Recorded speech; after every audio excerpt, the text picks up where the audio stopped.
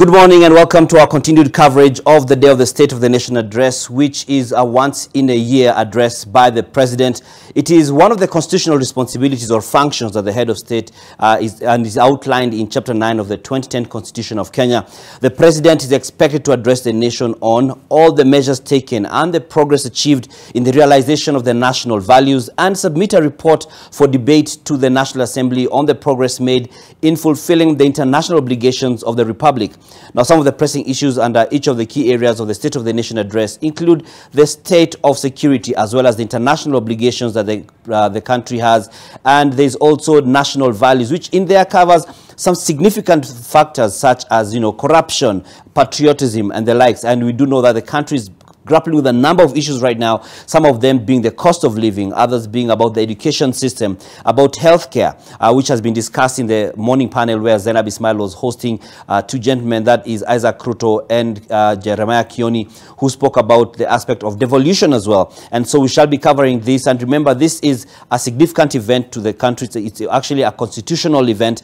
And the President is expected to be at the Parliament buildings to begin his address at 2:30 p.m. But in the run-up to that, we shall be having conversations and giving you the microphone as Kenyans to give us your expectations, and especially with reference to specific themes and sectors and spaces. So we shall be having various voices from across the country. When it comes to education, we shall be having Fatma Bugu, who is in Mombasa County, who is going to be speaking to teachers who are at a conference there and what they expect the President to be addressing in regards to their sector, because that is one of the key ones in the country. We'll also be having conversations on the cost of living and the cost of doing business, which many have raised concern about. And it is not just about concern, it's the reality that things are not the same. They're not where we would want them to be, where Kenyans would want them to be, because of how difficult they are. Some factors have been attributed to being, this situation is partly attributed to being based on global factors, because the global economy is also having its pressures.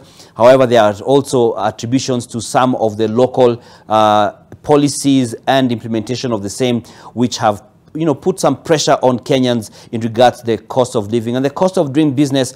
As we are seeing companies, it's what some would say a bloodbath, even at the NSC, where we've got a number of companies having issued profit warnings, which is just very, it's also a warning in itself. It's an alarm just to say that things, not all is well when it comes to that. And we shall be having discussions even at Parliament itself. We'll have a set on Parliament where we have Lofty Matambo and Olive Barrows, who are going to be leading us through that conversation with some of the parliamentarians, as well as get the voices of other Kenyans around there and in different parts of the country, just so we can get a sense, our finger on the pulse of the nation, because the State of the Nation, much as it's an address by the head of state, by the President, it's also about you, the Kenyan. So at this point, we cross over to Parliament, where Olive Barrows, like I said, with Lofty Matambo standing by. Olive, good morning. Good to see you. Over to you for now. All right, thank you very much, Dan Mwangi. Welcome to a special coverage of the State of the Nation address, the first by President William Ruto, just a little bit over a year into his administration. Sitting next to me, we have former minority leader, John Mbadi, nominated member of Parliament. Good thing he also understands matters economics, because that, I believe, is the elephant in the room. But I am not alone here at Parliament precincts. Niko najua naitwa Pacha na Frida Mwaka na mwitanga Pacha wangu, mimi leo sijui nitamuita kivipi, lakini niko na Lofty Matambo. Lofty, nitakuita nini leo? Mimi niite Lofty Matambo. Nitaitika kama anavyoitika Pacha wangu.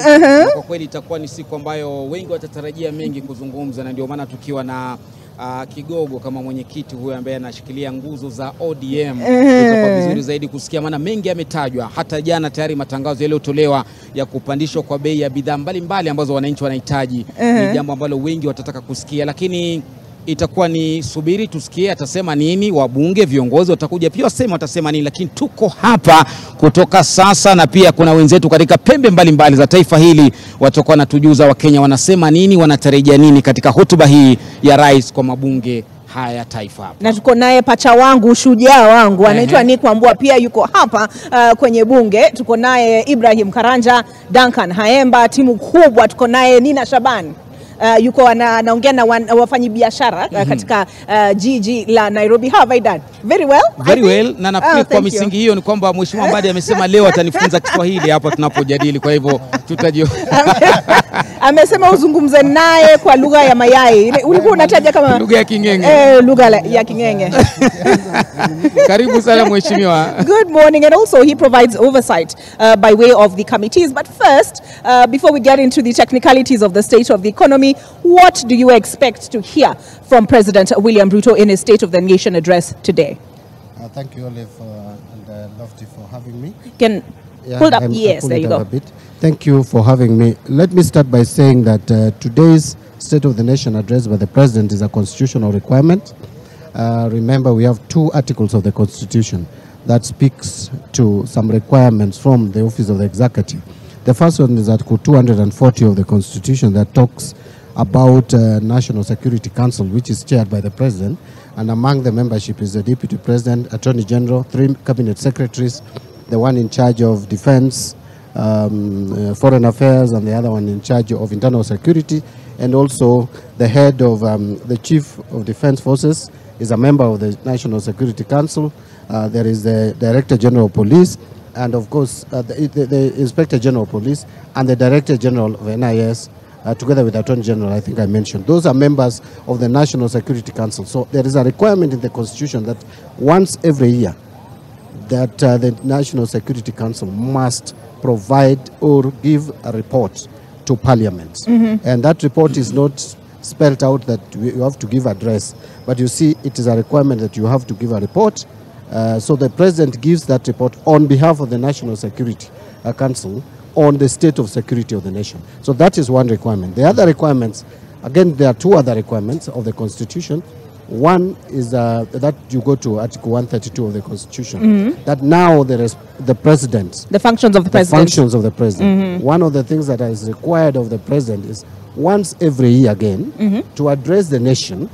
It doesn't say you have to address the nation from precincts of Parliament or from National Assembly, but it says you address the nation. Wait. Does that mean he can announce Twitter what media State House? He can even address it from State House. He can address it from the KICC or even at Uhuru Park, so long as he addresses the nation on the values which are spelled out under Article 10 of the Constitution.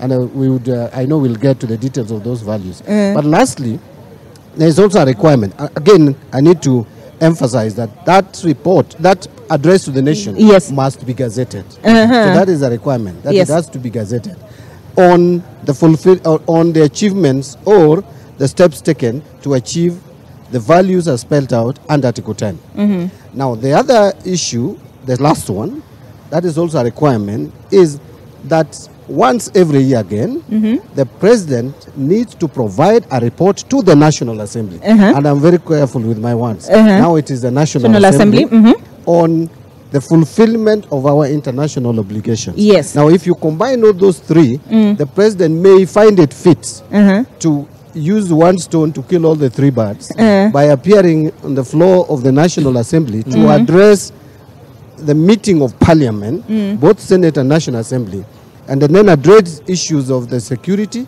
or the national security, address issues of the national values, and also address the issues of fulfillment of international obligations. And then provide a document that now will be discussed. It will have fulfilled the requirement of national security, the report that is supposed to provide to Parliament. He will have also fulfilled the requirement that he needs to provide a report to the National Assembly on fulfillment of international obligation, and finally he will have addressed the nation. Okay. Lofty, I'll translate if need be. Nafikiri nimeelewa kwa sababu ametaja vitu vitatu kwamba ndio muhimu zaidi kwa mujibu wa matakwa ya rais, na kimoja ni kwamba atazungumzia masuala, anahitajika kuzungumzia kila mwaka masuala ya usalama, vitengo vyote vya usalama, ripoti zote asaziwasilisha pale bungeni katika mabunge mawili kwa ajili ya taifa. La pili ni maadili ya taifa. Tuko wapi kama taifa katika maadili yote na utendakazi. La pili ni majukumu ya taifa letu katika rubaa za kimataifa. Tumesimama wapi kwa maana ya international obligations. Sio mheshimiwa? Exactly. Kwa hivyo mimi nafikiri swali langu litakuwa ni I've learned that values is called maadili. Na mimi nimesikia rubaa. rubaa za kimataifa. Yeah, rubaa, that's what international obligations. Internationally. Nafikiri swali langu kwa mheshimiwa utachagua kulijibu Kiswahili ama Kiingereza, maana tuko katika mchanganyiko maalum. Ni kwamba kwa sasa hivi watu wengi huwa mara nyingi sana wakisubiri rais akitoa hotuba yake, hata wakati wa aliondoka Rais Uhuru Kenyatta, ni kwamba wanatarajia agusie uchumi ukoje, ni wapi kumeshuka, ni wapi kumepanda. Lakini ukiangalia vitu vitatu vilivyotaja, hakuna kimoja ambacho kinaenda moja kwa moja kwa haya ambayo Wakenya utarajia. Wakenya wana matarajio mengi kupita kinachohitajika kwa rais. Yeah, let me maintain English because I had started speaking in English and in compliance with standing orders of the National Assembly, that once you start speaking in a particular language, you continue up to the end. Now, I want to be very clear that when you talk about the national values is a very wide topic. If you go to Article 10 of the Constitution on National Values, you'll find things like patriotism. He has to address that. National unity, he has to address that. He has to talk about the rule of law, democracy, sharing and devolution of power. He has also to talk about issues of inclusivity. He has to talk about integrity, transparency and accountability. Read corruption. And finally, there is the last part that talks about sustainable development. So he has to address the nation on sustainable development. You cannot realize sustainable development without talking about economy, without talking about the state of economy, on how where we are as a country in terms of the living standard, in terms of cost of living. So the president must address himself, and that, to me, should take a larger percentage of his address. He needs to address the issues that concern Kenya at the moment, and that cannot be anything other than the high cost of living. All right. So yesterday there was a parliamentary group meeting. Was it? No, it was on Tuesday. Tuesday morning there was a parliamentary Kenya Kwanza meeting, parliamentary group meeting. What do you think that was about? Is that standard operating procedure? Was he ensuring that, when he makes his remarks, he'll receive the applause? Yes. Well, we had a short recess just before the resumption of parliament or sittings this week. So usually after every recess, I see parliamentary groups being held by various political players or political groupings, and the government or the executive has made it a tradition or practice to hold parliamentary group meetings at State House. It used to not be there in the past. I think it came with President Uhuru Kenyatta's regime. But you can also not wish away the fact that he needed to understand or get the feelings of his members of parliament before you appear on the floor of the House to read your State of the Nation address. It would be a little bit politically careless for a political leader to come before his troops before he gets the pulse of his team. So probably that was his strategic way of engaging them earlier. And you can see, if reports that I read is anything to go by, that there was some disquiet, that his members talked about waning popularity of his political outfit and his government. So those probably would have surprised him if he comes to the floor of the House. So however he dealt with them, those concerns at State House, I am not privy to those facts, but I think it was strategic for him to do that. I'm just curious because now ningependa tuanze kuangalia mambo ya uchumi, and tuko na Nina Shaban kwa mahali, she'll set the stage for us. But I'm just curious, do you expect your party leader in the gallery today? Really, I don't think so.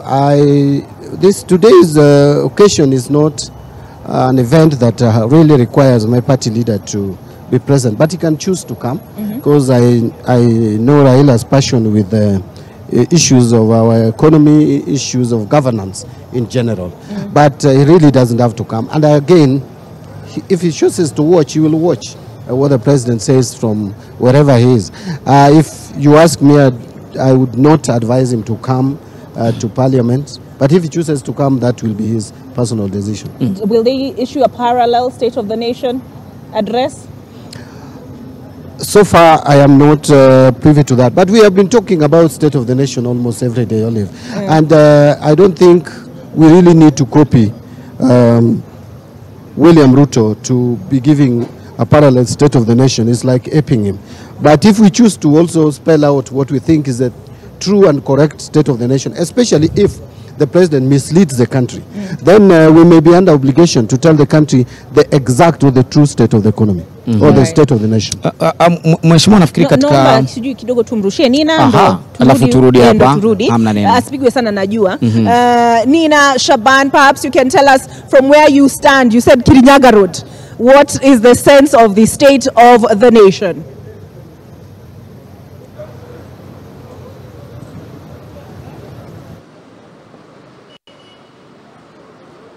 Well, a very good morning to you. We are coming to you live from the Kirinyaga Road, and we want to take a look at the cost of doing business. But just before that, I'd like to say this is a unique State of the Nation address, because not only is it President William Ruto's maiden State of the Nation address, but it is also coming at a time when there's an IMF mission ongoing. If you want to know more about the International Monetary Fund program, it began in March 2021 and is to end in April 2025. Now, why is this important? It's because the government has been having a back and forth when it comes to the fuel subsidy, and the reason for their hike in prices, they say, is because they're in a tight spot when it comes to the IMF and the World Bank and the prices. Now, fuel drives everything, so definitely, or cumulatively, it will drive the cost of business. On the 14th of November, we'll be having a review in fuel prices, and the World Bank projects that in the worst case scenario, the Israel-Hamas war continues, the global prices will shoot from the current $85 or just about $85 a barrel to about $150 per barrel, and we'll see the prices of fuel hike to super petrol to about 300 shillings per litre. And regardless the prices coming down, the global prices of fuel are actually coming down. But in Kenya, we have an issue with the shilling and the dollar. Now, that aside, let's now move into matters pending bills. Another issue that may be affecting businesses. Having just commissioned a committee for verification of pending bills, it is expected that President William Ruto touches on the pending bills that now stand at a staggering 789 billion shillings for both county and national governments. Now, looking into matters the budget, in September 2022, when President William Ruto took over, he promised to slash the budget for the financial year 2022-2023 by 300 billion shillings, which never happened. And the budget flatlined at 3.6 trillion. 13 months later, the cabinet sanctioned a 10% decrease in every ministry, which was to bring the supplementary budget down to 130 billion shillings. A week ago, the supplementary budget was released, and we are up 185 billion shillings, and the total budget now stands at 3.98 trillion shillings. And as I said, we are in Kirinyaga Road, or on Kirinyaga Road, and we're on the ground. So we'd like to find out how the business people are doing. Now, we'll start off by, maybe you can tell us your name and what exactly do you deal with? Majina yangu naitwa Mutua Mula. Mimi ndio mwenye hii nduka ya Stepno Tires ambao nilifungua mwakani wa 2007 mpaka mwaka huu 2023, na business haijakuwa vile ilikuwa wakati wa mwanzo tukianza hii kazi. Ile shida kabisa kwa hii kazi saa hii yetu ya tires na spares ni importation. Mambo ya dola imekuwa juu, imetuaffect kabisa kwa hii kazi yetu tunafanya hapa. Tunaomba tu need the government, actually especially the president, ajaribu kabisa kuangalia watu wa business. Tuko chini sana. We have no any chairman to speak for us. Sababu tunaumia sana. The rent is going up every year, and we pay the rent without even upping customers here. As you see now, from the time you came here, I have never received any client here, as you see now. So tunaomba tu namna hiyo tu, akae chini na komiti yake na serikali yake, ndio waangalie kabisa mambo ya dollar exportation imekuwa problem kabisa. Atuendi China, atuendi Dubai. Tafadhali tunamwomba namna kabisa atuangalie kabisa, sababu ni kama tumesaulika. Hii barabara ya Kirinyaga Road ni ile barabara ambayo unachukua usuru mingi, sababu iko na manduka lipo 1800 na kila nduka yote tunalipa usuru. Sometimes we are paying nil, cause hakuna business tunafanya hapa. We just wake up. Ile pesa tunapata hapa ni pesa tu ya ile ya kukula na ya kulipa nyumba ile ya kulala. Pesa ya kulipa stima hatuna. Pesa ya kulipa maji hatuna. Bills imekuwa mingi bills. Kwa hivyo ile kitu namna hiyo kubwa kabisa, the problem ni dola. Dola ifunguswe ndio kila kitu stabilize. Hiyo kwangu itakuwa sawa.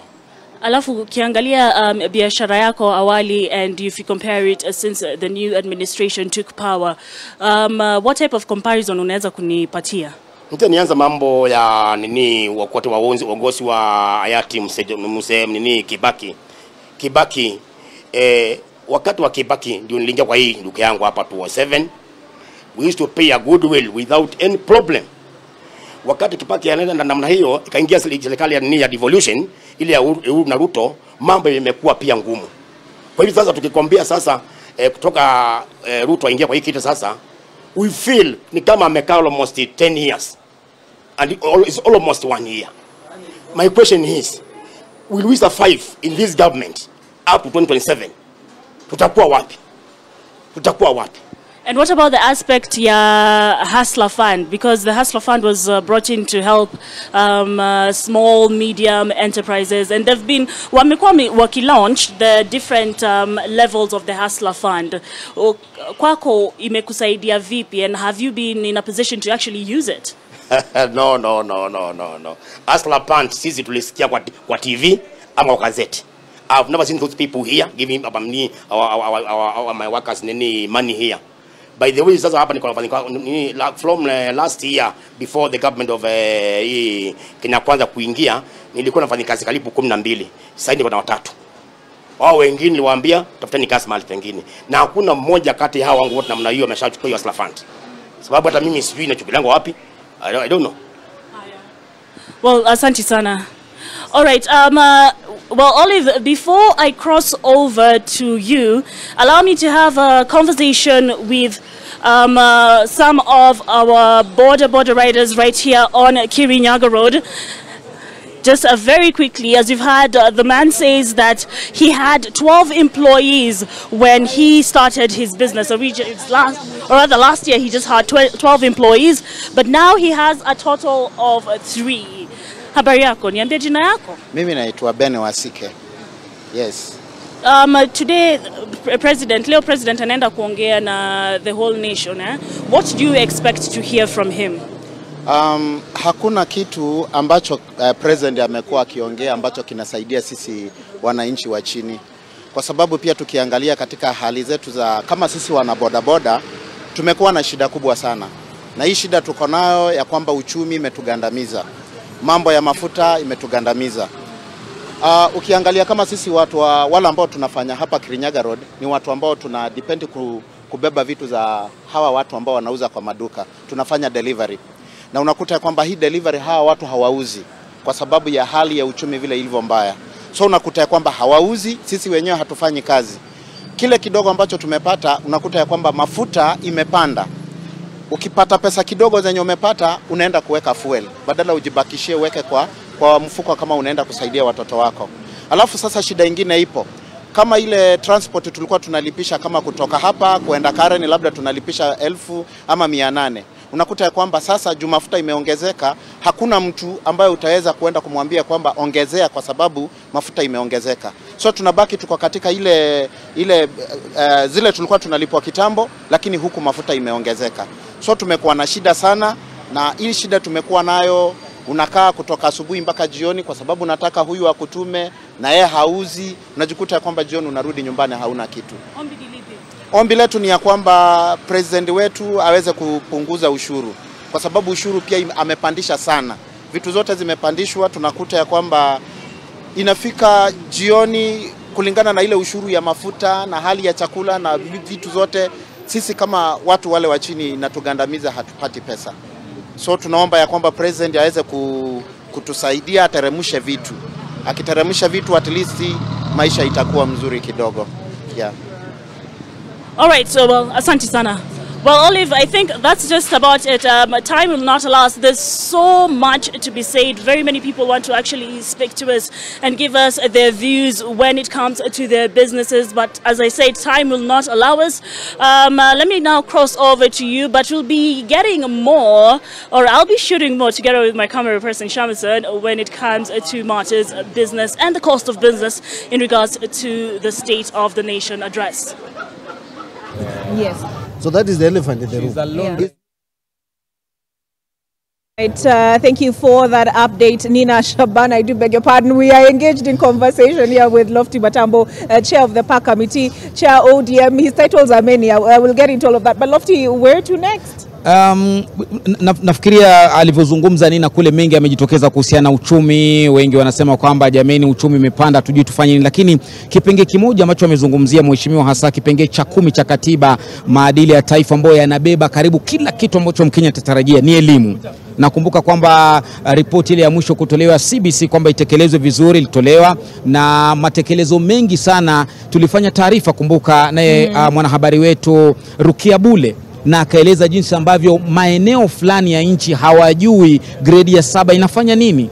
Hawajui CBC nini kwa sababu hakuna usawa na urari wa rasilimali. Nafikiri kwa misingi hiyo twende moja kwa moja hadi Mombasa. Sijui kama mwanahabari wetu Fatma Bugu yupo chonjo ili aweze kutuambia kule viongozi wanako wanakutana wale wakuu wa shule KEPSHA kutuambia hao wanaona nchi iko wapi katika sekta hii ya elimu. Fatma, iwapo unatusikia, hebu sema nasi pia tujue wanatarajia nini katika siku hii ya hotuba ya rais kwa taifa.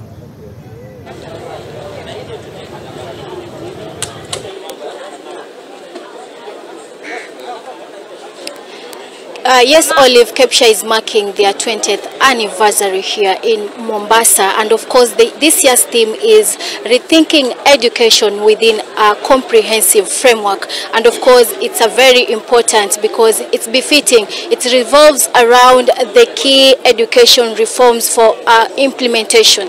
And of course many people, many parents have been decrying the high cost of living, and of course terming the education system currently as education for the rich. Yesterday the CS said that the government has allocated 30% of its total national budget to education. But as we speak with the head teachers and parents, what do you think about the education sector in the country? Thank you for this moment. All is well apart from the aspect of high cost of education, basically in the tertiary part of it. Primary section as well, the government is doing so well. However, the funding is pegged on something called the NEMIS, National Education Management Information Systems. This is an impediment on the part of the teachers because not all learners are captured in the system. The system has also a jam. However, we appreciate the government because a lot has been done. They're supporting the system, but the higher levels of learning, things are not moving. Apart from that as well, as much as the government is funding education, the junior secondary team needs to be given a lot of capacity building, more so on the part of assessment, because these teachers basically, they trained and majored in 2 subjects, 2 learning areas, but now they're being called upon to take up other subjects. So meaningful learning will not be taking place as far as even though books are there on the ground. The head teachers poked holes in terms of the presidential working parties on reforms, and they say that the transition from 844 to the competence-based curriculum needs a significant adjustment. What's your take on that? Now, there are a lot of adjustments that should be done. Number one, CBC is about competency, it's about the practical aspect of it. However, like the JSS team now, we don't have the laboratories in the schools. So we teach, at times we teach theory at the expense of the practical part. So as much as they are adjusting, they should take into account that some of our schools are not well equipped in terms of the practical aspects. Thank you so much. Ukianza kwa majina yako, labda unahisi vipi kuhusiana na sekta hii ya education? Is it affordable? Kwa majina naitwa David Gasinga. Maisha ya education si ati ni rahisi vile ilivyo. Maisha sasa ni magumu. Kama mzazi mwenye ako na watoto kama 5 shuleni ama 4, sana wenye wako secondary, maisha imemlemea. Na kila siku, kila asubuhi ukiamka, huwa unaona kila wakati at least kama kuna siku maisha itafungua, lakini haifungui. Kwa maana tuseme sasa mafuta ikipanda tu, kila kitu kinapanda. Mwenye uko na mtoto kama anasafiri sasa kama kutoka Mombasa anaenda kama Northeastern huko kusoma huko, maisha kwake inakuwa imemlemea, kwa maana mafuta ikipanda fare imepanda. Kwa hivyo kila kitu huku chini mafuta ikipanda kila kitu imepanda. Kwa hivyo maisha inakuwa imelemea yule mzazi. Yeah. Asante. Now, tell us where you're coming from. I know you are the head teacher. Yes. And yesterday the CS talked about, he assured parents that there will be no increment in fees. What's your take on that? Do you think that is going to be achieved? No, to me, I'm Dan Owiti from Bomet County.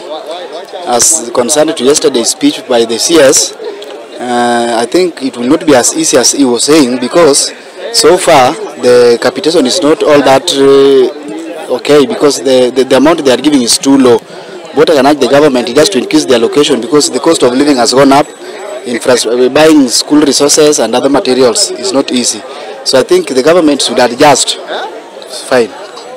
And maybe what do you think the government has done so far in reforming the education sector? Okay, they have improved in most cases. Like the CBC is good. The only challenge is just about the capitation and also the teacher manpower. Because we are only having 2 teachers in a school, so at least they should employ more teachers. Yes. In the issues of resources, the CS say that the capitation, the 30% of the budget is going to capitation, and so many head teachers were complaining that the capitation is not reaching the schools in time. What's your take on that? I think what the government should do is to make sure that the money is released in time, and they also increase on the capitation, because we find like most rural schools are really affected by such, because you'll get most of the time the money come in late, and most of our parents are very poor today. So the government should hasten the bringing the money in time, and they should also increase on the capitation. Jana tulimsikia CS akisema kwamba walimu wakuu wasiongeze school fees. Unahisi vipi kama mwalimu mkuu, kwa sababu that is not even according to the NAT Secretary General, it's not your decision to make, it's the board decision. Maybe what do you have to say about that? It is true, we should not be adding fee, that's one. Number 2, we know capitation is not matching the status of the economy of the present. So I'll urge the president through his task force to revise the vote head, which is not matching the economic status of the day. So in addition, we as head teachers, we don't need to add fee, because it's a burden to the parents, especially the CBC. I think that capitation, when it is revised properly, everything will just occur, will be okay. Thank you. Thank you so much. Ni hayo tu kutoka hapa Kepsha, ambapo leo tunamtarajia mkuu wa tume ya TSC Nancy Macharia kuelezea zaidi kuhusiana na masuala ya elimu, na tunapotarajia kwamba rais atakuwa anapeana ile State of Nation address. Kwa hivyo tutakuwa tuna mengi zaidi kutoka hapa kuhusiana na swala hilo, ni yapi ambapo walimu watakuwa wanatarajia kutoka kwa rais, na yapi atakuwa yatasemwa kutoka eneo hilo. Lakini moja kwa moja tuungane naye mwanahabari mwenza Bridget Ngana kutoka Nyandarua.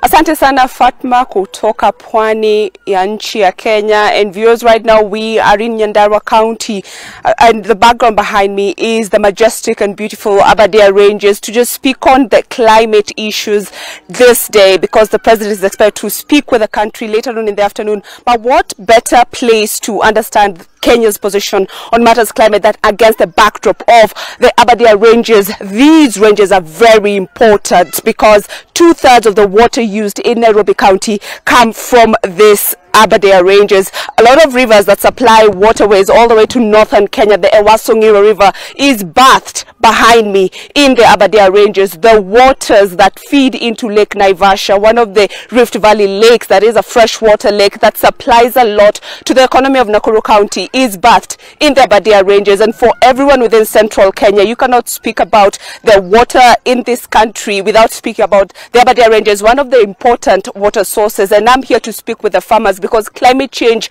has been a reality for people living here. Nyandarua is the leading county in the production of potatoes in the country, but I know across the country there has been hue and cry over the cost of potatoes that are very, very important in terms of the starch component in the nutrition of this country. And you cannot talk about food security without talking about matters, climate and environment. The rains have been pounding this area for the last few days, but the people here who are farmers also have a voice to lend to this conversation. And I'm going to speak with them on how life has been in a changing environment. Earlier on this year, Olive, the water levels in the Aberdare ranges had gone down, and that had an effect in the water supply in various parts of the country, leading up to the drying up of Lake Olbolosat. Lake Olbolosat is important because it is the source of the Ewasongiro River, and up until now it has not yet recovered. President William Ruto has been very progressive, not just here in the country but continentally, on his climate change policy, and this was even seen at the climax of the Africa Climate Week, where Kenya hosted the African nations to dictate their position on matters climate, as they seek also to go to the UAE, where this year's COP28 climate talks will be. But let me speak with the farmers here on what they feel about. Karibu sana, tuongee tunawe. Leo rais anatarajiwa kuzungumzia nchi. Wewe kama mkazi wa hapa, tueleze tu ni nini ambao ungetarajia rais azungumzie tukianza. Majina. Majina yangu ni John. Majina yangu ni John Muthema Mwangi. Ile kitu mimi nataka kuwa nikitaka kutoka kwa rais, kwanza tuangalilie maslahi yetu ya barabara. Barabara ni mbaya, hata saizi tunaiona vile iko, na maslahi ingine ni chakula. Saizi barabara hata chakula haiwezi enda kwa yani kutokea kwa shamba iende kwa soko. Unaona hayo? Kwa hivyo hapo nitaomba rais ametuangalia sana pande hiyo. Na kwa wakulima, kubadilika kwa mazingira hapa imekuwa aje kwa kilimo? Kumekuwa na ukame na sasa kuna mvua, hiyo imeathiri aje mapato yenu?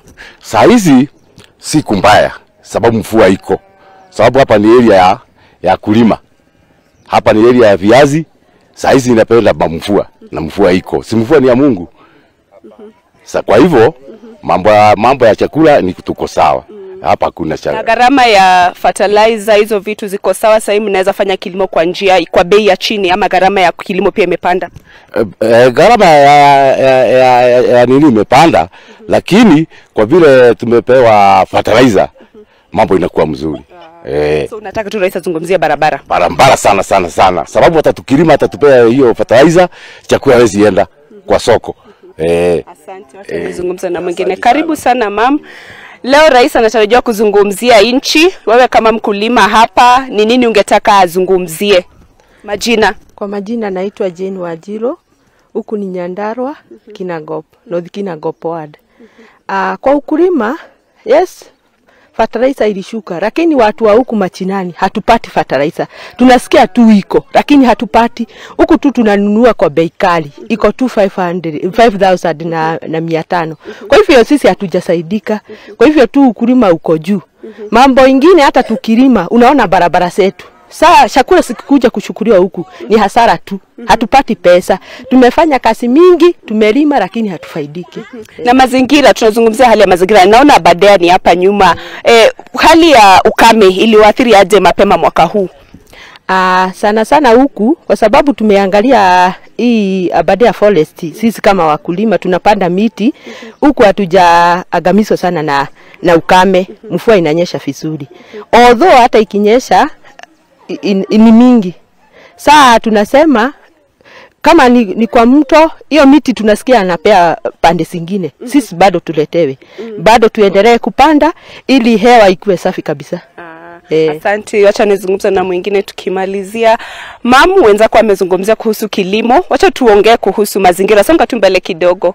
Wewe unaelewa umuhimu wa mazingira, na hapa tuko chini ya milima ya Aberdare. Tueleze tu ni nini ambayo mngetaka rais azungumzie kuhusu mazingira leo katika hotuba yake kwa nchi. Okay, mimi ningetaka. Majina yako? Mimi naitwa Sara Waweru. Mimi ningetaka azungumzie umuhimu wa kulinda mito kama hii mto wetu uko hapa chini, kwa sababu mito zinaharibiwa, watu wanamwaga madawa kama wananyunyizia mimea, wanaweka makaratasi. Mito yetu iwe safi, kwa sababu hii mito hata kuna watu wanatumia hiyo maji kwa kukunywa. Alafu tunaweza ongelea kuhusu hata wanyama wale wanakaa kule kwa Lake Naivasha. Hii mto ikiharibiwa, hao wanyama wanaweza kufa, hata binadamu wale wanatumia maji ya mto wanaweza kufa. Kwa hivyo mimi ningeongelea kuhusu watu waweke mto wetu ukiwa safi. Hiyo kitu ingine ni zile miti zikikatwa sana, hii mto itakauka. Kwa hivyo mimi ningeomba miti iendelee na kupandwa, na hizi babu hata hizo zipandwe, kwa sababu zinazuia hii mito yetu kukauka, ndivyo hata wanyama na watu wapate maji kwa wingi. Yeah. Asante sana. Na hali ya maisha nakupeleka vipi tukimalizia? Okay, hali ya maisha huku iko juu kiasi, kwa sababu hata sisi tunaenda kwa duka tunanunua, lakini sisi ni wakulima. Lakini tungeongelea kuhusu mafuta. Vile mafuta inapanda juu, vitu zote zinaenda juu. Kwa hivyo tungeomba angalie hali ya mafuta, ndivyo hata sisi tukiuza mazao yetu inanunuliwa na bei mzuri. Hata tukisafiri tumeongezwa bei, ndivyo hata hiyo bei ishuke. Hata hali ya maisha ya watoto, unajua huwa wanasafiri wanaenda mashule, atuangalie upande huo wa mafuta. Hali ya maisha iko juu sana. Lakini tunampongeza, unga imerudi chini kiasi. Amefanya kazi, pongezi. Yeah.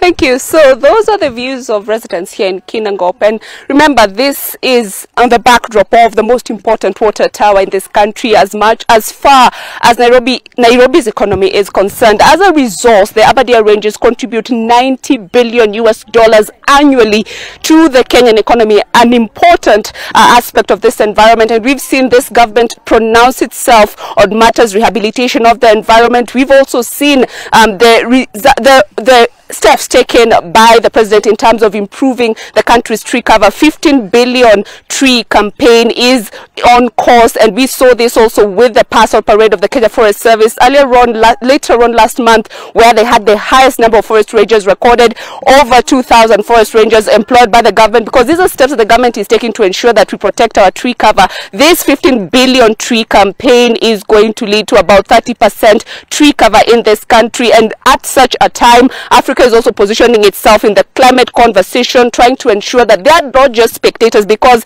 even as the global north contributes the highest number of global warming gases, Africa is the one that suffers the most. We've seen it in the droughts, we've now seen it in the flooding, and there's need for African governments, and Kenya to be specific, to position itself in matters climate change. We've seen the president also keen on ensuring that this country reaps from the benefits of maybe even carbon trading. He's pronounced himself on ensuring that how do us as Kenyans benefit from the tree cover that we're going to ensure is improved in the next decade coming on or so. I will be speaking with farmers here as we continue to discuss the State of the Nation address from a climate perspective. We also understand that this country is also leading in terms of renewable energy. As at now, 85% of the energy in the country is at 85%, and that's a big milestone for Kenya as it seeks to reduce its carbon footprint on matters energy. But right now, I take you from the slopes of the Aberdare to the North Rift, where my colleague Lois Wangoi is speaking with Wananchi on this important day on President William Ruto's first State of the Nation address.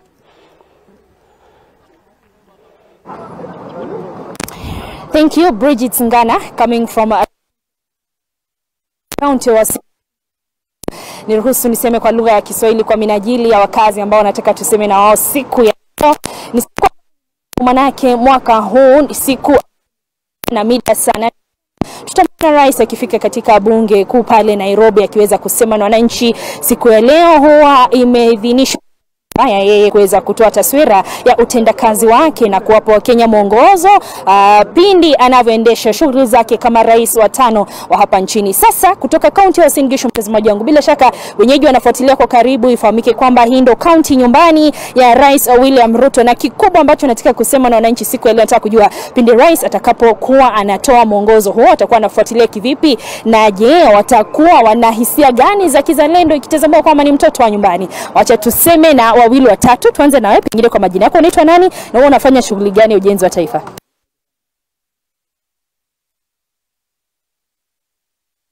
Very good. Sami. Leo rais atakuwa anasema na taifa kwa ile State of the Nation Address. Ningependa kujua manake rais anatoka huku. Atakapokuwa anazungumza pale kuna hisia za kizalendo ambazo zitakuwa zinatoka nyumbani manake ni mtoto wa nyumbani. Ile patriotism ile kukua proud na rais anapoongea na taifa.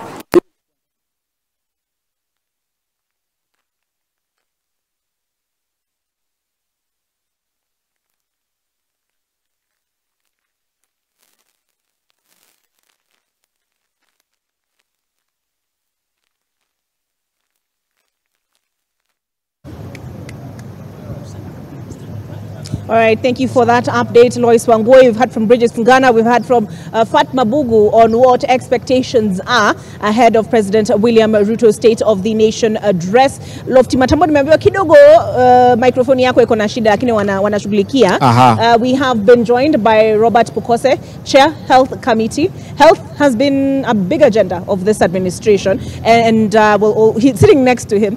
For those of you just joining us, we have the Chair PAC, Chair ODM, former minority leader, nominated member of parliament, but he's also serving his fourth term, and that is John Mbadi. So you have had a very many number of, a good number of State of the Nation addresses from the administrations that have been in place over that period. But Mheshimiwa Pukose, what is it that you expect to hear today in the President's State of the Nation address? Thank you, Asante sana. You didn't say I'm serving my third term. I beg your pardon. After you said Mbadi is serving his fourth term. Third term. Yes, thank you. On the matters held, you know, the National Assembly and the Senate recently passed 4 bills. Yes. That's a bill on social health insurance, a bill on primary health care, FIF, and digital health.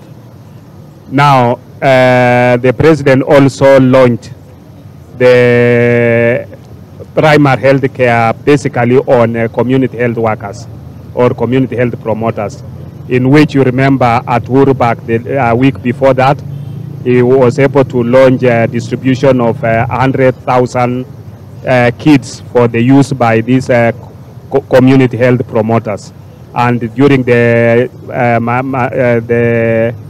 Mashujaa Day in Kericho, he officially launched now the work for which the community health promoters are supposed now to carry out within our village. Yes. These are key workers in as far as healthcare is concerned, because what the government is now trying to focus on is primary healthcare.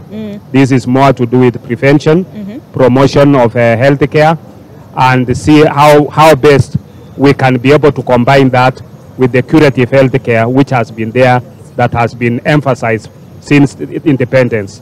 So now that this is already, the laws are already in place, what we need now to look at is that the regulations to operationalize them are also going now to be put in place. And what you've seen currently in the budget, which is the supplementary budget, which it is tabled in the National Assembly, which the committees are now working on, is that the President has tried, especially on the health sector, now to align the supplementary budget to fit into this primary health, the bills which are now in operation as far as provision of universal health care is concerned. All right. Lofty, niambie uko sawa sasa? Niko sawa. Nafikiri nimependa jinsi alivyoelezea, lakini naomba kumleta Mheshimiwa Mbadi kwa sababu mwenyekiti wa kamati ya afya bungeni ameeleza baadhi ya hatua ambazo serikali ya Rais William Ruto imepiga katika afya. Na katika mwaka huu mmoja wa serikali ya Kenya Kwanza tumeona mengi mheshimiwa ambayo yamefanywa mabadiliko. Moja ni hili la afya. Wizara pia baraza lake la mawaziri limefanywa mabadiliko, moja kahamishwa kutoka hapa paka pale, mwingine huku paka kule. Lakini tumeona pia mengi ambayo yamejitokeza na watu wakitaja kwamba ni masuala ya ufisadi. Kwa mfano, Margaret Nyakango ambaye ndio msimamizi wa bajeti juzi alitoa zima akasema kwamba shilingi bilioni 1.5 huenda zinapotea kwa kuongezwa mishahara visivyo, ulagai pale. Mbali na sifa ambazo ametoa kwamba zimepigwa hatua, je, wewe unaweza toa asilimia ngapi kwa haya yote ambayo yamefanywa na serikali kufikia sasa ndani ya mwaka mmoja mheshimiwa? On issues health, yes, I admit that we have passed a number of laws, 4 of them in the recent past, to focus more on prevention. And I want to agree that prevention is better than cure. But we need to be clear on the funding of this model and ask ourselves, is health devolved or not? And where does counties come in? I think we need to be clear and give counties capacity to handle primary health care.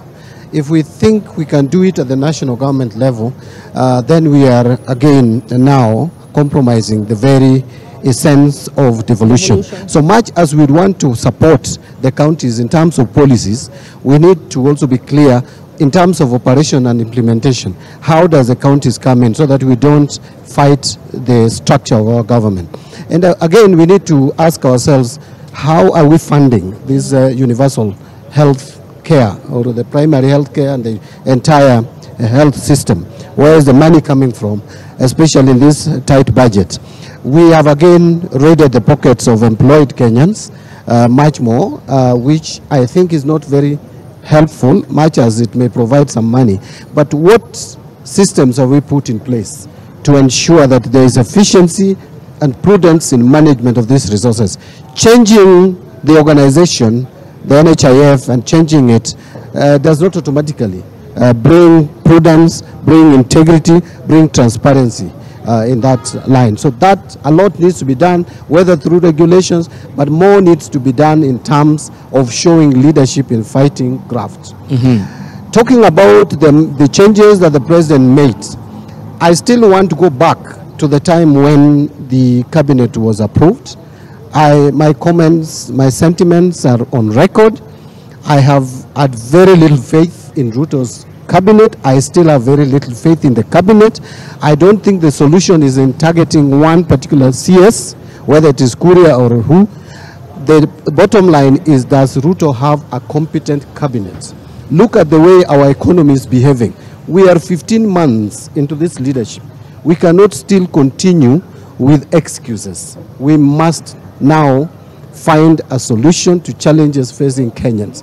The challenges facing Kenyans, some are external, some are internal. But the quality of leadership, the competence in leadership, is demonstrated during times of challenges, like the one we are facing. So the president needs to convince us that his government is up to the task. Look at, I would mention, in terms of our economic state of affairs. How would you know that the economy is healthy? How would you know that our country is doing better? You would know it through certain parameters. There are certain parameters that you have to check on. One of them is the interest rates. Interest rate is rising. Even the premium treasury instruments like treasury bills and bonds are now trading for upwards of 16%. Therefore, banks will definitely charge you higher. There is the issue of exchange rate, the free-falling shilling. We are being told there's nothing that can be done. Then why do we elect you into office? Why do we have you in office? Why do we have you in treasury? Why do you have you in the central bank if you cannot bring monetary policies that would help, which check the Kenya shilling, the way the Kenya shilling is weakening against hard currencies. We can talk about other issues like inflation. The inflation we have today is contributed by or driven by non-food items, like fuel and energy costs. If we were not lucky to have the rains that we have had, this country would be facing social disorder. Because if you combined food-driven inflation to non-food item-driven inflation, then you would have a system that would just totally collapse. Mungu alisaidia mvua ikanyesha. I would go on and on, but I'll tell you that the purchasing power of Kenyans has completely been eroded by the recent taxation. The policy in taxation has eroded our purchasing power, and therefore demand for goods and services has been compromised in this country. If that happens, then businesses wouldn't do well. And if that happens, then unemployment would increase in an economy like ours. Kenya is now recording one of the worst unemployment rates in the region as we speak. We are overtaxing Kenyans. We are saying that we are doing because we don't want to borrow. But where is the evidence? The evidence coming from the government records is that we are still borrowing as much as President Uhuru was borrowing. And now the worst part of it is borrowing has shifted from external to domestic. External because we fear if we borrow more externally with a falling shilling, then we are endangering the economy. But we are going now to domestic market. What is the effect of that? That the businesses would not access credit facilities because government is competing with them. I would go on and on, but the state of the economy is gloomy. Actually, someone referred to it that our economy is in a drip. We are barely surviving by grace of God. So much as we would come up with these nice ideas, and Chairman Health is a very good friend of mine. Olive, Olive, ukisikia mtu akwambia he's a good friend of mine anapata kukugonga. Kwa hivyo anakuprepare. Kwa Kiswahili labda. Nasema namna hii.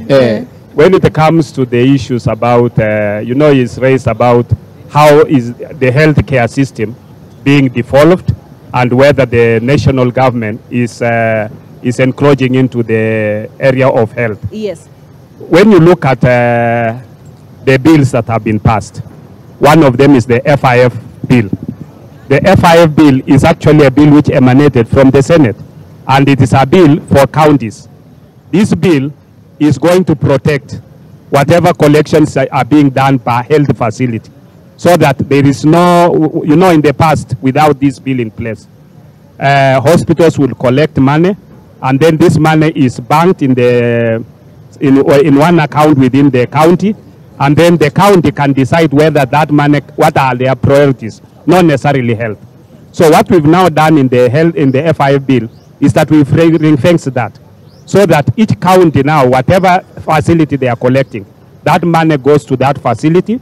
They open a bank account, then they work on a proposal based on what they have deposited in the bank account, so that they get their bank account statement, work on a proposal of what they have deposited, and that is the money they can go now to the CEC to ask for an AIE, an authority to incur expenditure.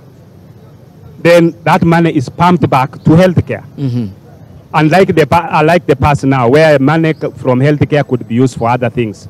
And I think this is a big improvement. There are counties which had already started implementing, but it was not all over the country. Now, every county is expected to implement FIF regulations the way it should be. Secondly, when it comes to even the primary health care, how are we implementing it? It is actually a combined effort between the national government and the county government. And our own constitution provides that there will be coordination between the national government and the county government. We did have the chair of the Council of Governors Health Committee, Muthomi Njuki, say at an event attended by the Health CS, Susan Akumicha, that they were not consulted. I know the issues were ironed out thereafter, but he did raise that concern. Initially, they claimed that they were not being consulted, but subsequently they were consulted. And when the bills were being signed in State House, Muthomi Njuki is one of the speakers who admitted that we were adequately consulted.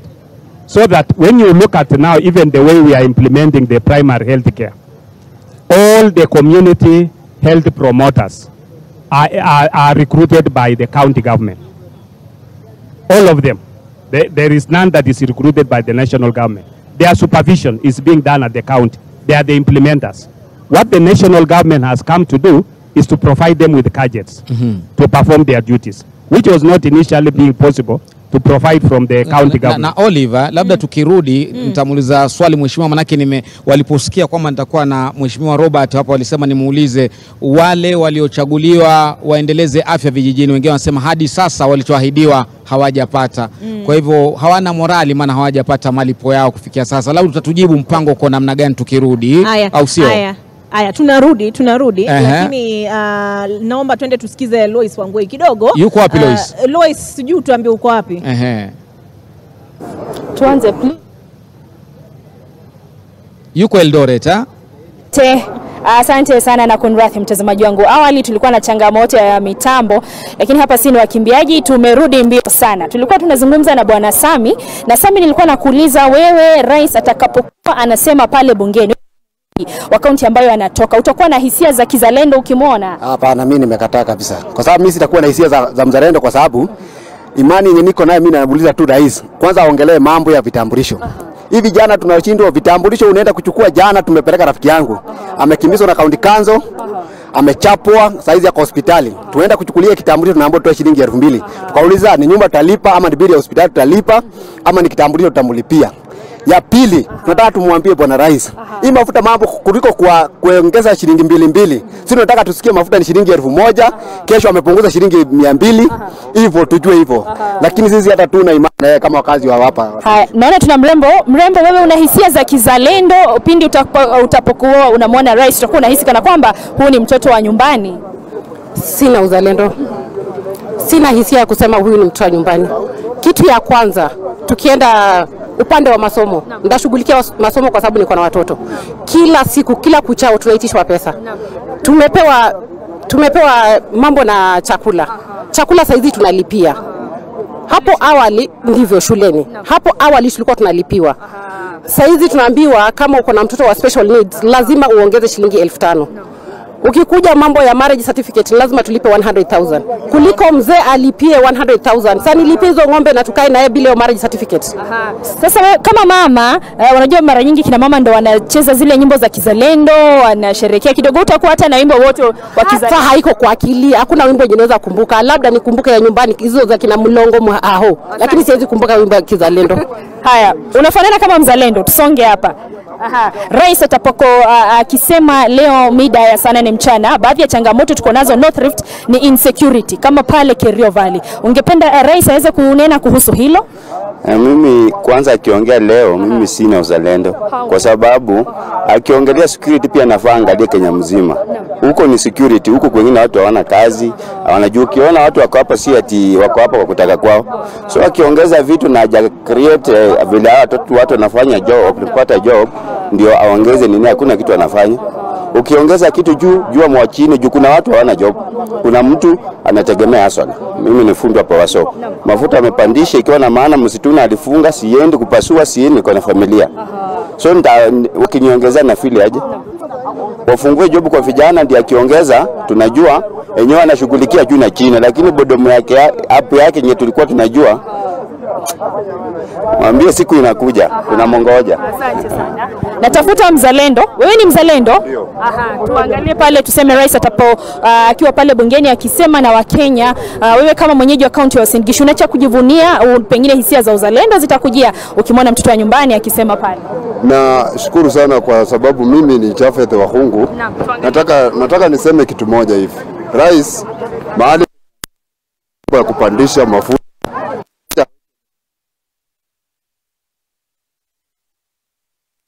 hasola, tupate kufanya nini? Kutafuta hiyo, tunang'ang'ana na kutafuta mafuta juu, pikipiki juu. Hasola imekuwa mingi, sasa yeye wacha atuwekee lita moja ikuwe sawa na pikipiki, tununue tunanunua mafuta imeenda juu. Asante, tupishe mzee mwenzako. Karibu. Mzee, nataka utueleze kuhusu hisia za wazee kutoka kaunti ya Uasin Gishu. Tunaona vijana kidogo wanasema kwa upande wa uzalendo gharama ya maisha inawavunja moyo. Sijui upande wa wazee mambo yakoje? Mimi ni mzalendo hapo Uasin Gishu, lakini upande wa wazee pia wazee wamechoka.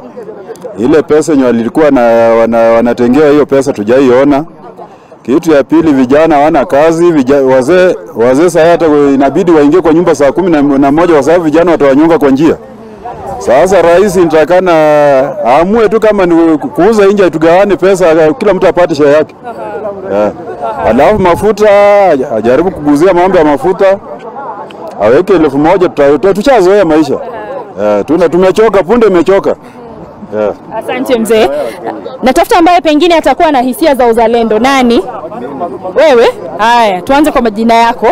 Tuanze na huyu bwana hapa ambaye ni kijana. Wewe kama kijana unacha kujivunia siku ya leo, manake pale rais atakapokuwa anazungumza bila shaka anatoka maeneo haya yetu na ni jirani wenyu hapa Sugu. Siwezi jivunia kwa sababu kama rais tokea tumchague ni uongo tu, anatenga, hakuna kitu amefanya. Mimi kama kijana nilikuwa nalipo kwa siku napata 500. Saizi nimesimamishwa. Nikisema kuchukua pikipiki hakuna, sababu mafuta yenye nitaweka haitafanya kitu. Bwana Rais, kitu yenye mimi naweza kuambia, wacha uongo, na saizi bado uko kwa hisia za kura. Unatafuta kura za 2027. Wachana na kura, bado hujaamini kama uko rais. Simama kidete na ukue rais wa Kenya. Asante. Mambo ya kusimama unatafuta kiti, bado unatembea, wachana nayo. Simama, tenga na ufanye. Sababu ulituambia bottom up, hatukuelewa hiyo kizungu, lakini sasa tumejua. Unatutoa juu unaturudisha chini. Saizi tutaanza kuwa uwezi, sababu Kibaki alituletea pikipiki. Saizi umefanya pikipiki tumeweka kwa nyumba. Tutafanya nini? Tutarudi kuwa uwezi. Nyinyi ndio mzee anasema hapa mnafanya wazee waende nyumbani mapema. Tunafanya hivyo sababu kwa saizi vijana saizi tumeimariki, tunataka pesa. Asante. Na ukisema kijana atanyonga mzee ni ukweli, kwa sababu huyu mzee asipoleta ndugu yangu hatutakaa. Kitu ya kwanza, saizi ukiwa na familia, uko na mtoto na mama na wanakula, wewe ni mfalme. Kwa nini? Kwa sababu saizi wazee wengi wanakaa nje huku, kwa sababu ukienda kwa nyumba utashindwa utakula nini. Mtoto akule kwanza ndio ukule. Ndio maana si vijana tumeogopa hata kuoa, sababu tutawakulisha nini? Marriage certificate tungetamani kuoa, lakini umetupandishia. Saizi mimi najiuliza, mimi ni Mkenya, umeniambia ID niende na pesa ndio nishike. Kwani nimetoka Uganda? Mimi ni Mkenya, unaniuzia pia ni ya Kenya. Asante. Asante sana mtazamaji wangu, hizo ndio hisia kutoka kwa wakazi wa Uasin Gishu wakisema hata ingawa wangependa kuwa zalendo, kidogo msukumo wa maisha unawapeleka kwa jinsi ambayo inaweka katika hali tatanishi kimawazo na vile vile kimaisha. Kwa sasa tuelekee katika kaunti ya Nairobi kwa mwenzangu Nick Wambua. Nick. Asante sana Lois kutoka kaunti ya Uasin Gishu. Walio wazalendo, wasio wazalendo, wote hatimaye ni moja, na bila shaka ujumbe utakuwa unatolewa na Rais William Ruto ifikapo mwendo wa saa 8:30 hivi. Atakuwa tayari bungeni kwa ajili ya kutoa mwelekeo wa taifa, mtazamaji. Na bila shaka niko hapa katika makao makuu. Hapa ni katika bunge la kitaifa. Na hapa nje ni kwamba kwa ajili ya shughuli hii rais akitarajiwa kuingia wakati wote pamoja na viongozi wa bunge. Usalama umeimarishwa, maafisa usalama wako tayari hapa tangu mwendo wa asubuhi mapema saa 2 hivi walikuwa hapa, na bila shaka wote wanaangazia swala hili la usalama. Na hapa ni katika lango kuu ambapo wabunge watakuwa wanaingilia hapa, vile vile maseneta, hali kadhalika rais wakati akiwasili atakuwa anaingilia katika lango hili. Lakini vile vile kabla ya kuingia ndani ya bunge atakuwa na gwaride la heshima ambalo litakuwa limeandaliwa na wanajeshi ambao watakuwa wanafanya shughuli hiyo hapa nje kwa ajili ya kumkaribisha rasmi. Kisha watakuwa wanaekeza bendera ya kitaifa ya Kenya, bendera ya Afrika Mashariki pamoja na bendera ya rais. Bila shaka hilo litakuwa linafanyika muda si mrefu, dakika chache, saa chache zijazo, mtazamaji. Lakini hapa nje vile vile ni kwamba kwa sasa barabara hii haijafungwa, kawaida huwa imefungwa, lakini tayari naona malori ambayo ni ya polisi yako hapa tayari kufunga barabara hizi kwa ajili ya kufanikisha shughuli yenyewe, waheshimiwa kuingia wakati ukiwadia pamoja na rais. Lakini vile vile mtazamaji, ni kufahamisha kwamba kati ya mambo mengi ambayo tunatarajia rais azungumzie, usalama ni mojawapo wa masuala hayo. Na hapa naungana mwenzangu Sydney Chazima ambaye ni ripota masuala ya siasa, masuala mbalimbali. Sydney, ningependa kidogo, hebu tudavulie kidogo, ni mambo yapi ambayo tunatarajia rais William Ruto kuyazungumzia ndani ya bunge, hasa wakati ambapo uchumi kweli umeng'ata. Nasikia Alois kule kaunti ya Uasin Gishu akizungumza na wananchi, anaulizwa wazalendo na wasio wazalendo ni kina nani. Sote kama Kenya nadhani kwamba ni wazalendo, wasio wazalendo vile vile wataathirika na wanaathirika na hali ya uchumi kama ilivyo kwa sasa. Sydney, mambo yapi rais azungumzie kwa siku ya leo? Naam, ni kwamba siku hii ambayo Rais William Ruto anafika hapa, kumbuka hii si mara yake ya kwanza kuja hapa. Alikuja hapa mnamo mwezi Septemba mwaka uliopita kulifungua bunge hili rasmi, kwa sababu inahitajika kwake katika katiba kwamba bunge linapoanza upya, bunge lipya linapochaguliwa likiingia hapa, aje hapa kutoa hotuba na kuwaeleza jinsi wanaweza fanya kazi pamoja. Na kufikia leo sasa tunaona kwamba kuna mambo matatu ambayo yametengwa kikatiba ambayo Rais William Ruto anafaa kuyazungumzia, kiwemo masuala ya usalama wa nchi, ikiwemo mambo ya maadili ya kitaifa, ikiwemo mambo kuhusu mahusiano ya kigeni baina ya Kenya na nchi za kigeni. Na tumeona kwamba Rais William Ruto ameweza kufanya safari kadha wa kadha, na tumeona hata mfalme wa Uingereza aliweza kufika hapa, ambaye ni Charles watatu pamoja na Malkia Camilla walifika hapa ili kuashiria kwamba uhusiano baina ya Kenya na Uingereza bado uko katika hali nzuri. Na vile vile ni kwamba tunaona kwamba kuna swala la usalama ambalo litaweza kuangaziwa. Tumeona kwamba kumekuwa na mashambulizi tu ya Al-Shabaab ambayo yameongezeka kwa muda sasa. Tumeona kwamba kulikuwa na lile swala ambalo limegonga vichwa vya habari, swala la Shakahola ambalo takriban watu 430 hivi waliweza kupoteza maisha yao kwa njia ambazo hazikueleweka. Na vile vile tunaangalia masuala kuhusu usalama kule Lamu, ambapo Rais William Ruto anatarajiwa kugusia tu eleze ni njia zipi ambazo serikali imeweza kutoa ama kufanya ili usalama uimarike. Na umetaja swala la gharama ya maisha. Sijui kama una lingine la kuongeza kuhusu swala hilo. Bila shaka tukigusia hilo vile vile Sydney, kumbuka kwamba katika swala la usalama kuna Baringo kule bonde la Ufa. Hilo ni swala ambalo rais atakuwa analizamia kupitia kwa waziri wa usalama wa ndani Profesa Kithure Kindiki. Waliweza kutuma maafisa kule kwa ajili ya kudumisha usalama, lakini kama ulivyotaja ni kwamba kuu zaidi ambalo rais na Wakenya wote atakuwa anatazamia alizungumzie ni gharama ya maisha, na wengi wanasubiri wasikie, je, rais atakuwa anatoa visababu vipi vya kuongezeka kwa gharama ya maisha? Je, suluhu ambazo tunapata ni zipi? Jua kwamba wamesema juzi kwamba huenda mafuta yakaongezeka bei kufikia shilingi 300 siku chache zijazo kama itawezekana. Sijui tuuze magari tununue mafuta ama itakuwa namna gani Sydney, lakini hivyo ndivyo hali ilivyo, na kama itakuwa hivyo basi itabidi kwamba rais, ili ni swala ambalo atakuwa analizungumzia.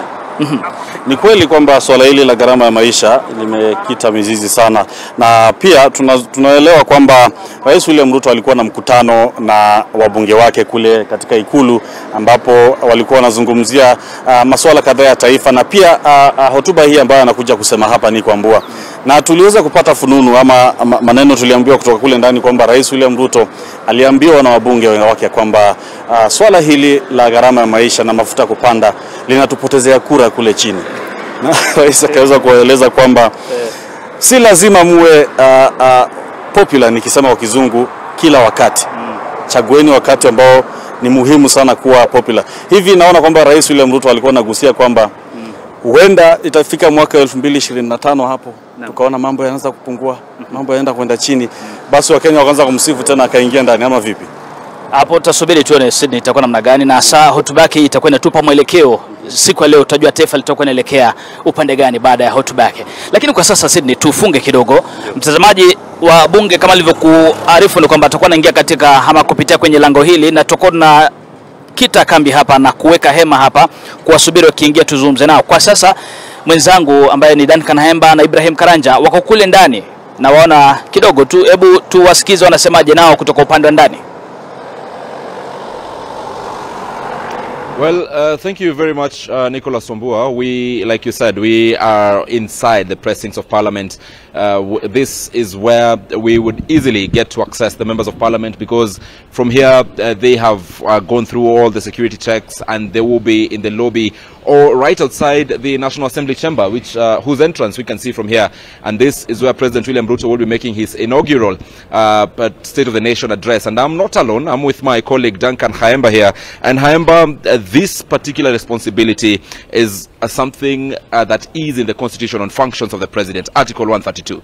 Indeed, and it says the president shall, meaning that it is mandatory. Now, among those mandatory things that the president will do is that Article 132.1 says he will have to address opening of Parliament once opening of each newly elected Parliament. This one he already did last year, before when he set his agenda that he would want the Parliament, that is the both houses of legislature, to actually process. And then secondly, it says that he may address a special sitting of Parliament once every year, and may address Parliament at any other time once every year. Now, on this one specifically, he is expected to report or address the nation on measures that he has taken to in regard to Article 10. Article 10 talks about national values, among them patriotism. Yeah, and when you look at matters, say patriotism, looking at matters,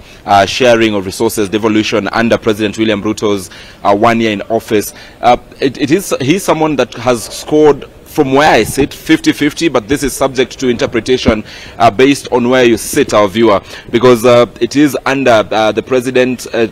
He actually claims to be the very first president, this is factual actually, to be the very first president to disburse county funds on time, and the Council of Governors having lauded him for. Previously, the previous government that we have seen, there were always push and pulls about the allocation of resources and disbursement of county funds, and governors are complaining. So that is a tick for President William Ruto in terms of sharing of resources. But also there is a downside to it, Hayemba, because there are those who are saying that he has not fully devolved all functions that ought to be devolved. Remember, during the devolution conference, he actually gave a deadline of when all functions would have been devolved, a deadline that has since lapsed, but not all functions have been devolved. So sort of a downside in terms of sharing of resources. There are other national values. Indeed, and I think this is where the mountain is specifically, because the other national values that the president is expected shall address in the afternoon speech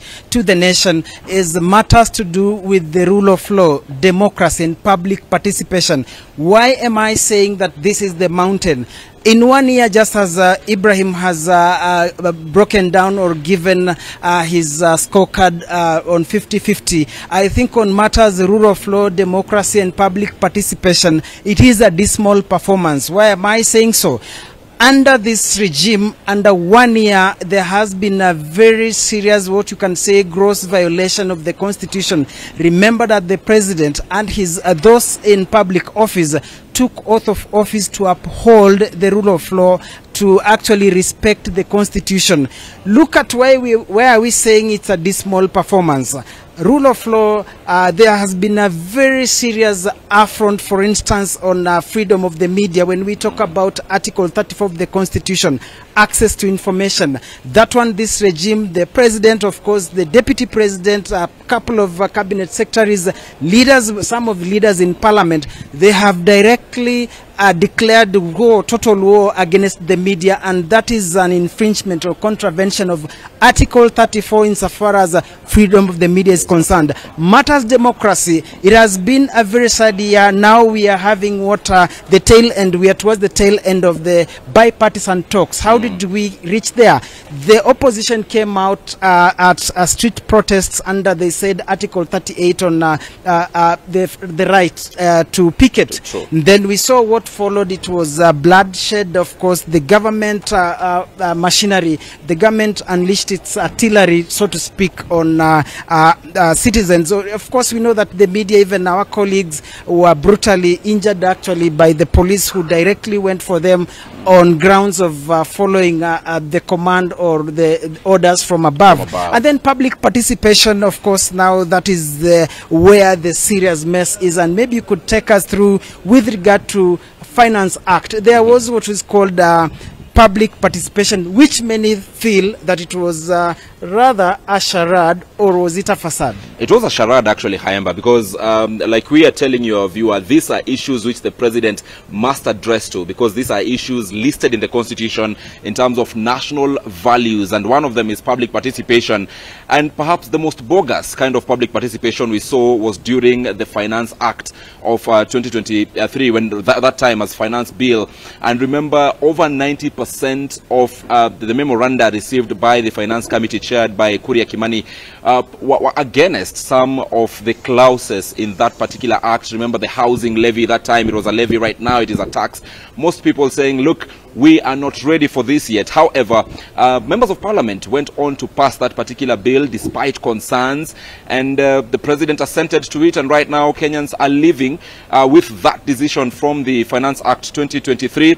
That issue, it will be very interesting to see what the president says about it. And Hayemba, still, it is under 1 year of President William Ruto that we saw, you have spoken about democracy and rule of law, and this started immediately at the time that he was elected, and fidelity to political parties. which is something that is even as part of the National Dialogue Committee.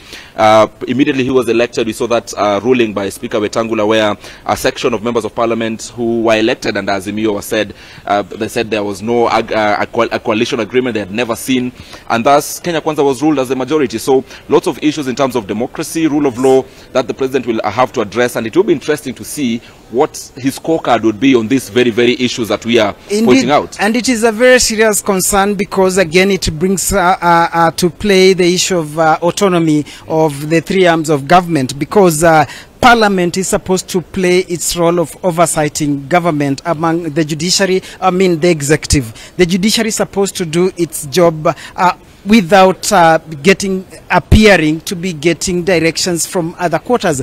Now, what are we talking about? We saw that a section of members of parliament, they have sort of abdicated their responsibility. They are making it like there's the minority. It is their job to oversight government, and those in the front bench, they are thinking they are home and dry. That should not be the case, because parliament is supposed to be a distinct arm of government with its own power. Look at the judiciary.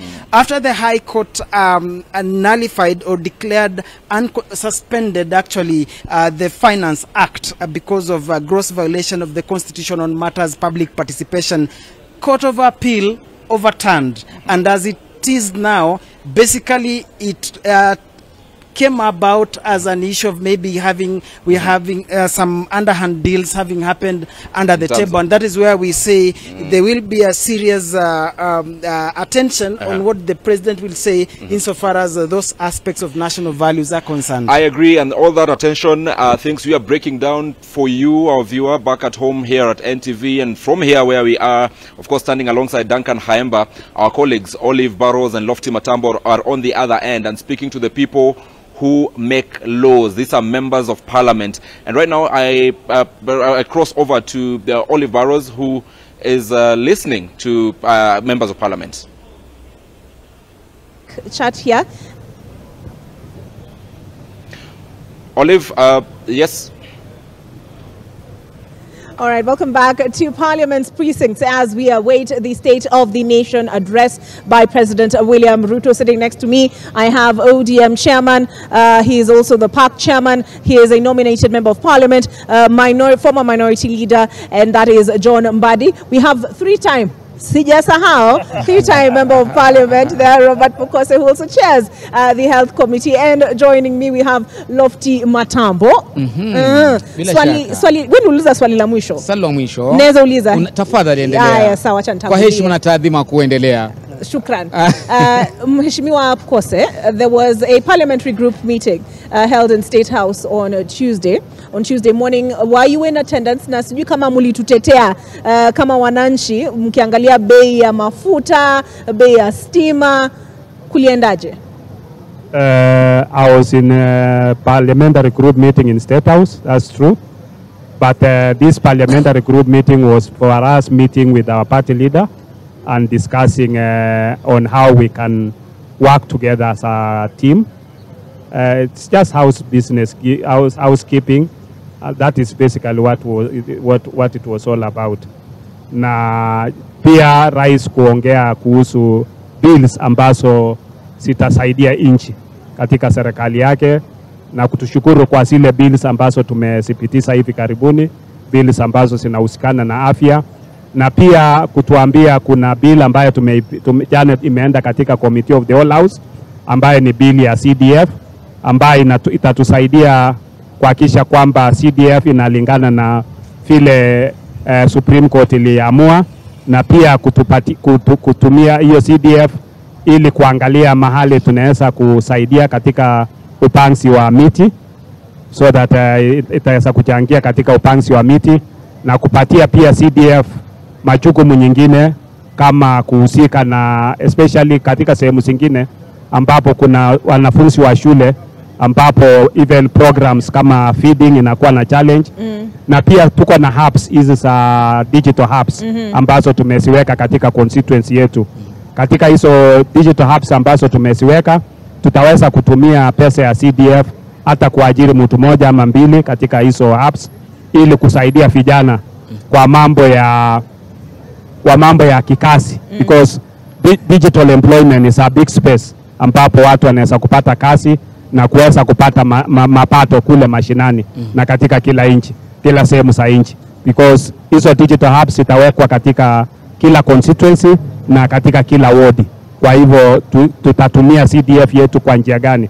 Pia kuna pesa ambazo tunajaribu kuona kama tumesema itoke katika Ministry of Education isaidie CDF ili tujenge madarasa za kutosha katika program hii ya JSS ambapo unajua wakati serikali nyingine ilipopita hizo madarasa za JSS ilijengwa katika shule za sekondari, lakini sasa JSS katika vile mpangilio imefanywa siko katika shule ya msingi.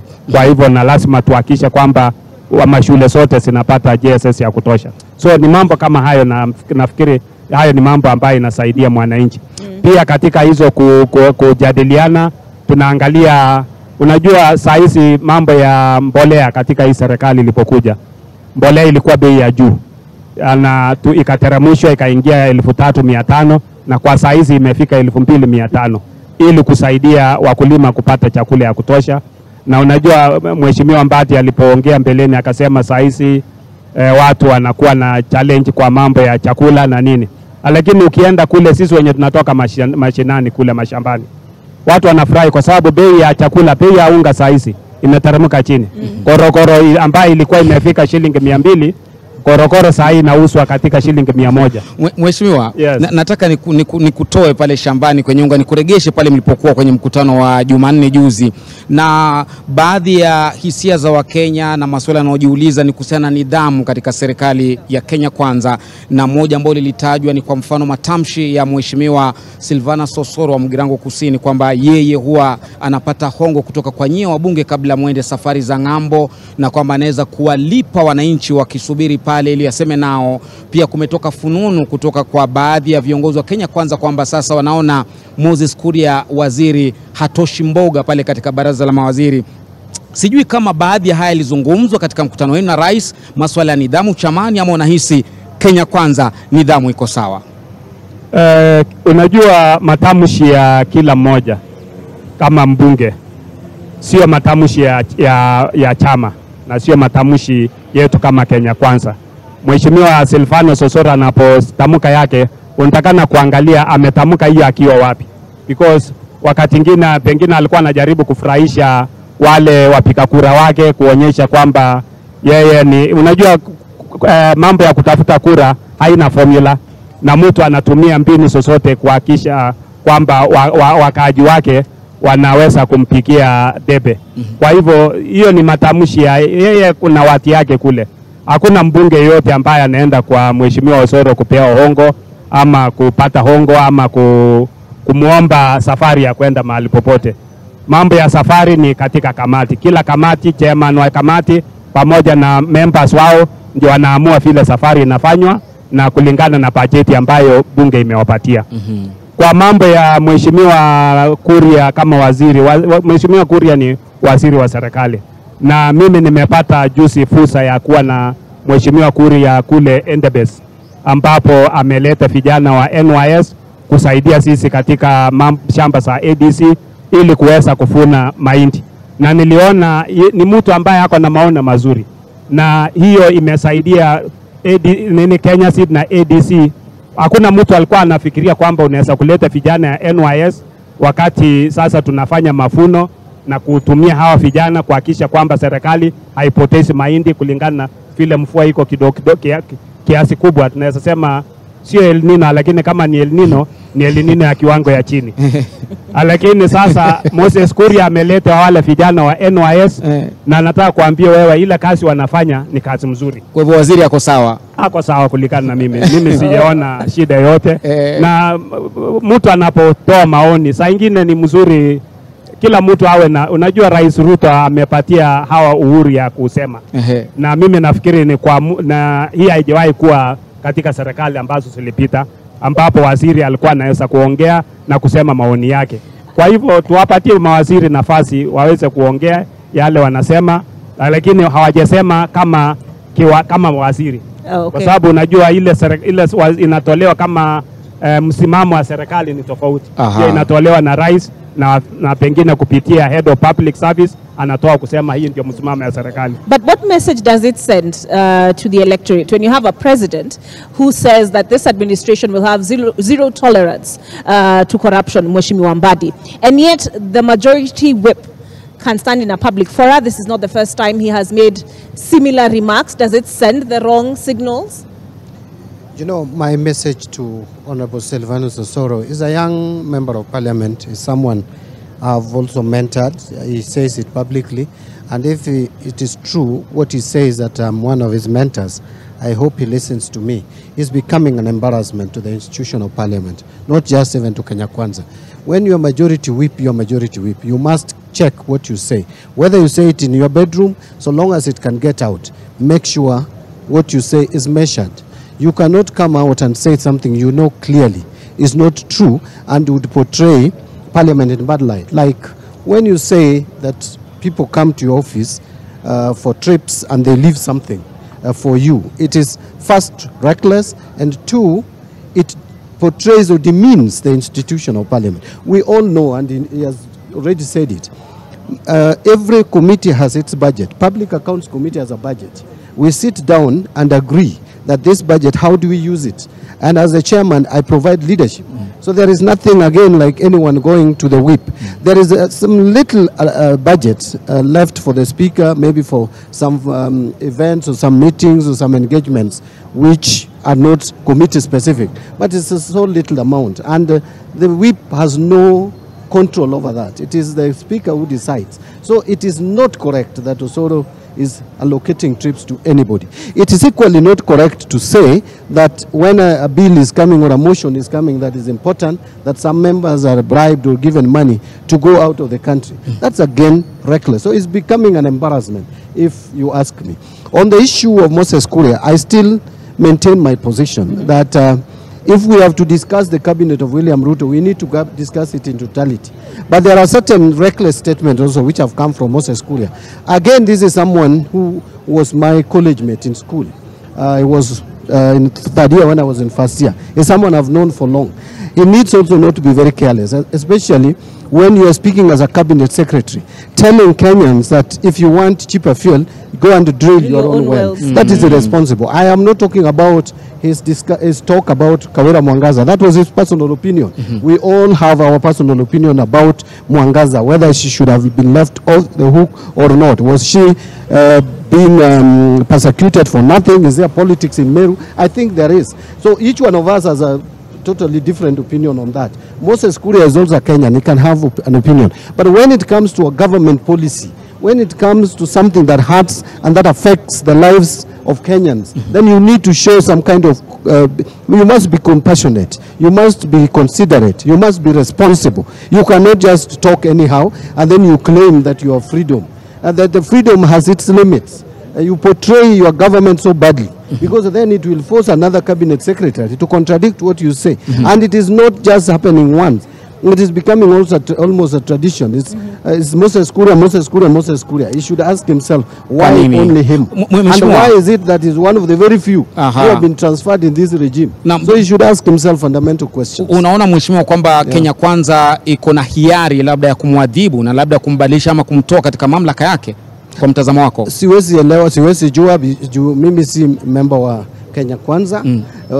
Pengine Pukosi anaweza jibu hiyo. Lakini kulingana na vile amezungumza, ameguzia hiyo maneno ni kama hakuna hawajakubaliana kumtoa. Kama ni hivyo ni sawa.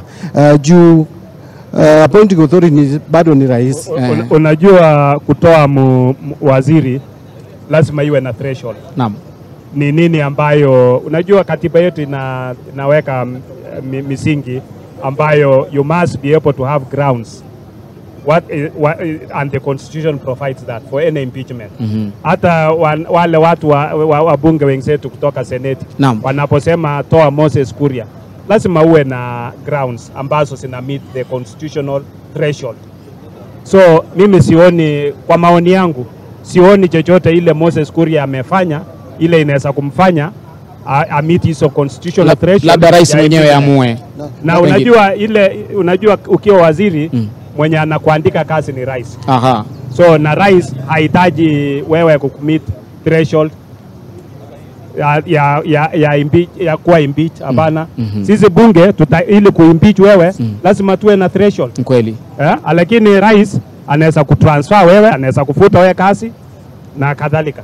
Hiyo ni rais. Na sisi hatuna hiyo mamlaka. But just something, you see Parliament can also remove a cabinet. Tumia microphone mheshimiwa. Parliament can also remove, National Assembly can initiate a process of removal of a cabinet secretary. But the threshold, I agree that there is a threshold. But remember, there is also a provision in the Constitution that you should conduct yourself in a manner that brings honor to the office. Yes. So if you do something that may be construed to be dishonor to the office, then National Assembly can initiate a process of removing you. And I think Moses Kuria, if he's not careful, he is bordering on that. He's almost at the edge.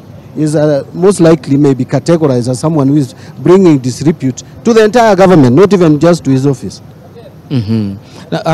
Olive, sijui kama labda tuingie katika swala la usalama kwa sababu tunajua ni kipengee kimoja katika yale matatu ambayo rais atazungumzia, usalama wa taifa na vile umezungumzia mambo ya usalama. Jana kama uliona kulikuwa na gazette notice ilikuwa ilisambazwa mitandaoni. Mitandaoni. Kidogo tukasikia kuna changamoto, anaitwa PS Kumbushe, huyu wa Diaspora Affairs. Akasema kidogo inafaa kufanywa marekebisho, lakini ukitaka kureplace tuseme kwa mfano ID yako, bei imepanda kutoka 200 imefika kutoka 100 imefika 2000 imefika 2000 na hadi passport pia imepanda. Ile ya chini kabisa ilikuwa 4500 kwamba imefika 7500 na ndio ya chini kabisa. Iwapo umeipoteza ilikuwa ni 12000 sasa imefika 1000 ngapi? 20. Ndio. Nafikiri inaingia pale. Naam, sijui tupate maoni yenu kuhusu na development. Mheshimiwa Pukose, unajua hiyo ni inaitwa regulations, na regulations inapofanywa ka settlement baadaye itakuja katika kamati ya delegated legislation, na wakati itakapokuja katika delegated legislation, then kamati ya delegated legislation itaweza kuangalia kuona iko kama yafaa ama haifai. Lakini niko na swali, it was already gazetted. Hata ikiwa gazetted bado itakuja katika delegated legislation ili iweze saizi itafanya kazi vile imekuwa gazetted. Lakini itachukua inatakikana ipelekwe katika kamati ya delegated. Itasaidia kwa marekebisho yote, maana wa Kenya tayari wameanza kukataa. I really don't want to contradict my colleague. We need to check on that because from the gazettement what I noticed is that is quoting an act of parliament that we gave the cabinet secretary the powers to come up with those regulations. Treasury gave the Interior CS leave. Yeah. So if we did, then it may not now come to the parliament. But I want to repeat, we need to check on that. Because if that is the case, then it would be very unfortunate. But if it is still coming to the National Assembly for consideration, then members of National Assembly we have a right to reject or approve it. Yes. All right.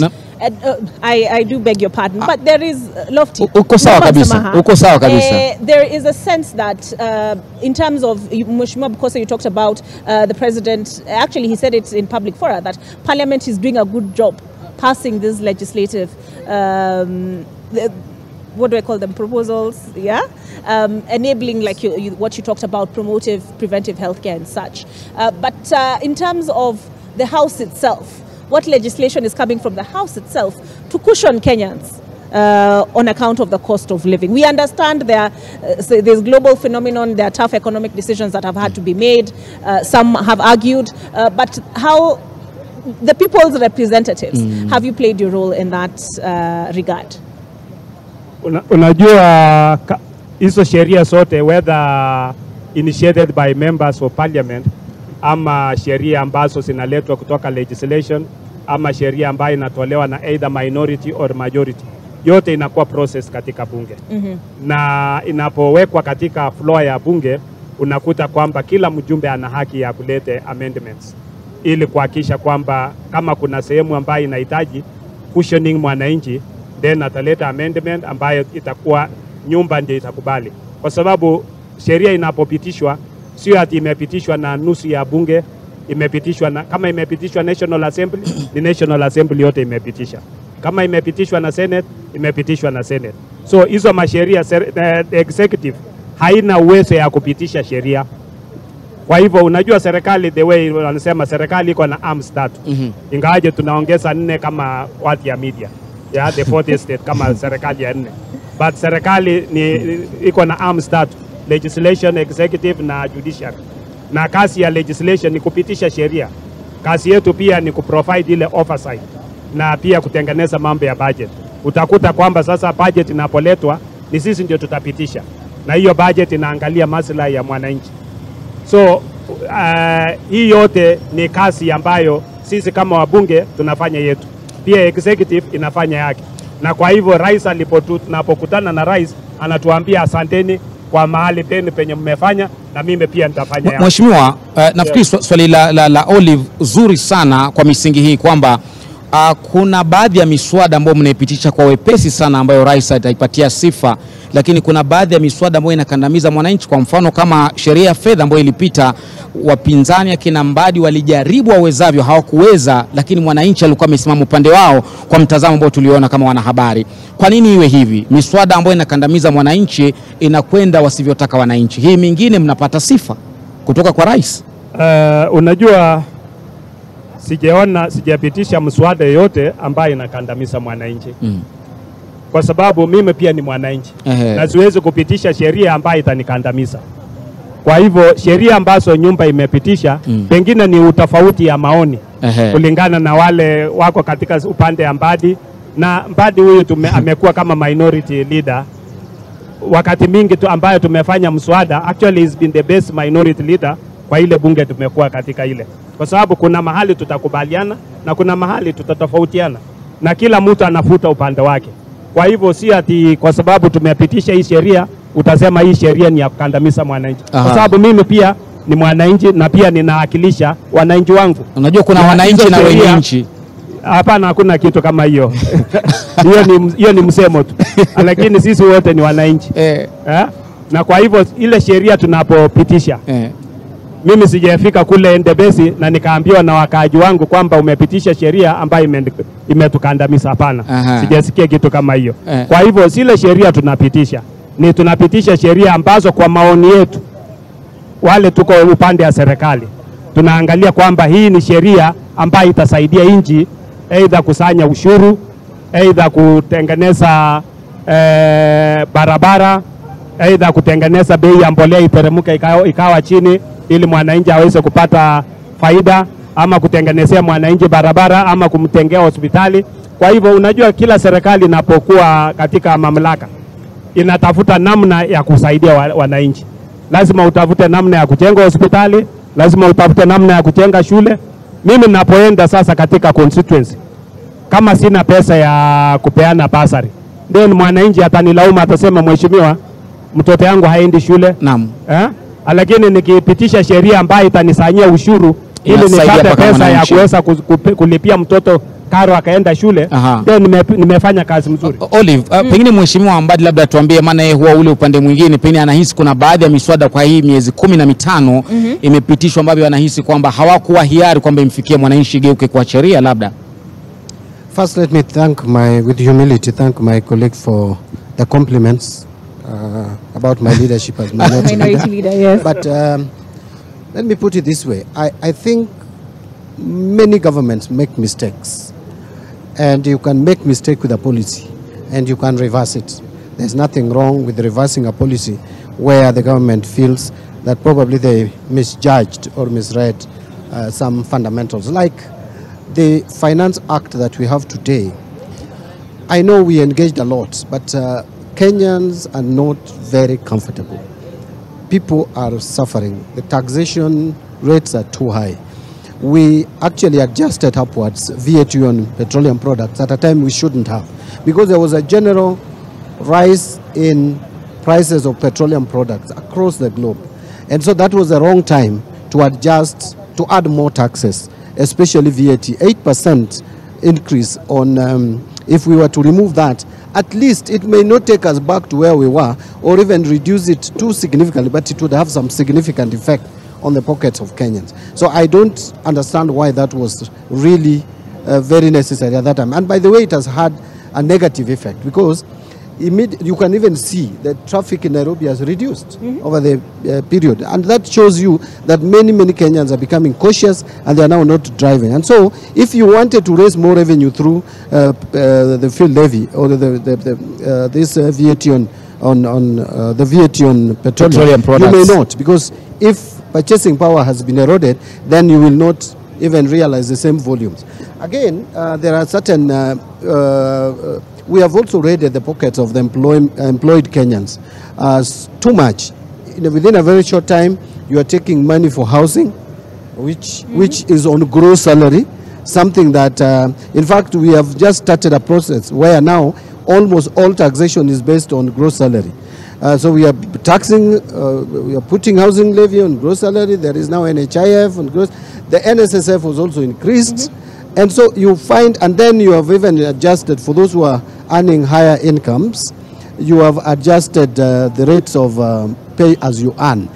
I want to repeat here, and I've said it before, salary is not wealth. Wealth is capital investment. Salary is a reward for labor.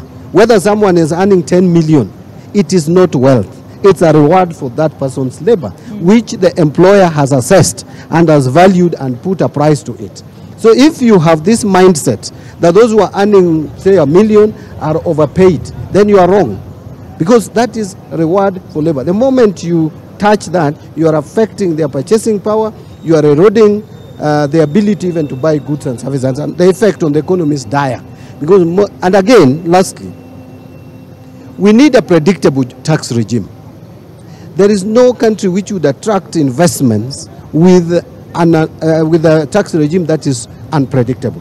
Right now, if you talk to investors, they will tell you, you don't know which tax this regime will come up with tomorrow. That is very dangerous for our economy because it is discouraging direct foreign investment. So I would advocate and I would urge my colleagues, because they are the minorities, a majority side. When you talk of majority, they are majority now. Although it was a forced majority, but they have it now. So what you need to do is to listen to Kenyans across the country. Kenyans are suffering. Look, the price of petroleum, if fuel prices go to 300 shillings, from 134 last year to 300 shillings. If you go to the village, the cost of boda transportation, where you used to pay 100 shillings, you pay over 200 shillings today. It is not sustainable for an economy.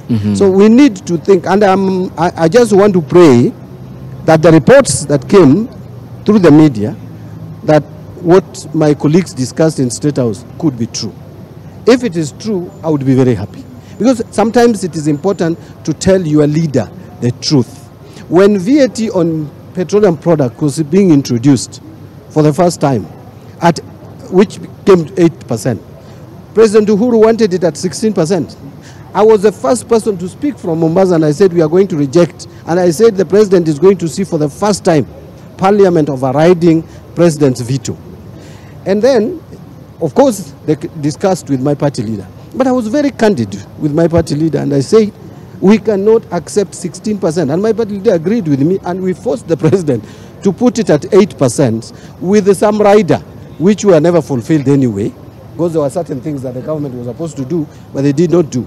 I would expect the current leadership, I would expect majority side to tell the president that we probably got it wrong on petroleum products. We got it wrong in a few adjustments that we made in our tax.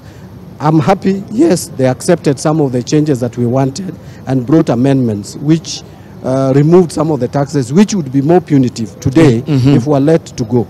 But on petroleum products, I want to repeat again, it was not right. And again, it is very wrong to classify and categorize fuel, which is one source of energy in this country, as a consumption expenditure.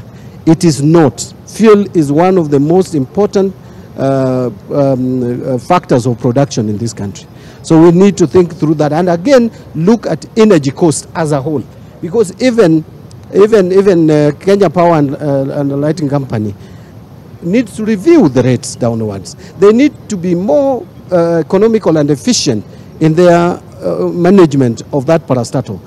Why do we pay so much to these private producers of energy? And it was said during President Uhuru's time, it is being said today, and in the moment, actually, my colleague here and his team were very vocal about it. But now you don't hear them talking about it anymore. So what is happening? What is happening in this country? Do we have cartels running this country, and when we change one cartel, we get another cartel, another group of cartels? There seems to be a problem. Wanasema every regime is coming with cartel. Misitu ndo tofauti. Exactly. And I pray, I hope, I wished Raila became president. I would have seen if we would also have our cartels. But I would pray that probably we would not have cartels. Because this regime has come with worse cartels. That is not true. Mheshimiwa, sijui Lofty, umeangalia headline ya Taifa leo? Leo sijatazama. Sasa sijui sidhani wamerudia kimeturamba, but something similar to that. The other day the Standard carried a headline, you are on your own. And this is after the Energy Cabinet Secretary and the Treasury Cabinet Secretary appeared before the National Dialogue Committee. And on the cost of fuel, they said some of these factors are beyond our control. Kenyans are not so convinced because they say what percentage of the cost of fuel is contributed to by taxes. When you listen to the Treasury Cabinet Secretary, he says, please don't tamper with the tax regime because the mess we are in is on account of the previous regime. What do you have to say to residents, your constituents in Endebess? Thank you. First, I want to say that we are majority, not because of forced. I think it was the initial, the way my colleague were formed, that it was a forced marriage.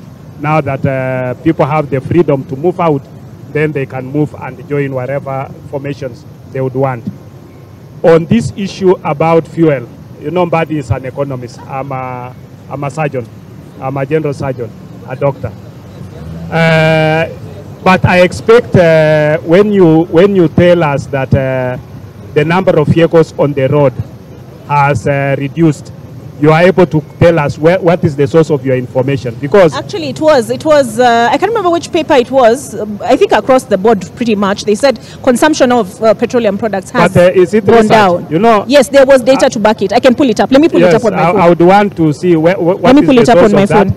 Because even, and you know, it has to be from a reputable researcher, not just somebody who has done his own personal observation. Because even my own observation, Nation Media Group, it is reputable. My own observation is that the volume of vehicles has not reduced.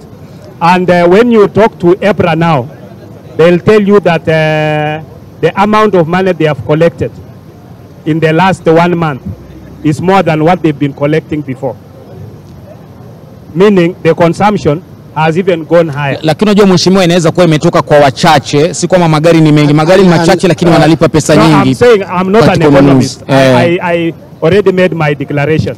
Niko na app inaitwa epaper.nation.africa, iko na magazeti yote ya jana ya juzi, naangalia. I'll give you the data. Okay, yes. Nashukuru.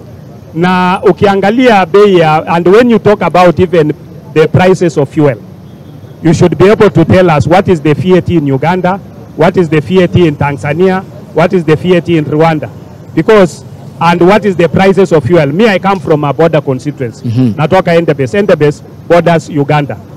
Fuel in the Uganda is more expensive than Kenya. In fact, my neighbors prefer to come and but is that not anticipated because mafuta yao inatoka Kenya?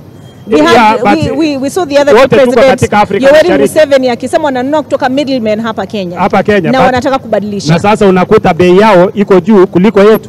Ndio anasema hiyo maana. Na ya Uganda na ya Kenya ni ngapi? Unajua, we must be able to do comparative. Me, I believe we should be able to say kama tunasema reports that the cost of fuel in Tanzania has gone down because of the reduction in global fuel prices. Niliambiwa na wale wanatoka Tanzania kwamba ukicross uenda Namanga upande ile ingine, bei ya mafuta iko juu kuliko Kenya. Lakini pale Namanga mheshimiwa, tulishuhudia watu bwana bodaboda wakienda kuweka mafuta Namanga wakivuka hivi. Sijui kama labda ilipanda baada ya hapo. Pengine ilipanda baada ya hapo. Ukiangalia mafuta kule Tanzania iko juu kuliko Kenya. Wote tuko kwa border. Lofty, I also wanted to say just maybe on VAT, let's not just look at VAT in Tanzania is 18%, Uganda 18%, Kenya 16%. But look, what other taxes do they levy? Do they have petroleum development levy? Do they have fuel development levy? Do they have, how much is excise duty? So if you look at the components, and that I know my colleague here is a surgeon and a very renowned one. If you look at the component of total taxation to the price of fuel in Kenya is the highest in the region. That's a fact. So sasa mimi naongea kama layman. Ile nimeangalia VAT Uganda kwa mtazamo wako. Kwa mtazamo wangu kama layman, VAT Uganda ni 18, Tanzania ni 18, Kenya ni 16. Kumaanisha Kenya VAT nimepata nilikuwa gazeti ya Jumanne Taifa Leo, nimekumbuka juu walikuwa wameandika janja na janjaure. KRA apoteza bilioni 12 baada ya Wakenya wengi kuacha kutumia magari yao kutokana na bei ya juu ya mafuta. But sasa yule anaripoti, hiyo ni one source. Unajua mimi kama mwanasayansi nitasema niliangalia katika journal ya Lancet inasema hivyo. Ni kama mwanahabari utajiuliza huyu mwenye aliyekupa hiyo habari ako na amefanya research gani? Because mtu yote anaweza kutoa taarifa yote kusema mambo ni kama haya. Lakini tukiangalia bei ya mafuta na mimi nataka Bwana Mbadi angalie, kwa sababu unajua bei mafuta yetu inatoka Saudi Arabia ama inatoka kule sehemu za Iran na Middle East. Na hii ni global. Utakuta kwamba mafuta per barrel inauzwa kwa bei fulani. Saa hizi nafikiri ni karibu ni $90 per barrel. Na unaangalia kwamba inapouzwa hivyo, sio ati Kenya peke yake ndio tunauzwa kwa hiyo bei, inauzwa kwa ulimwengu mzima. Na hii ni bei ambayo inatolewa na OPEC. Na inapotolewa na OPEC kuuzwa katika nchi zote, unapata kwamba hiyo bei sasa ndio ina translate kwa kila mwananchi. So that ukitoka hapa uende Ulaya, uende wapi, utakuta bei ya mafuta iko karibu haipitani kwa umbali. So hatuwezi kulalama kusema bei ya mafuta hapa imekuwa Kenya kali zaidi kuliko sehemu zingine, but tuangalie katika ulimwengu mzima. Na pia unaweza angalia kitu kingine ambayo inachangia. Dola yetu dola kulingana na pesa ya Kenya, dola sasa imeenda ile tunasema interest iko juu, si ndio? Yes. Ile exchange rate imeenda juu 150 kwa ile, kwa sababu ya bei ya nini kwa dola. So hiyo pia dola inapo fluctuate, na unajua mafuta inanunuliwa kwa dola, inapo fluctuate namna hiyo, unakuta sasa bei yetu pia, kwa sababu shilingi imekuwa weak, then utakuta sasa bei itafanya namna gani? Itaenda juu. Ninavyohisi mheshimiwa ni na kwamba unakubali kwamba hali ya uchumi si nzuri, lakini msima sio Kenya peke yake. Can I interject a bit? I agree with the Honorable Pukose, and again this is where we have been living in denial that the happenings in the global market, the happenings in the global market does not affect us. It does. And the war in Ukraine affects us. The war in Gaza affects us. But you see, if you are a sensitive government, then you can deal with what you can handle. What you can handle is, this was not the right time to increase VAT on fuel because you're adding on to that cost. This is the time, actually, you should have even thought of reducing some of the levies you put on fuel so that the prices of fuel is manageable. We are not saying you make it so cheap, it cannot, because already the global petroleum product prices is increasing. But you need to look at what you can do as a country. First, if we cannot handle the forex, if we cannot manage the value of the shilling to remain where it was, I'm told they're saying we have been manipulating, which I think was a very dangerous admission on the side of the Treasury, CBK. But if we have managed it that way over the years, then why do you allow it free fall all of a sudden? So we need to find out if the problem is foreign exchange, which is true. If the problem is global, which is true, then what can we do internally? You can change the internal environment. What do? Look at your taxes, rates, reduce them for the time being. We could even reduce them for a period. Once the global market prices stabilize, then you can now introduce the taxes. But if you introduce it at this time when prices globally are high, then the effect is what we are seeing. And by the way, you asked about my research. I have not done any research. I drive on these roads. You see, only anecdotal evidence. Yeah, we drive. And by the way, I leave my home almost the same time I've been living. If I used to take like almost 1 hour to drive from my home to the city center, and now I take 20 minutes, I have to ask myself, what has happened? No, not the only when. By the way, it is not just because of the few days that schools have closed. Even before schools closed, you could see. I don't know what time you leave. You're probably one of these people who leave town at midnight. I wish you were leaving at the time I leave, yeah? Because I arrive home 6:30. I told you that. So traffic has not changed. But Mheshimiwa Pukose, if your constituents of Endebess wako sawa tu na bei ya mafuta penye iko, of course si ati wako sawa, unajua wanasema wananiuliza ni kwa nini bei ya mafuta imeenda juu na wanaelewa kwamba kwanza kwangu unajua sasa iko jirani ni Uganda. Wanaangalia wakienda Uganda wanaona na Uganda jamani iko juu zaidi. Na Kenya sasa kumbe tuko hata afadhali kidogo. So you know we look at it globally. I'm lucky because I come from a border constituency. So I can compare with the neighboring country. But we need to also look at it. You know, ulikuwa unauliza swali kwamba mawaziri walipoenda before the dialogue committee akasema bei ya mafuta huenda itaenda juu kuliko pale. Ndio. Okay? So ni kwa sababu ya whatever is happening in the globally. It's not just Kenya is not an isolated country. We live in a global village.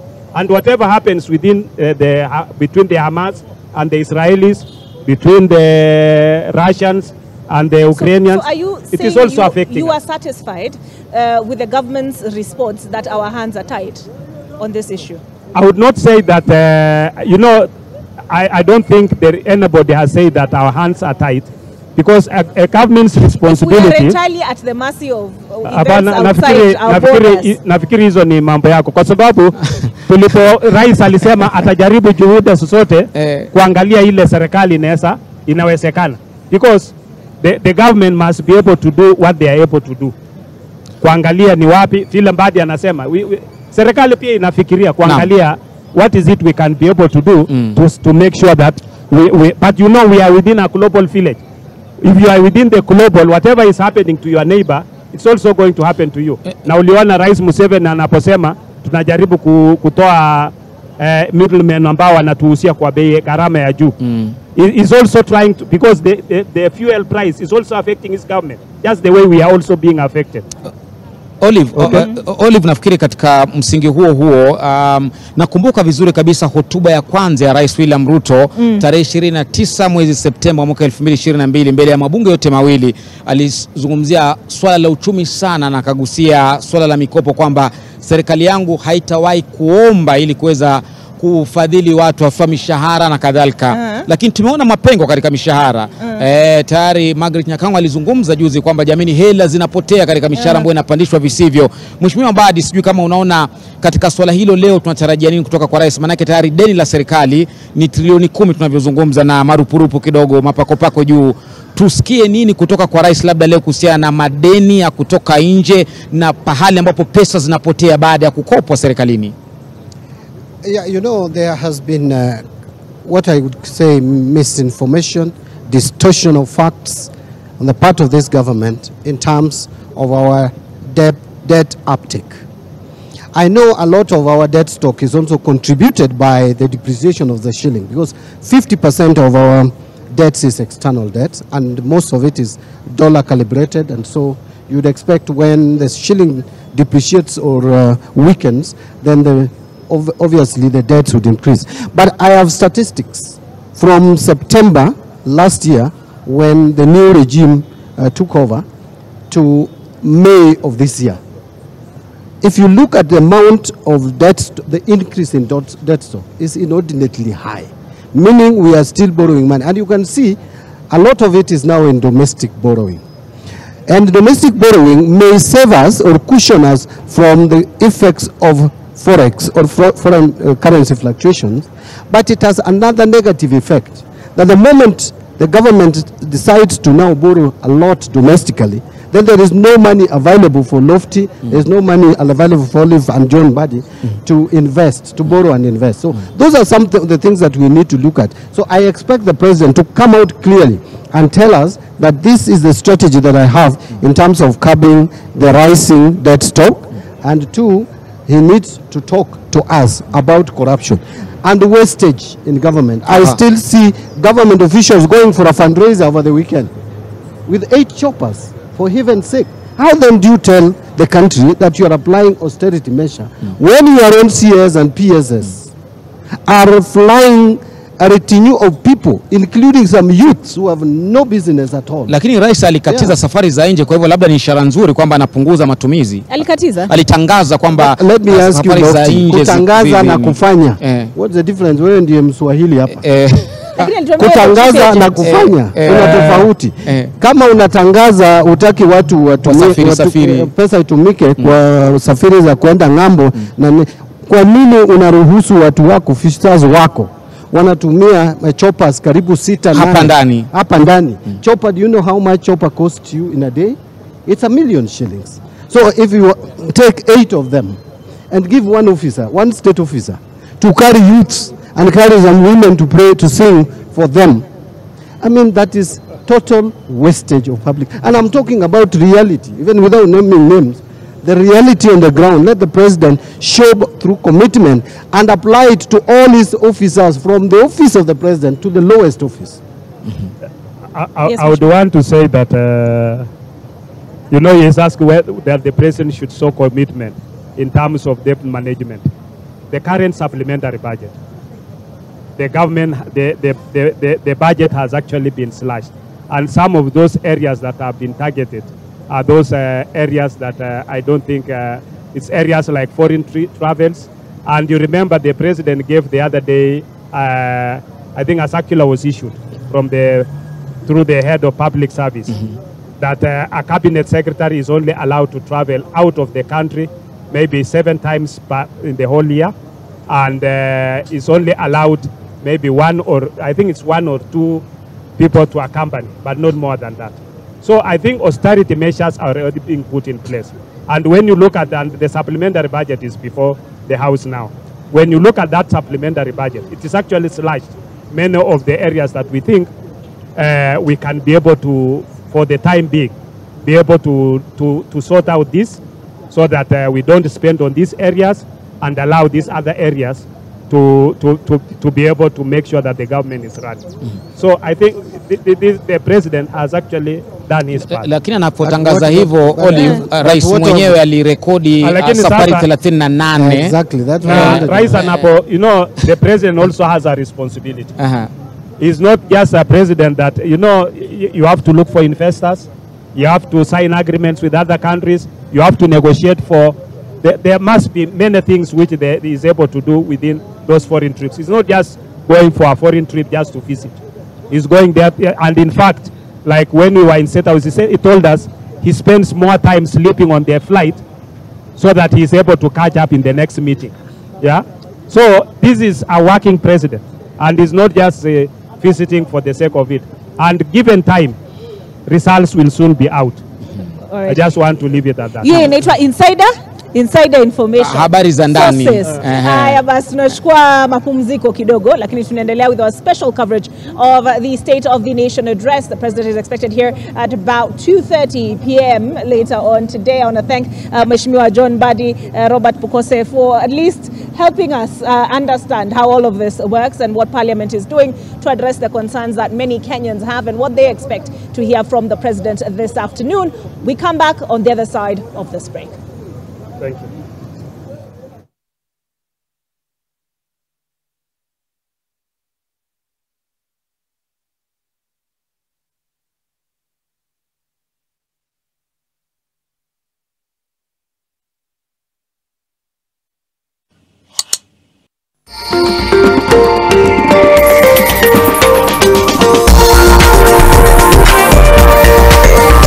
Ajaribu mwananchi wa kawaida mwenye alimweka hapo, mwenye akurara akifikiria vile ataenda kuchagua na asaidike, aangalie hiyo maneno sana. Asante sana. Acha tuzungumze pia na mwingine hapa. Ndugu, karibu tu kwa dakika moja tu. Nataka tu tueleze Kenya, mwaka moja wa serikali ya Kenya Kwanza ndio hiyo imeanza kazi. Mwaka umeisha. Unahisi wale ambao tulichagua wanatetea tumbo zao, na pia kama unahisi are we patriotic enough? Watu wako na patriotism ndani yao? Kwa majina mimi naitwa Simon Mwangi. Kulingana na ile serikali tulichagua, badala ya kutimiza yale ahadi ya wananchi, wanafanya vice versa. Unafikiria Wakenya wako na patriotism ndani yao? Wanachaguana kulingana na pesa ama wanachaguana ndio nchi iendelee? Wananchi vile wanachaguana ndio nchi iendelee. Rais anazungumzia nchi hivi leo. Unahisi ni Kenya iko sawa ama kuna matatizo wapi hasa? Kuna matatizo mengi sana, juu wananchi wanaendelea kufinyika. Yaani maisha iko juu, bei ya bidhaa ziko juu, hata wananchi hawana tumaini na hiyo serikali. Na tukichagua viongozi hasa unasikia watu wanapigania viti, kuna ule mtu anataka kuwa kingpin, kuna ule anataka kufanya. Unahisi pia inaleta msukasuka ama inaleta differences kati ya makabila na wananchi? Inaleta differences. Yeah. Asante sana. Naam, wacha nizungumze na kijana aliye hapa pia. Rais anazungumzia nchi leo hivi leo. Na ningetaka tu nieleze, wewe unahisi Kenya iko sawa ama matatizo yako wapi? Na wananchi ambao hasa huwa wanachagua hawa viongozi, unahisi kuna patriotism ndani ya wananchi na pia viongozi? Sana mimi naitwa Masai, na kwamba mimi ningeangalia ile mazungumzo president anazungumzia leo, ningependa sana aguzie kuhusu gharama ya maisha, na bado shule imekaribia kufunguliwa sana. Gharama ya maisha hii, maneno ya CBC inasumbua wanafunzi, bado haijashika laini sana. Tungependa sana na hii gharama ya maisha, vitu kama mafuta mambo ya kama unga walikuwa wamesema tutawapea siku 100 tangu waingie serikalini, na mpaka sasa ni mwaka moja imeisha, bado hatujaona mabadiliko. Tungependa sana azungumzie hayo mambo. Na kuhusu pande ya patriotism, kwangu hapana. Kwangu mimi nikiona tunafuatilia pesa. Maana kama tungekuwa tunafuata patriotism, tungekuwa na viongozi, tungekuwa tunasaidiwa na viongozi, tungekuwa tunachagua wale viongozi ambao wanafaa. Kwa sasa ukiangalia tunawachagua wanapotelea Nairobi. Sasa tena sasa tunalia kwa shida, gharama imepanda, sasa hatuwaoni. Sijui wamepotelea wapi. Huku sasa kuna El Nino hatuoni viongozi ambao wanaweza kuja kutusaidia kufunua mitaro. Maji ina overflow kila mahali. Kwangu maoni ni hayo tu. Na hasa unahisi kuna hizo vita za kunaona kama viongozi wanaleta unity kati ya wananchi ama hasa wanazidi tu kuleta divisions wakipigania viti? Wanaendelea kuleta uhasama sana zaidi. Sasa hata sasa ile ambayo imetokea hivi karibuni ni hii kati ya gender based violence, ambao sasa tunaweza kupiganishwa kati ya wanawake na wanaume. Na sisi mimi ningeenda kupea viongozi kwa heshima sana waweze kuunganisha nchi, ila sio kupiganisha wananchi. Kama hiyo mambo imetokea ile ya Meru, hatutaki kutenganishwa kati ya wanawake na wanaume, maana pia sisi tuko na watoto, tuko na vijana na tuko na watoto wasichana. Hatuwezi penda kama hiyo gender based violence tu kupiganisha. Asante sana. Hayo tu ni baadhi ya maoni ambayo tumeweza kupata kutoka kwa wananchi hapa wa Murang'a, na wanasema kuwa hao wanahisi kuwa viongozi wengi hasa hawana kile ambacho tunaweza kusema ni patriotism, na hawaleti ile unity ya wananchi, kwa sababu wanasema kuwa wengi hasa hapa ni kupigania viti na kupigania matumbo. Kutoka kaunti ya Murang'a na kurudisha studio. Shukrani.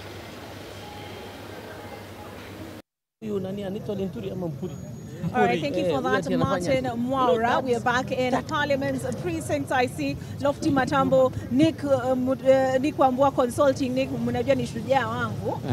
Lofty, chako leo yuko wapi? Pacha wangu yuko nje ya nchi kwa sababu wamekwenda kuangalia, kulinganisha na kulinganua kuona namna gani uchumi wa Kenya watu wanalia, na tumekuwa na mheshimiwa Robert Pukosi hapa kazungumza kwamba tatizo hili si la Kenya peke yake. Kwa hivyo alikwenda Afrika Kusini kuangalia, je, Afrika Kusini pia hali ni hii? Kwa hivyo tunatarajia labda mwendo wa saa moja atatupatia taarifa. Lakini Waswahili wanasema tonge lisilokolea mchuzi kulimeza yataka ujuzi. Hili tonge litakuwa linamwezwa mwendo wa saa 8:30. Lakini ili wananchi waweze kulimeza tunalipaka mchuzi. na tunalipaka mchuzi. Mbadi alikuwa amenifungia nisizungumze Kiswahili. Waswahili wamefika jameni. Tuko na Muthiora Kariara ambaye bila shaka aliwania urais, lakini ni mweledi sana masuala ya uchumi na jinsi taifa linavyokwenda. Lakini pia tuko na wakili Ismail Nyaribo ambaye pia ni mjuzi wa uchambuzi, au sio? Kwa hivyo unaona sasa tonge tunalipaka mchuzi. Ili wananchi waelewe hili tonge lina ugumu wapi, tutameza vipi kama ushuru uko juu, na ndio maana wako hapa. Karibuni sana jameni. Asante. Asante sana. Labda tuanze na Muthiora, maoni yako, matarajio yako ya hotuba ya leo ya rais kwa wananchi atakuwa yapi? Kwangu mimi nategemea kwamba rais kwa mara ya kwanza atalipa taifa mwelekeo. Manake imekuwa ni kama anazungumza na pande zote za mdomo wake, hasa ukiangalia utendakazi wa serikali. Ahadi inatolewa kushoto, lakini mwelekeo na hatua inakuwa ni kulia. Lakini kama ulivyosema, tupake lile tonge mchuzi. Sijui kwa jina la Olive Barrows kwa Kiswahili. Mchuzi unaingilia wapi pale? Hiyo ilikuwa tu kionjo. Ilikuwa kionjo. Kionjo, na tutarudi nao hawa wageni. Lakini kwanza nataka tuende kwenye Kenya Medical Training College headquarters penye they are launching a strategic plan for 2023 through to 2028. But we are here, tupo wote, ni Kwambua, Lofty Matambo, Ibrahim Karanja, Duncan Hebma, Sydney Chazima, Brian Mushiri, tuko wengi, so keep it. Hata Nina Shaban pia. Na Nina Shaban. Aya, over to you.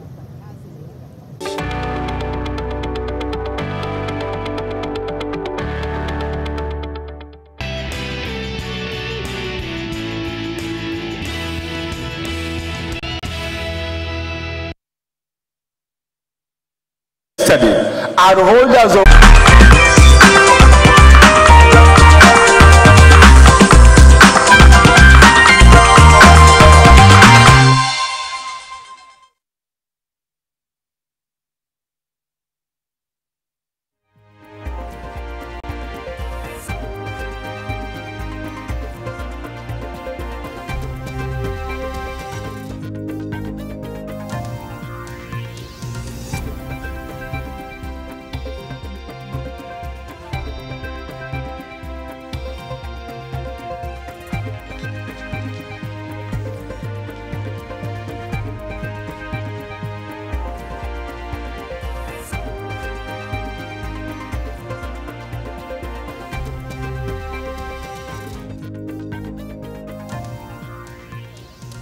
Dakta, imegonga saa 7 juu ya alama saa za Afrika Mashariki. Karibu kwenye taarifa zetu kuu siku ya leo mchana za NTV Adhuhuri. Tukujia moja kwa moja kutoka majengo ya bunge, siku ambayo ni hotuba ya kwanza ya Rais William Ruto kwa taifa. Atakuwa anatoa hotuba yake ndani ya majengo haya mbele ya mabunge yote mawili, bunge la taifa na la seneti, na kikosi kizima cha NTV kiko hapa vile vile katika maeneo mbalimbali kukuletea maoni ya mwananchi, maana hotuba ni ya rais, lakini kwako wewe mwananchi. Siko peke yangu katika majengo haya, niko na Ibrahim Karanja na Duncan Haembo upande wa pili, watakuwa wanachukua maoni ya wabunge moja kwa moja, lakini pia Nicholas Wambua yuko upande wa pili. Labda tusikie sauti yake kabla kuletea habari kuu. Nicholas. Kwamba tuko hapa kwa ajili ya hii shughuli na tunazungumzia kwa kina zaidi swala hili. Rais atakapoingia uwanjani hapa ndani ya bunge, je, itakuwa namna gani?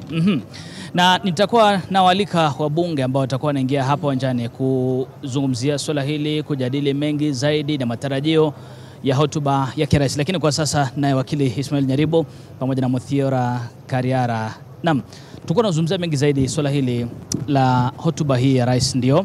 Lakini hebu tuseme kwa mfano wakati rais akiingia pale ndani ya bunge, wakati wa bunge na Wakenya wote wakitarajia hotuba yake kuitoa, hebu tusemeje kwamba katika swala hili la usalama, wakili, kwa haraka tu, unahisi ni mambo yapi muhimu ambayo rais huenda akayagusia pengine? Unajua, kwa upande wangu tunajua kwamba kuna hawa wahuni wajanja wale wanakaa hii sehemu ya Mombasa pale, yani terrorists ile Lamu, kwa hiyo maforest wanajificha pale. Iko wananchi wa kawaida wanatembea hapa town, wanasumbuliwa saa zingine na polisi. Security yao iko vipi? unapata mtu wako na shamba hapa na yeye ndiye anakaa pale, lakini mtu amekuja labda ni wa serikali ama ni wa polisi amechukua ile shamba. Kwa hivyo safety na security, yani ulinzi wa wananchi utaweza kuwa guaranteed namna gani? Hiyo ndio kitu muhimu wa Kenya wanataka. Nataka kujua kwamba nikitembea hii barabara ya Kenyatta Avenue, nikienda Rongai, nikienda Shauri Moyo, niko safe. Hii ni kitu ambayo rais wetu lazima ahakikishie wa Kenya ya kwamba anawachunga na hawataleta wale ambaye ni wahuni na wakora hawawezi kuleta maneno mengine mbaya kwa wananchi. Muthiora, kuhusiana na swala la bonde la ufa kule usalama, Baringo, kaunti za Baringo, Zumzia, Pokot, na mapo na uhakika kwamba atataja mengi, manake alivyoapishwa tu aliapa binafsi kwamba atahakikisha swala lile la utovu wa usalama bonde la ufa litashughulikiwa kikamilifu. Kwa hiyo leo ikiwa ni siku ambayo sio kitambo tumekuwa na mashambulizi ya kigaidi, naamini kwamba atalielezea taifa zile hatua wamekuwa wakichukua bonde la ufa, na nina uhakika atataja ni kwa nini tumekuwa na haya matukio hivi punde kule Baringo. Kwa hiyo ndani ya swala la usalama tuangazie hayo, na pia ukikumbuka kuna ile trip ya vikosi vyetu vya usalama ambavyo vinafaa kwenda kudhibiti hali ya usalama taifa la Haiti. Leo anavyokuja bungeni, naamini atakuwa na fursa ya kuelezea taifa inakuwaje kwamba hatujadhibiti usalama humu nchini, lakini tuko tayari kutoa vikosi vyetu viende kudhibiti usalama katika taifa la kigeni. Pia ukumbuke ya kwamba equality, usawa. Unaona kuna wale watu ya Baringo pale wana complain, wanasema iko bunduki ya serikali iko kwa jirani yetu, lakini sisi hatuna. Kwa hivyo ile usawa, kuhakikisha kwamba kila Mkenya amelindwa, wengine wasisikie ya kwamba ndio wako na bunduki na wengine wajione ya kwamba wako yani exposed. Kwa hivyo usawa ni muhimu sana kwa hali ya maneno ya usalama. Naam. Bila shaka mtazamaji, na kama nilivyokufahamisha ni kwamba tuna Ibrahim Karanja, Duncan Haemba, Sydney Chazima wakiwa tayari. Bila shaka watakuwa wanakuja kwetu moja kwa moja Sydney, kwa upande ambapo waheshimiwa wabunge pamoja na rais watakuwa naingilia, kisha Duncan Haemba na Ibrahim Karanja wako ndani ya bunge, watakuwa nakuletea matukio na matokeo upande huo kuhusiana na baada ya hotuba hii ya Rais William Ruto itakavyokuwa. Basi tutakuwa nakuletea taarifa hizo moja kwa moja, lakini kwa sasa mtazamaji, naregesha husukani kwa Lofty Matambo na azidi kutufahamisha taarifa za siku ya leo. Lofty. Na asante sana Nicholas Wambua. Bila shaka ni kionjo tu cha wageni wetu ambao watakuwa baadaye wanatuletea uchambuzi ule kwa kina kuhusiana na kinachoendelea katika majengo haya ya bunge. Na mtazamaji, tumekuandalia taarifa kutoka maeneo mbalimbali. Kumbuka ni jana tu ambapo maseneta wote 47 walimuokoa Kawira Mwangaza katika kesi ambazo zilikuwa zinamkabili makosa 7 kwenye kesi ya kutaka kubanduliwa na wale wawakilishi wadi wa kaunti ya Meru. Ndio taarifa kuu ambayo siku ya leo tunaifuatilia, na bila shaka kuna maoni mbalimbali ambayo yametolewa ikiwemo kutoka kwa upinzani ambao wamezungumza mengi kuhusiana na kilichoendelea hapo jana na kwa nini Kawira Mwangaza aliweza kuokoka. Mbali na hayo mtazamaji, ni kwamba katika maeneo mbalimbali mvua inaendelea kushuhudiwa na tutakuwa tunafuatilia zaidi pia kuhusiana na hilo, ni wapi athari hii ya mvua na mafuriko imefika na kusababisha maafa maeneo mbalimbali. Lakini tukianza moja kwa moja mtazamaji, ni kwamba viongozi wa Azimio la Umoja One Kenya wanasema kwamba hotuba ya rais kwa taifa hii leo sharti itoe mwongozo thabiti kuhusu mbinu za kupunguza gharama ya maisha haswa miongoni mwa Wakenya na kuimarisha uchumi na uwezekano wa kuweza kuwakinga Wakenya. Kinara wa chama cha DAP Kenya mtazamaji alizungumza hayo, ambaye ni Eugene Wamalwa, ambaye pia na wanachama wenzake wa kamati ya maridhiano ya kitaifa. Viongozi hao vilevile wameisuta serikali ya Kenya Kwanza kwa kile ambacho wanasema kwamba ni kutoa ahadi tele bila kutimiza lolote lile la msingi kati ya ahadi hizo. Nafikiri Wakenya wanaumia, haijalishi ulikuwa chama gani ama dini gani, sote tunaumia sababu ya gharama ya maisha kwenda juu. Bei ya petroli imepanda sana. Today we want to tell him, you cannot tell Kenyans there's nothing you can do, your hands are tied. You can untie those hands by directing the same MPs you threatened to amend the Finance Act starting with the VAT on fuel. That by itself, if you tell Kenyans that tomorrow in your State of the Nation address, Kenyans will feel like you have listened, you have heard them, and you have done something. Yes, there is something you can do.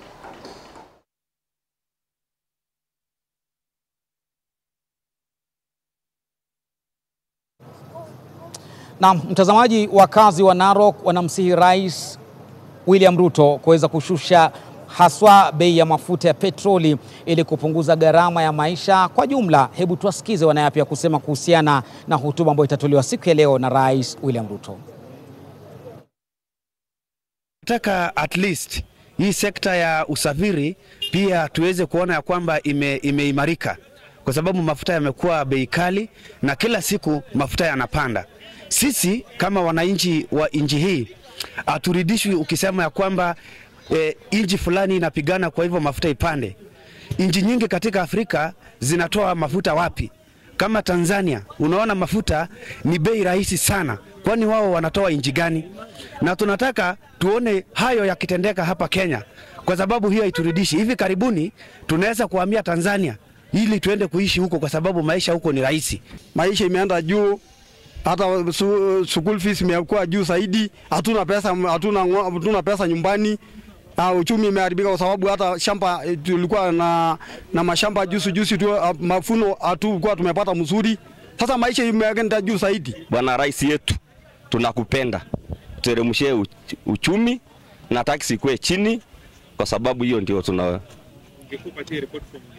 Sasa hata magari sisi ni madereva, wateja waendi kwa sababu ya nauli. Tunakuomba Rais, leo ukisungumusa, tunaomba uturumie kama baba wa taifa. Turumie, tupunguzie hii maisha. Mafuta irudi, hata kama itarudi 100.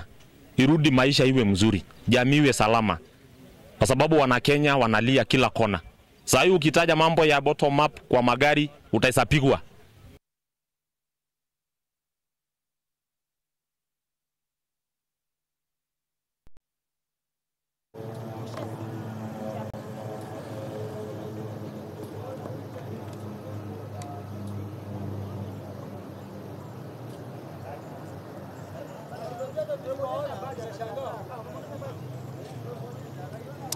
Na mtazamaji, hapa ndani hawataruhusiwa wananchi kuingia. Watasikiliza na kufuatilia hotuba ya rais wakiwa majumbani kwao kwenye runinga sebuleni, lakini nje kuna wananchi ambao wanapita na mwanahabari wetu Sydney Chazima amesimama kule angalau kuchukua maoni yao kama atapata wawili watatu kuzungumza nao. Sydney, kwako.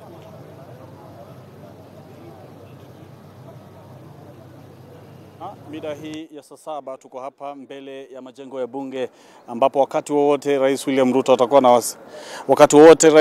atakuwa na wasili hapa ili kuingia katika bunge hili kufanya hotuba yake ya kwanza kama kuongelea mambo ya masuala ya kitaifa.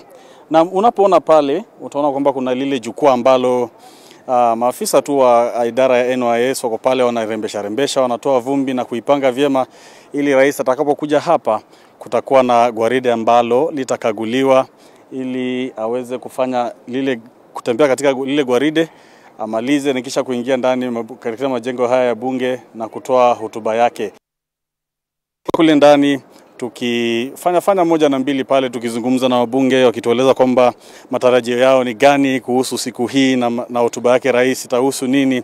Na tumepata kusikia kutoka kwa mbunge John Kiaria ambaye ni wa Dagoretti Kusini akizungumzia zile swala la wabunge wa upinzani ambao waliondoka katika hotuba yake Rais William Ruto wakati wa kwanza alipokuja kufungua bunge hili, wakisema kwamba hawatomsikiza. Kumbuka wakati huo kulikuwa na tetesi sana kuhusu uchaguzi uliopita, na amesema kwamba ikiwa leo hii pia wataweza kuondoka. Tumeona kwamba tayari seneta wa Nairobi ambaye ni Edwin Sifuna ameandika katika mitandao yake ya kijamii akisema kwamba rais hata hudhuria hotuba hii kwa sababu ambazo anasema kwamba bado kuna mambo ambayo hayajashughulikiwa kuhusu gharama ya maisha, na haamini kwamba swala hilo litatatuliwa hivi karibuni. Kwa hivyo tunatarajia kwamba kuna wabunge wa upinzani ambao tayari tumewaona wako hapa, na kuna ambao wamesema hawatafika, na tunatarajia kuona nini haswa kitaendelea. Tayari tuliona kwamba kuna wengine ambao wakikutana hapa, kuna majibizano tu mengi sana kuhusu mambo ambayo wanasema hayaendi sawa kufikia sasa. Na kutoka hapa hivi tunaona kwamba bado shughuli ni kabambe, bado kuna watu wanazidi kutembea hapa, barabara zimefungwa wakati wote, na upande ule huko utaona kwamba polisi wako pale wamefunga barabara hii. Hata upande huu kumefungwa kwamba raia ama wananchi wa kawaida hawezi pita hapa. Unapoona hapa ni bendi pengine ya maafisa wa polisi ambao wako tayari tu kuanza kupiga zile tarumbeta zao na kutumbuiza na kuimba katika zile wimbo za bendi wakati ambapo Rais William Ruto atakuwa anakagua gwaride katika eneo hili. Na studio sina mengi ya kujuza kufikia sasa, ila tu kukupa picha hizi, furahia nazo na nikurejeshe pale studioni. Lofty.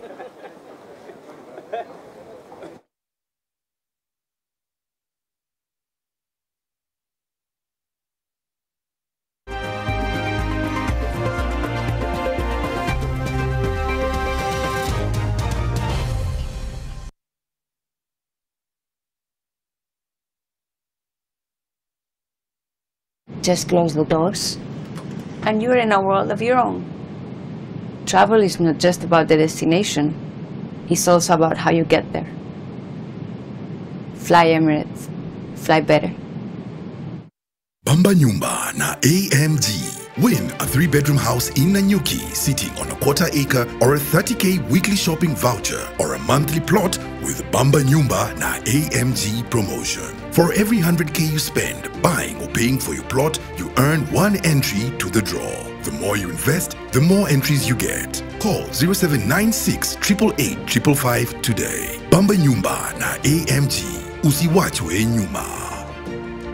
Introducing Britam Pharmacy First. Britam has partnered with Halton's, Good Life, Malibu and My Dawa pharmacies to bring healthcare closer to you. Use your Britam medical card to treat minor ailments at any of our pharmacy partner outlets today. Britam, with you every step of the way. Even Job, he overcome the lines the devil had put for him. He entered the next level. Today, I prophesy, just like Job, God bless his life. Yeah. He received double. Today, you are crossing that suffering, crossing that sickness, crossing that failure, that poverty, joblessness. You are entering your next level. Double.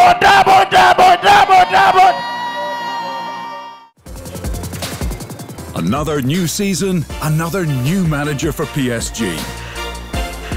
But does that really change anything for the club that has dominated French football for the past decade, winning 9 of 11 Ligue 1 titles? Maybe not, but new boss Luis Enrique still intends to leave his mark on PSG and its players, coaching as only he knows how.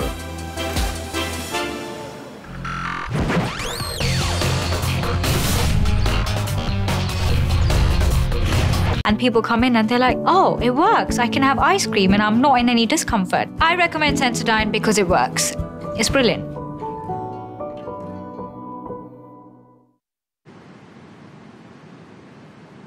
$1,500 movies? I don't want this flight to end.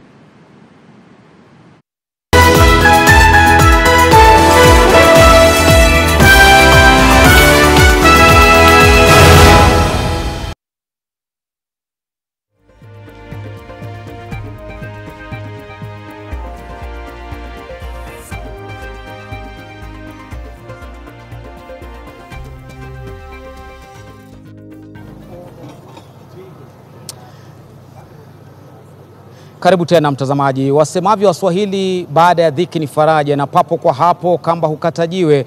Na kwa mara ya pili bunge la Seneti limemnasua tena Kawira Mwangaza kutoka katika mtego na meno ya simba. Seneti ilipiga kura kupinga hatua ya kumbandua ama ya kaunti ya bunge la Meru kutaka kumng'atoa mamlakani gavana huyo kwa mara ya pili. Maseneta walipinga kwa kauli moja malalamishi yote 7 dhidi ya Mwangaza baada ya kusikiza hoja za mawakili wa bunge la kaunti na vile mawakili wa Kawira kwa siku 2 mfululizo. Baada ya kura kupigwa, mtazamaji, spika wa Seneti Amason Jeffa Kingi alitangaza kwamba hoja hiyo ya kaunti ilikuwa imeshindwa kwa mara ya pili na kwamba gavana Kawira atasalia mamlakani kuwa gavana wa kaunti ya Meru. It's not just the governor who is on trial, Mr. Speaker. It is the Senate of the Republic of Kenya that is on trial tonight, Mr. Speaker.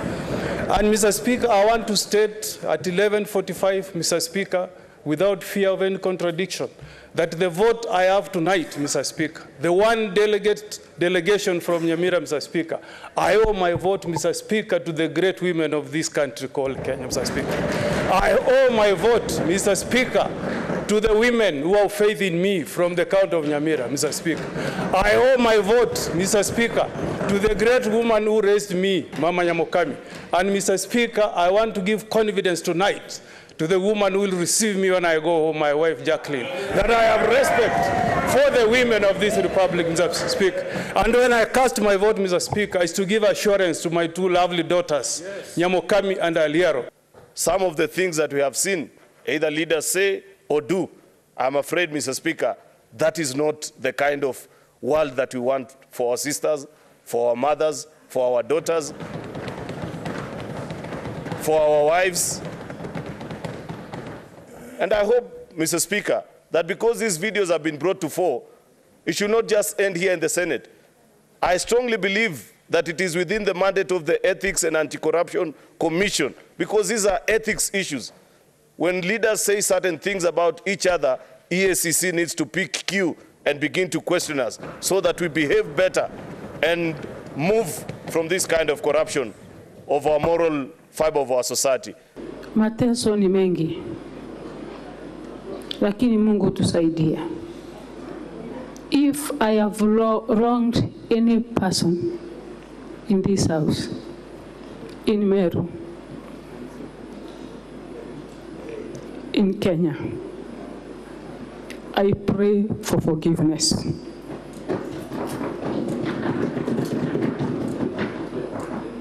As a mother, a leader, it is my duty to unite Meru people.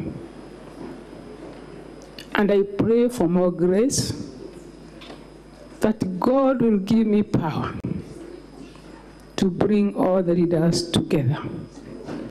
The Senate has failed to remove from office by impeachment Honorable Kawira Mwangaza, the governor of Meru County. And the governor accordingly continues to hold office.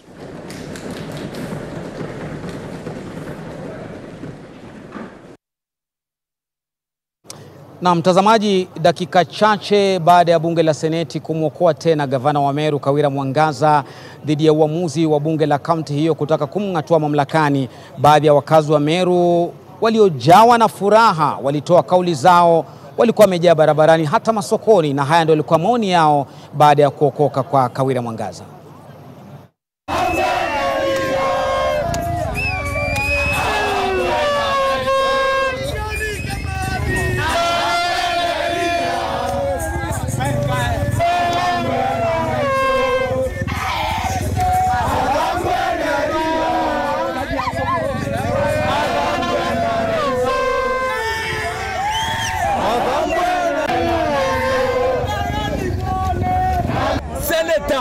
Wa Kenya Kwanza, senators wa Azimio hawakuangalia, hawakuegemea upande wowote. Wameenda kwa ukweli na wakaenda kwa utaratibu, wakafuatilia sheria na ndio wameamua, na wakapiga kura mara 7 na wakafanya mama awe na ushindi.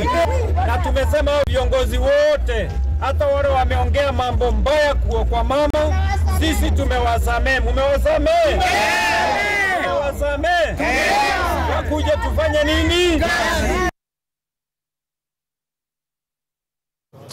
Sadakta. Na mtazamaji, ndio maana wanasema hata ng'ombe akivunjika guu mwituni ama malishoni kurejea zizini. Zizini kwa gavana Kawira Mwangaza ni Meru, na wamezungumza kumpokea tena aendelee kuwa gavana wao. Mtazamaji, na kukumbusha kwamba twakujia mubashara kutoka majengo ya bunge, na hapa nyuma yangu kwenye muda wa kama saa 1:30 hivi atakuwa anaingia haswa kwenye kama dakika 45 hivi atakuwa tunamtarajia Rais William Ruto kufika hapa na kutoa hotuba yake. Itakuwa ni hotuba yake ya kwanza kikatiba kuitoa kwa taifa mbele ya mabunge yote mawili. Ya kwanza ilikuwa ya ufunguzi tu na ilikuwa ni kukaribisha bunge la 13 kulifungua wazi tarehe 29 Septemba mwaka 2022. Ila sasa ndo atakuwa anatekeleza wajibu wake kikatiba. Upande wa pili kule mbele ya majengo ya bunge kunaye Ibrahim Karanja ambaye ako na wageni wake, na hawa ni wabunge ambao anasema nao kutoa matarajio yao kabla ya hotuba hii kutolewa na rais. Ibrahim, kwako.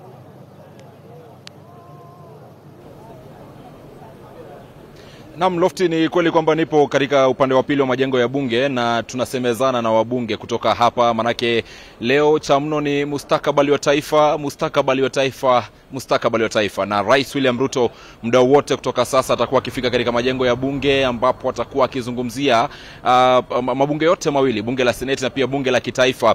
Na kwa sasa kama ulivyosema Lofty, ni kwamba tupo na wabunge ambao wanatuelezea pengine kulingana nao mustakabali wa taifa upo vipi.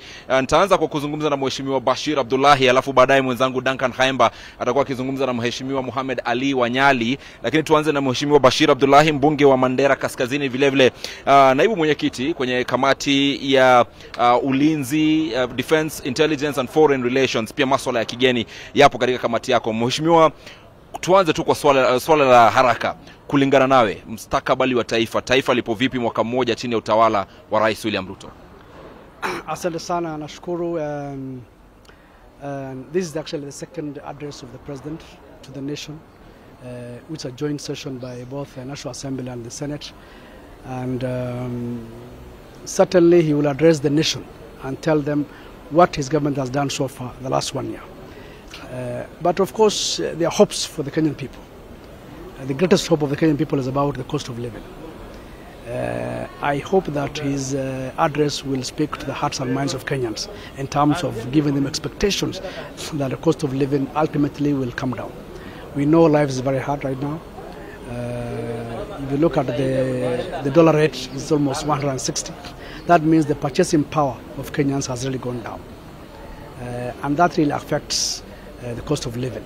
And so what is so dear to Kenyans now, that is, and these are the people that we represent at the constituency level, is the cost of living. It's so dear to them, and that we expect that the President will address that aspect in no uncertain terms. The other issue that I'm sure he will tell the people of Kenya is what the government has done so far, 1 year down the line. And I'm sure that is something that he will tell Kenyans. And of course, after his speech, the Parliament will address his speech and discuss for the next 3 days.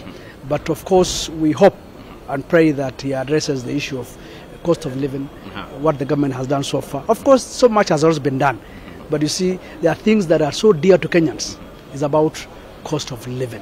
Ila Mheshimiwa, wakati ambapo unasema kwamba una imani kwamba atazungumzia gharama ya maisha, ni siku mbili tu ambapo siku mbili zilizopita ambapo Rais William Ruto alikuwa na wabunge wa Kenya Kwanza pale kwenye ikulu, na taarifa ambazo zilitoka huko ni haswa wabunge mlikuwa ama walikuwa pia na wasiwasi pia kuhusu gharama ya bei ya mafuta ambayo inazidi kwenda juu, na rais alisema kwamba mikono yake imefungwa, kwamba ni matatizo ya kimataifa. Kwa hiyo kuna imani kwamba leo hii atakuwa akipatiana ishara yoyote kwamba mambo yatakuwa yakienda chini, haswa gharama ya maisha yakienda chini kwa siku za hivi karibuni?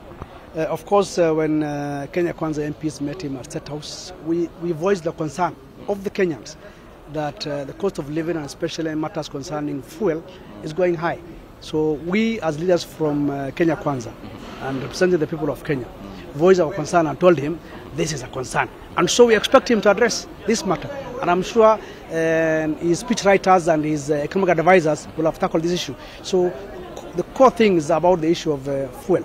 As much as he says his hands are tight, we understand that there are global issues. But you see, our neighbors, our neighboring countries also are part of the global village. And so Kenyans will be asking, why is our neighbor having low cost of fuel? And as Kenyans, we don't have. Those are answers that the Kenyans need, and the President must address in certain times that why, for example, a neighboring country, the fuel cost is low and Kenya is high. it's a difficult question, but he has to navigate and tell Kenyans that this is why the fuel levy or the cost of the fuel will have to go up. But I think, looking at the concerns of Kenyans and including the concerns of Kenyan MPs that met him, I have a feeling that he doesn't need to increase the cost of living on the 14th of this month. Asante sana Mheshimiwa Bashir hapa ambaye ni mbunge wa Mandera Kaskazini akizungumza. Tunaelekea kwa Duncan Hayemba ambaye kuna mbunge wa Nyali Mohamed Ali, watakuwa akizungumza pia kuhusu mustakabali wa taifa. Lakini kabla nielekea kwa Hayemba, mtazamaji, ndio picha ilivyo. Taswira ya ndani ya bunge ni hapa ambapo Rais William Ruto atakuwa akifika. Zulia nyekundu tayari imewekwa, atakuwa akiingia katika bunge la kitaifa kuzungumza na wabunge kutoka bunge la Seneti na bunge la kitaifa. Lakini kwa sasa Hayemba ni jukumu ambalo rais anafanya kutokana na kipengele cha 132, na nina uhakika kwamba mbunge wa Nyali pia ana kauli kuhusu mustakabali wa taifa ulivyo. Hayemba. Naam, barabara kabisa mwenzangu Ibrahim, ni kupata kwa njilio safi kabisa. Mtazamaji, ni kwamba leo ndio leo. Kwa mara ya kwanza Rais William Ruto, rais wa awamu ya 5, atakuwa analihutubia taifa kuweza kueleza, je, ukweli wa mambo ni vipi, hali ya mambo yanasimama vipi, mambo yanakwenda vipi, chombo kiimara au kinegemea au kinakwenda mrama. Lakini mbona tuandike na mate ilhali wino upo? Tazungumza naye mbunge wa Nyali Mohamed Ali. Je, matarajio yako hii leo katika hotuba ya rais anapolihutubia taifa kwa mara ya kwanza, unaona mambo yapi ambayo unatarajia? Kwanza kabisa ni kuweka nchi sawa, kwa sababu kumekuwa na maneno ya hapa na pale. Kwa hivyo tunatarajia leo ni siku ya kuleta nchi pamoja, na siku ambapo ya kutueleza amefikia wapi kutoka chaguliwe kuwa rais wa Jamhuri ya Kenya. Kwa hivyo najua kuna expectation mingi sana kutoka kwa wananchi nchini Kenya. Najua watu watazungumzia gharama ya maisha, watu watasema vitu zimepanda, lakini ni moja wapo ya matatizo sio hapa kwetu tu, bali hata nje ya taifa, mataifa mengine. Lakini muhimu zaidi wakati huu, kwa mfano kama gari imekwama kwenye matope, huwezi kuambia, huwezi kaa juu ya hiyo gari utarajie itoke, ni ushuke tusukume. Leo ni siku ya Wakenya kushuka na kusukuma pamoja. Kuna mambo mengi Wakenya wanatarajia, na tunatarajia leo rais atayajibu kwa kina. Basi mengi ambayo pengine tunatarajia kwamba rais atayajibu kwa kina mwaka mmoja na miezi kadhaa baada ya kushika hatamu za uongozi. Je, tueleze, enzi zako ulisifika sana kuwa mtetezi wa haki za binadamu, mtetezi wa uhuru wa vyombo vya habari, mtetezi wa kuangalia kwamba katiba inazingatiwa. Je, kufikia sasa kuna wale ambao wanasema kwamba serikali hii imeanza kwa mkondo ambao kidogo hauridhishi? Hali mbona imeko vipi? Nadhani ni mtazamo wa kila mtu, na Mkenya ana haki ya kusema yale ambayo anahisi moyoni mwake. Lakini jambo ambalo mimi najua kama Mohamed Ali ni kwamba tuliridhi nchi ikiwa katika hali mbaya sana, na hatutaki kukaa tukisema tumeridhi nchi kwa hali mbaya. Tumeirithi, jukumu letu sasa ni kuitengeza, kuiunda na kuirudisha mahali ilipokuwa. Aliyekuwa rais wa Jamhuri ya Kenya marehemu Mwai Kibaki aliweza kuchukua miaka 2 kutatua nchi hii. Wewe Hayemba, unajua hata wewe ukioa leo, mtoto haizi zaliwa leo. Ni lazima mufanye mapenzi, mtoto wa Mwenyezi Mungu awajalie, baada ya miezi 9 mtoto azaliwe. Kwa hivyo najua kuna changamoto mingi, lakini ni jambo la subra, kwa sababu huwezi badilisha kila kitu kwa mpigo. Umepata nchi imeporwa, haina lolote, unajaribu kutafuta pesa. Unamwona rais anazunguka nje ya nchi kutafuta wawekezaji, kutafuta pesa ya kuinua nchi, kutafuta njia mahsusi kuhakikisha kila mtu analipa ushuru, ili tuweze kulipa madeni yale yote tulioweza kuwekelewa na watu waliokuwa hapo awali. Na mimi naamini na kutumaini ya kwamba baada ya miaka 2 hivi nchi itasonga mbele. Mvua imekuwa ni changamoto, kwa miaka 4 hatujapata mvua. Sasa tumepata, tunatarajia mavuno makubwa zaidi hii Disemba, na kuanzia mwaka ujao natumai gharama ya maisha, bei ya chakula itaenda chini. Kwa hivyo ni mambo mengi ambayo tunasubiri, lakini hatuwezi kusukuma mtu kwa lazima na kumwambia ni lazima ufanye hii katika kipindi cha mwezi mmoja. Haiwezekani. Hii ni nchi. Hii nchi ina mambo mengi na ni lazima tuende hatua baada ya hatua. Mkenya ana haki ya kulalamika, ni haki yake. Hata mimi na haki ya kulalamika, lakini pia kuna haki ya kukubali na kumpa mtu nafasi afanye kazi. Kwa mfano mwaka mmoja tangu tuwe katika utawala huu, tumekuwa na misukosuko ya maandamano. Hiyo mwaka mmoja ilikuwa ni kupanga na kuhakikisha hakuna kuharibu nchi na nini. Lakini sasa vile mambo inaenda, rais umeona katika kazi yake ya fertilizer na nini, inazaa matunda sasa. Kila mtu anavuna sasa. Pengine ninge kukuuliza hatma ama mustakabala wa vyombo vya habari ni vipi? Manake wewe kama mwanahabari wa miaka mingi, na katiba kifungu 34 ama ibara ya 34 inazungumzia uhuru wa vyombo vya habari. Mbona serikali inaonekana kwamba kidogo ina chuki zaidi dhidi ya utawala wote ule dhidi ya vyombo vya habari? Serikali haina chuki hata kidogo.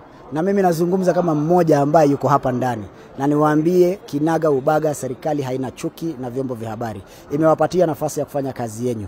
Ila mkubali, katika kipindi fulani mulikosea, mulienda kinyume na maadili ya watangazaji. Mimi bado ni mwanahabari, nimekuwa mwanahabari, lakini I have never taken sides na kuhakikisha ya kwamba eti mimi natetea watu fulani. Wanahabari wawe neutral. Tukikosea watu kashifu, tukifanya vizuri watu pongeze. Lakini kusema eti wanahabari wanaonewa ni uongo. Nyinyi ndio mnajionea na nyinyi ndio mnatoa picha mbaya ya taifa. Ni lazima tujipende. Ni kama tunavyozungumza kwamba mzigo kidogo umebana na punda atafariki, ama kwa serikali ni punda afe bora mzigo ufike? No. Tukifanya makosa una haki na uhuru. Hiyo ndio kazi yako ya kuambia Wakenya hapa tumekosea. Lakini huna haki na uhuru wa kuongea uongo, jambo ambalo huna facts. Gharama ya maisha imepanda. Gharama ya maisha ni, mimi nakuambia kama Mohamed Ali, gharama ya maisha ni kweli iko juu. Na nimekueleza ni changamoto zipi tumepata ili gharama ya maisha iwe juu. Sijakataa wala sijapingana. Najua kuna mahali mambo hayaendi mzuri, lakini jambo tunalowaambia, mtupe muda tutatue, kwa sababu kwanza umeachiwa nchi ambayo haina lolote. Pili, unakuja kujaribu kutengeza nchi ambayo iliporwa. Tatu, kuwa na subra. Baada ya miaka miwili hivi itakuwa, mimi naamini chakula itashuka next year, kwa sababu mavuno ni tele. Mungu ametujalia mvua baada ya kutunyima kwa miaka 4. Kwa hivyo pia nyinyi wanahabari, fanyeni kazi yenu. Okay, wamulikeni vile mnataka, vile mimi nilikuwa nawamulika, lakini museme kwa ukweli. Bila shaka tutaweza kuzungumza nawe baada ya huduma. Kwa hivyo Ibrahim Karanja, naona uko na mwingine pale, kwa mawili machache kisha pengine urushe upande wake kwa bwana Niko Mbua. Naam, Hayamba, tunapoendelea kutamatisha hapa ni kwamba kwa sasa nina mbunge wa Kaloleni ambaye atatukua akitueleza kwa haraka tu ni kipi ambacho anatarajia kutokana na kauli ya rais leo hii. Mbunge, mheshimiwa, asante sana kwa kuzungumza nasi katika NTV. Na pia picha ambazo anakuonyesha Chris ni picha za maafisa ambao watakuwa wakimpokea rais William Ruto. Mheshimiwa, njoo kidogo tusonge nawe wakati ambapo Chris anakuwa akitengeza picha. Utueleze, Rais William Ruto atakuwa hapa na muda mfupi kutoka sasa atakuwa akiwaeleza ni kipi ambacho ama mustakabali wa taifa uko wapi. Ni kutokana na nguvu ya katiba kipengee cha 132. Kulingana nawe, mwaka mmoja wa Rais William Ruto alikuja hapa mwezi Disemba nafikiria, ama alipokuwa akifungua bunge mwaka uliopita, na akatoa legislative agenda, mambo yapi ambayo angetarajia bunge iwe kimunga mkono ili atekeleze. Mwaka mmoja baadaye, taifa lipo wapi? Asante sana. Kwa sasa matarajio ya Wakenya na sisi kama wabunge, gharama ya maisha iko juu zaidi. Tunatarajia rais aweze kuzungumzia kwa kina jinsi gani atateremsha gharama ya maisha chini. Na gharama ya maisha imepanda kwa sababu ya mafuta yamepanda bei na ushuru uko juu zaidi. Mwananchi wa kawaida hawezi kujikimu. Hivi ninavyokuambia ndugu yangu, wale ambao walikuwa kizungumziwa kuhusu bodaboda, kuhusu mama mboga, hata biashara zao zimeenda chini kwa sababu ya gharama ya maisha. Kwa hiyo hilo swala muhimu na swala nyeti leo ni kwamba rais azungumzie kwa kina swala la gharama ya maisha, ni vipi serikali itarudisha chini gharama ya maisha. Jambo jingine, serikali imekuwa kwa uongozi kwa muda wa mwaka mmoja, lakini sasa tuna kila uchao baadhi ya mawaziri na wale watu wakubwa katika serikali wanaongelea kuhusu serikali iliyopita. Ni wakati umefika sasa uangalie, hao ndo wako katika mamlaka, wako katika usukani, uangalie ni njia gani watafanya ili uchumi wa nchi ufanye nini, uimarike na mwananchi aweze. Unajua mwananchi hawezi kutoa kodi kama hana pato. Kwa hivyo ni lazima waangalie ni mikakati gani itakuja. Kulaumu serikali iliyopita kila wakati haileti shangwe na pia si suluhu. Kama mmejua makosa yako wapi, ketini kama serikali muanze kufanya nini? kuangalia ni njia gani kuyatatua kuliko kulaumu serikali iliyopita kila wakati.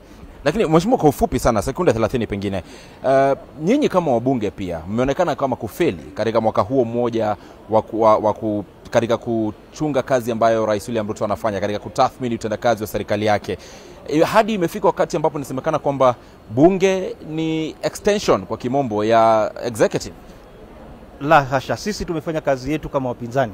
Mimi nilichaguliwa kwa chama cha ODM na tumefanya kazi yetu kama wajumbe wa upinzani kuangalia serikali inatenda kazi namna gani. Pale walipofanya sawa, tumeweza kuambia hapo ni sawa. Pale walipofanya ni makosa, tunawaambia ni makosa. Lakini wakati mwingine tunasemekana ni wabunge sote kwa sababu ni jukumu la kila mbunge. Lakini utaangalia mambo mengi yakifanywa, wabunge wa mrengo ule mwingine ndio wanapenda mambo yao yapite. Hata sisi tukipinga, uliona ile sheria ya kuongeza ushuru, tulisimama, mimi nilikuwa mmoja wao kwa kupinga, lakini kwa sababu tulikuwa wachache ilienda vile ilivyoenda. Asante sana. Ni mbunge wa Kaloleni, mbunge ambaye alichaguliwa hapa bungeni kupitia muungano wa Azimio la Umoja, haswa chama cha ODM. Picha ndizo hizo, matayarisho tu ya Rais William Ruto kufika hapa, lakini kwa sasa narejesha nafikiria kwa mwenzangu Lofty Matambo akuwa akitueleza upande wa pili kuna nini. Nikumbua.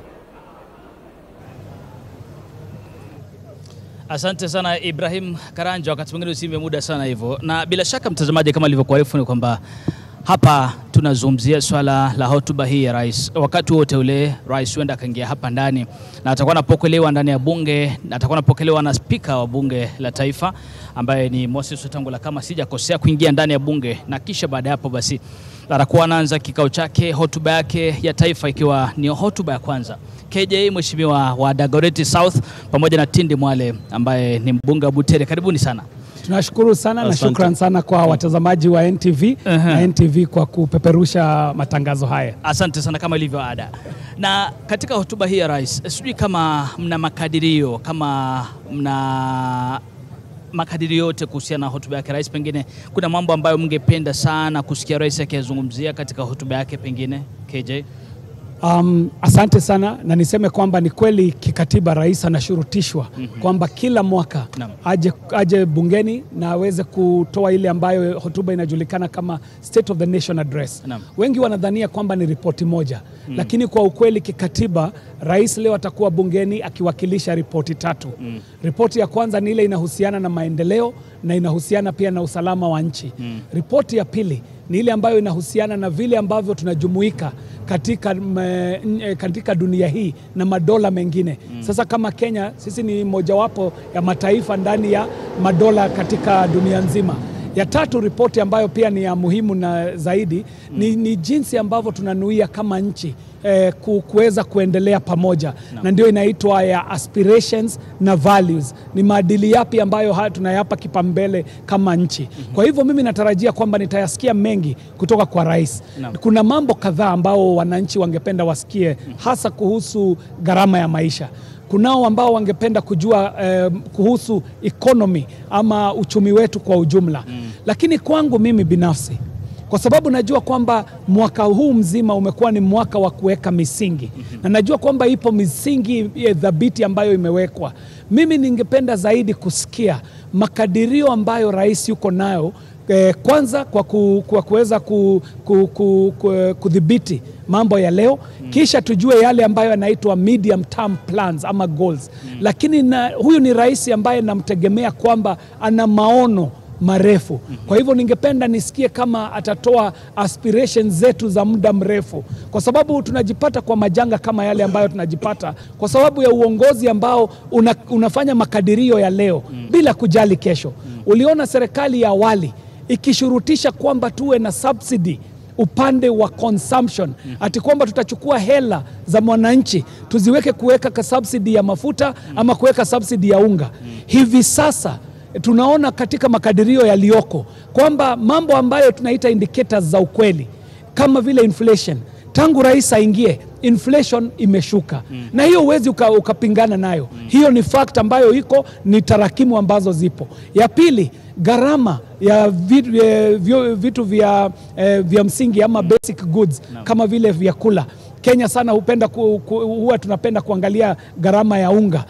Bila subsidy kama zile mapesa mabilioni yale ambayo yalikuwa yanapewa wakora, kwa sababu subsidy ya unga ilikuwa inalipwa mabilioni kila mwezi. Kisha kila mwezi tunaambiwa kwamba mila zama wasagaji wa unga hawajapata, kumaanisha ni pesa ilikuwa inaenda kwa mifuko ya wengine.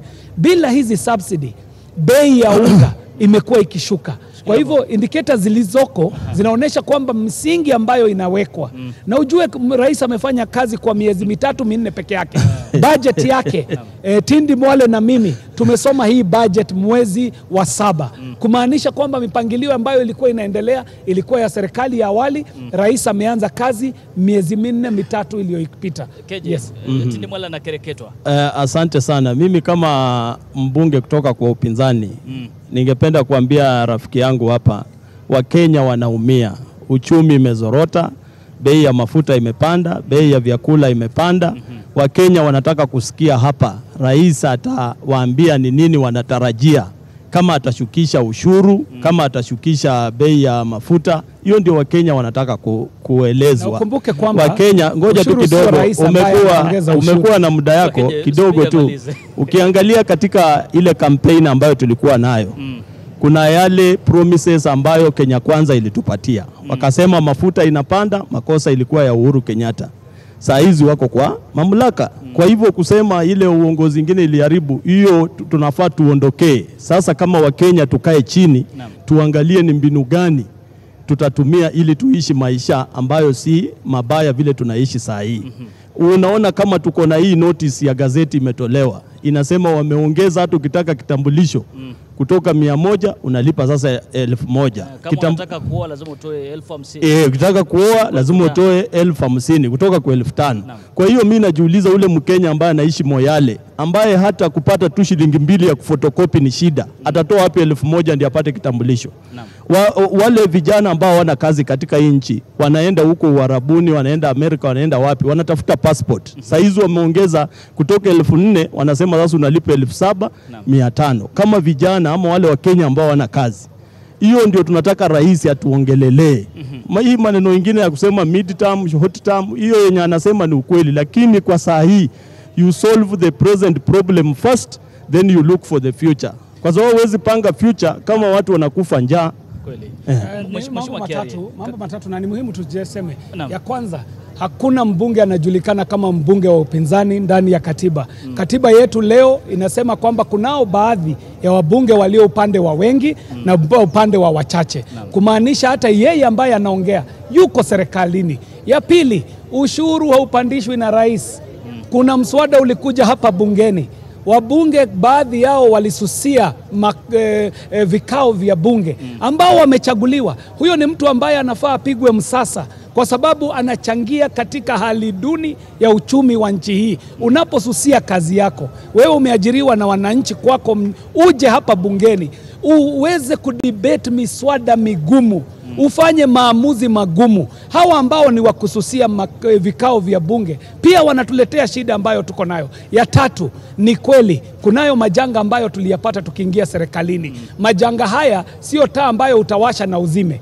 Hivi leo huyu Tindi Mwale anajua vizuri bayana kwamba kwa kila shilingi 10 ambazo tutapata zikiwa ushuru ama revenue, shilingi 7, zaidi ya shilingi 7 tunatumia kulipa madeni ya awali, ikiwemo pamoja na Eurobond. Lakini nimependa mahali ambapo anaenda kwamba tuanze kukadiria ni wapi tutaenda, kwa sababu tukikaa hapa kwa kulalamika, iwe kwamba mwananchi analalamika, mjumbe alalamike, sijui nani alalamike, viongozi sio wa kulalamika, ni wa kutoa suluhisho. Na suluhisho iliyopo ni kwamba nilitoa indicator 2, nikasema kwamba inflation ya Kenya inapungua, gharama ya vyakula inaendelea kupungua. Ni kwa nini? Kwa sababu msingi uliowekwa ni msingi wa kufanya kazi. Bei ya vyakula na bei ya maisha haishushwi kwa kuenda kukashifu serikali. Inashushwa kwa kutoa mikakati ambayo itatoa mbolea ambayo ni ya kufaa, kwa bei ambayo inafaa. Mkulima arudi shambani aweze kulima. Hivi sasa tukiongea, mazao yale ambayo yanatoka shambani ndio yanachangia kupungua kwa bei ya unga. Sasa wewe toa majadiliano ambayo yataleta suluhisho. Shida kubwa ambayo iko katika serikali ya Kenya Kwanza ni Rais President Ruto ako na watu ambao wanaitwa wale cheering squad. Hawamwambii ukweli kama ndugu yangu hapa. Ukiangalia hiyo maneno ya finance bill, President mwenyewe aliita Kenya Kwanza kwa State House. Akawaambia lazima wapitishe hiyo bill. The way ililetwa hapa kwa bunge paka saa 9 kamili watu wako wanajua kura itapigwa. Walianza kumobilize watu saa 10. Ndio sasa saa 11 wanafunga milango wanasema sasa kura inapigwa. Kwa hiyo ile ambayo tunasema kama Wakenya bila kuenda kwa siasa mrengo huu ama ule, ni rais akikuja hapa atueleze ule mama mboga na bodaboda Hustler Nation watafaidika vipi, kwa sababu saizi hao watu wanaumia, na hiyo ndio ukweli. Wajua mheshimiwa, nimesikia hata baadhi yenu sasa mmeacha kwenda kule vijijini kwa wapiga kura, manake mnaogopa mtu awaambia nini wakiuliza maswali. Mheshimiwa Keji, sijui kama unaenda kwako, subiri mheshimiwa. Na hilo ni jambo la maana na ni jambo la wale wa Kenya Kwanza ndio wanaogopa kwenda. Nichoko ni hiki. Ni kweli gharama ya maisha iko juu. Ni kweli kwamba hali ya kiuchumi ni ngumu. Hiyo ni ukweli inajulikana. Na sio sisi kama viongozi kuketi hapa kushinda tukikumbusha wananchi. Nituulize suluhisho zipo wapi? Na suluhisho ambazo zinawekwa na mipangilio ambayo ipo. Ya kwanza nilikupa katika ukulima kwamba tulikutilia hali ambayo ilikuwa ni gumu zaidi. Unakuta kwamba mkulima anapata mbolea ambayo haifai. Tulikuwa tunapata mbolea ambayo ilikuwa inaletwa kutoka nje ya nchi, mbolea ambayo haiwezi ikatumiwa katika nchi zingine, imepigwa marufuku. Tukaleta mbolea hiyo imetumika katika ukulima wetu, katika mazao ambayo tumepata katika msimu huu. Imekuwa ni mazao ya kufana na ndio yanachangia kupunguza bei ya unga. Ya pili, kumbuka kwamba kunao mpangilio mzima huu wa Kenya Kwanza, na mpangilio ni mpango mzima, it's a manifesto. Ni mara ya kwanza katika historia ya nchi hii ambapo serikali imeingia na manifesto na ikaanza kuitimiza hiyo manifesto. Na kumbuka manifesto haijachorewa kwa boardroom. Hii manifesto ilikuwa ni mwananchi wa Kenya ambaye alichangia kwa vikao 47 ambavyo rais aliketi katika kila kaunti ya nchi hii akabuni manifesto hii. Hiyo ndio ambayo inatekelezwa sasa hatua kwa hatua. Na nikasema hivi kwamba rais kwa sasa ametekeleza majukumu yake kwa miezi isiyozidi 5. Kwa kuwa kutekeleza majukumu ni kuweza kutumia budget ambayo umeibuni. Budget ya Kenya Kwanza imebuniwa mwezi wa 7 na ndio inatekelezwa kwa wakati huu. Nimekuambia kitu kimoja cha maana sana kwamba majukumu yetu ya kitaifa, international obligations, wakati ambapo kama nchi unatumia 70% ya revenue zako kulipa madeni ya awali. Hata kwa kuweza kuidhibiti serikali hadi ikafika mahali ipo. Hiyo inafaa kuwa kwamba rais anapigiwa kongole, kwa sababu haikuwa iwe rahisi kwa yeyote ambaye angechukua usukani. Iwe ni Rais William Ruto au iwe mtu mwingine. Economy tulikuwa tumeambiwa imesalia miezi 3 isambaratike. Kudhibiti economy peke yake ni hatua kuu. Lakini leo imeamka ama imekwenda kwenye ICU? Nimekuambia kwamba unaangalia economy kwa indicator zake. Na ile ambayo inamhusu mwananchi zaidi ni inflation rate. Unaona kama jambo la international trips ni jambo ambalo Wakenya wanaulizana. Hata sisi viongozi wakati tulikuwa na COVID-19 tulikuwa tunaona watu wanafanya Zoom meeting, hawakuwa wanaenda hizo international. Sasa Wakenya wanashangaa mbona rais anaenda hizo international. Na unajua international trip ya president inamaliza billions of shillings. Hata hapa bungeni sisi huwa tunaenda, saa zingine unapata bunge imetumia billions of shillings kwa international trip. Kwa hivyo Wakenya wanataka waelewe hii international trip ambayo rais anaenda, akikuja hapa atueleze ni nini inasaidia sisi. Hiyo ndio wanataka. Na ndio maana nataka Rais William Ruto kama ako mahali ananisikiza, hiyo ndio vitu akuja aongelelee. Aambie Wakenya mimi huenda Amerika kutafuta hii na hii na hii. Mimi naenda Ufaransa kutafuta hii na hii. Kwa sababu Wakenya waelewi.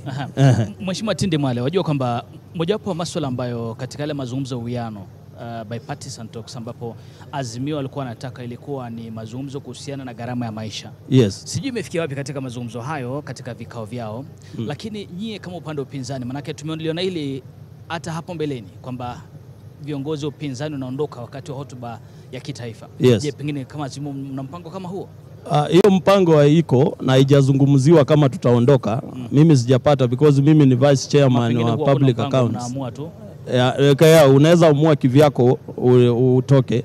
Lakini ile jambo nataka kueleza ndugu yangu hapa, rais hakufaa kutoa subsidies. Unajua subsidy hata saa hizi kuna wale watu wako 70 years old huko mbele wanapewa subsidy. Hiyo ni subsidy ya kujisaidia, hiyo 2,200 wanapata. Kwa hivyo subsidy wakati unatoa kwa mafuta, mafuta ishuki bei, inaendelea kupanda. Kwa hivyo akirudisha subsidy kwa mafuta inashuka na shilingi 31. Saa hizi akirudisha subsidy ambaye President Uhuru Kenyatta alikuwa ameweka, inashuka na 31 shillings. Hata uliza any economist atakueleza.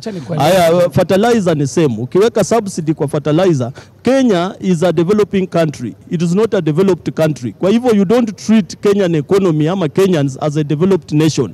Lazima ujue kuna wale ambao bado wanatafuta mapato na unemployment ni kubwa katika nchi yetu ya Kenya. Kwa hivyo ukitoa hiyo ile ambayo ina cushion wa Kenya, unapata unataka tuishi kama wa Amerika na hatujiwezi. Wacha nijibu hili kwa sababu ni vizuri kuweza kupigiwa makofi na wananchi kwa kusema jambo ambalo linafurahisha masikio ya mwananchi, lakini itabidi hawa wajumbe ambao wako upande wa walio wachache wachukue jukumu lao la ubunge kwa seriousness ambayo inahitajika. Mjumbe anafaa anafahamu vyema kwamba budget ya nchi ni chombo cha bunge. Na kama ingekuwa ni kweli wajumbe hawa wanafuatilia budget ya nchi, wangejua kwamba tungefanya subsidy ya miezi ingine 2 ama 3. Budget ya Kenya haingeweza kukimu hizo subsidy. Hizi subsidies zilikuwa zinaelekea vipi? Kulikuwa na subsidy ambayo ilikuwa inawekwa kwa unga, ati kwamba itapewa wasiagaji wa unga ili waweze kupunguza bei ya unga kwa mwananchi. Wakati rais alipoingia, alisema kwamba hataendelea na subsidy ya unga. Kwa nini? Kwa sababu wale ambao walikuwa wanasemekana kuwa ni wasiagaji wa unga, ilibainika baadaye kwamba ilikuwa ni mikora wafanyabiashara, ati kwamba hata zilipoondolewa na wakisema kwamba wana madeni, rais aliposema hatalipa, hakuna mtu amelia, kwa sababu haikuwa wasiagaji wa unga halali. Ilikuwa ni mikora ambayo ilikuwa inajifanya kwamba ni wasagaji wa unga, wanapewa mabilioni kila mwezi, zinapotelea. Na unga bado inashuka bei leo bila hiyo subsidy. Ya pili, subsidy ya mafuta. Hii economy nimekueleza kwamba iko na changamoto, kwamba hata hatuna budget ya maendeleo. Lakini mheshimiwa Tindi Mwale anajua kwamba tunafanya supplementary budget, kwamba hakuna hela hata ya kufanya maendeleo. Hii hela ya kutafuta subsidy ya mafuta itatoka wapi? Inatoka wapi kwa Mheshimiwa budget? umegusia swala la mafuta na tunarifua kwamba iwapo tutaendelea hivi kwamba huenda sasa tukanunua lita petroli kwa shilingi 300 siku chache ambazo zinakuja. Utaelezeaje mwananchi wa kawaida hilo? Wakati wa Rais Uhuru Kenyatta nadhani kwamba lita ilikuwa 100 na sasa hivi tunaelekea 300. Mheshimiwa, nasema kwamba nia ya hii serikali ni kumcushion mwananchi wa kawaida. Hustler. Bei zinaongezeka sana. Wale wanaitwa hustler. Na ni kweli. Mama mboga mama mboga sasa atakuweka ukiweka mafuta 300 ukiweka mafuta 300 unakushon mama mboga. Lililopo ni hili. Ya kwanza ni kumwambia mwananchi ukweli. Kwamba tuko katika hali ambayo hatujawahi kuwa duniani kote, sio Kenya peke yake. Na hii ni fact ya ukweli kwamba the economic situation globally is not like anything we have ever seen before. Wakati unaposema kwamba mafuta yameshuka duniani, ni kweli kwamba crude oil imekuwa ikishuka kwa soko ya kitaifa. Lakini ni kama kufikiria kwamba factor ya bei kwenye mafuta ni ile tu cost ya raw material. Lakini kwenye mafuta kuna gharama zingine mingi zaidi na tunajua hayo. Tukasema ukweli, hata tudanganye mwananchi vipi, yale ambayo yanatendeka Israel na Palestine yanahusiana na supply chain za dunia mzima. Yale ambayo yanaendelea Ukraine na Russia, ati hivi leo mahali kama Ujerumani wamerejelea makaa, fossil fuel, kumaanisha kwamba hata hao wako na shida ya mafuta. Ni kumaanisha kwamba kuna shida duniani kote. Hiyo ni kumaanisha vipi? Kwamba ndio ni kweli. Sisi tunawasisitizia hawa ambao ni viongozi katika sekta ya mafuta watafute mbinu. Tuulize, crude oil inapatikana kwa bei hii. Hizi ni charges zingine ambazo zimeekelewa juu ya mafuta. Hawa ambao wenye kwenye sekta ya mafuta, sisi wenyewe hata wale ambao tuko kwenye wengi katika bunge, tunawashurutisha, angalieni ni gani hii ambayo tutaweza kuifinyanza kidogo, ili mafuta yakifika kwenye mfereji pale yaweze kuwa ni bei ambayo mwananchi ataweza kukimu. Nilikuwa nataka niseme hivi, tuko mahali pabaya kiuchumi. Malalamishi hayatasuluhisha haya maneno. Ni tujiulize ni hatua gani zinachukuliwa ili kama tunaenda kuleta ukinzani tuweze kuleta ukinzani kwa mawazo, sio kwa kejeli wala kwa matusi. Mimi langu la mwisho ndugu yangu ni kueleza Rais William Ruto atoke nje, aache kusikiza watu wa Kenya Kwanza peke yake, kwa sababu ukisikiza ndugu yangu hapa, rais ataendelea kuchukiwa na mwananchi. Kama hao mawaziri hawafanyi kazi, hata mimi Tindi Mwale niko na ujuzi na najua kazi na naweza chapa hiyo kazi, anipatie hiyo mamlaka, mimi nimsaidie Wakenya waache kuhangaika. Kwa sababu the cost of living iko juu. Hii serikali ilisema ni serikali ya mama mboga na bodaboda. Enda uliza bodaboda anakunywa pump ya mafuta na shilingi ngapi. That's not what they expected. Kwa hiyo mimi nataka niulize Mheshimiwa Rais, mimi si ati napinga ile kupinga kwa sababu namchukia. Mimi namueleza jambo ambalo akifanya watu wengi watapigia yeye kura huko 2027. Lakini asiporekebisha itakuwa vigumu sana watu kumpigia. Mheshimiwa Tindi, kama waheshimiwa wengi wa upinzani, amejiombea kazi, anataka afanye kazi na Mheshimiwa Rais, na ni kweli ambaye ni kiongozi wa uwiano katika nchi hii ni Mheshimiwa Rais William Ruto. Amekuwa akiingia hata sehemu ambazo zinajulikana kwamba zilikuwa na upinzani mkali. Na utasikia kwenye ripoti ya leo, Rais lazima atatoa ripoti ya uwiano katika majamii na katika nchi yetu. Na mimi nampongeza Mheshimiwa Tindi Mwale kama mjumbe ambaye si wa umri ambao umeenda zaidi. Namfahamu umahiri wake kwa masuala hasa ambayo yanahusiana na mambo ya uchumi. Mawazo yake yatahitajika sana, na mawazo haya anaweza akayaelekeza katika bunge. Kwa hivyo mimi nawaomba wajumbe wa upande wa walio wachache wawache kususia vikao vya bunge, kwa sababu wamechaguliwa wawe bungeni waweze kuwahudumia viongozi waliowachagua. Kwa hivyo na sijasema Tindi ni mzoefu wa kuja bungeni. Kunao wale ambao huwa wanasusia vikao vya bunge, wanapeleka mdahalo huu kwenye mazishi na vikao vya huko vijijini. Lakini ukiwa umechaguliwa kama mjumbe, hautaweza kutoroka maamuzi magumu. Wengine wetu tulikuwa tunasimama bungeni hii, hatukuwa tunakisusia bunge, tunasema hatutaki BBI na tunasimama kwenye floor na sakafu ya bunge tunasema mambo ya BBI tumekatana nayo, hata kama yanashurutishwa na rais ambaye yuko kwenye chama ambacho tulichaguliwa nacho. Mheshimiwa, unacheza siasa na Tindi, lakini ni sawa. Mheshimiwa, hapa maana bei ya mafuta ni sana, nataka tuondoke pale. Lakini ajabu ni kwamba ukisikia Uganda bei ya mafuta inashuka, Tanzania bei inashuka, na sasa Uganda mafuta yake inapita hapa nchini Kenya. Sijui namna gani, lakini tunakwenda juu. Tuache hayo. Kuna swala ambalo rais wengine wanatarajiwa alizungumzie, swala la ufisadi. Mheshimiwa Tindi Mwale, manake ufisadi unaonekana kwenda ukweli usemwi, lakini ni kweli kwamba ufisadi bado upo. Mheshimiwa Tindi Mwale, unatarajia kwamba rais atakuwa anazungumzia swala hili na kulizamia tena kwa kina zaidi? Kwanza mimi nataraji rais atatueleza ni mbinu gani atapigana na ufisadi, because tunajua ufisadi upo, yeye mwenyewe anajua upo, lakini atueleze ni mikakati gani ambayo ameweka na ni gani ambayo take action ya kupigana na ufisadi. Kwa sababu tumeona hata ule rais alipita, Uhuru Kenyatta, ule alikuwepo, alikuwa anakuja hapa anaongea. Kuna siku alikuja bungeni akasema ministers who are mentioned to step aside. Hiyo ikaonekana kama ameanza kupigana na ufisadi. Kwa hivyo tunataka tuone Rais Ruto akikuja hapa ni mbinu gani atatumia, kwa sababu yeye mwenyewe anajua wafisadi wako kwa serikali na ni wakina nani, ako na intelligence yote. Tunataka tujue ni namna gani atapigana na hiyo ufisadi. Mheshimiwa Keje, wajua nyinyi kama wafanyikazi wa umma, naambia kwamba ripoti ambayo ilitolewa na Control of Budget anasema kwamba mshahara ulioandikiwa wewe ni mara 3 lakini unapata mara 1. Huo ni ufisadi.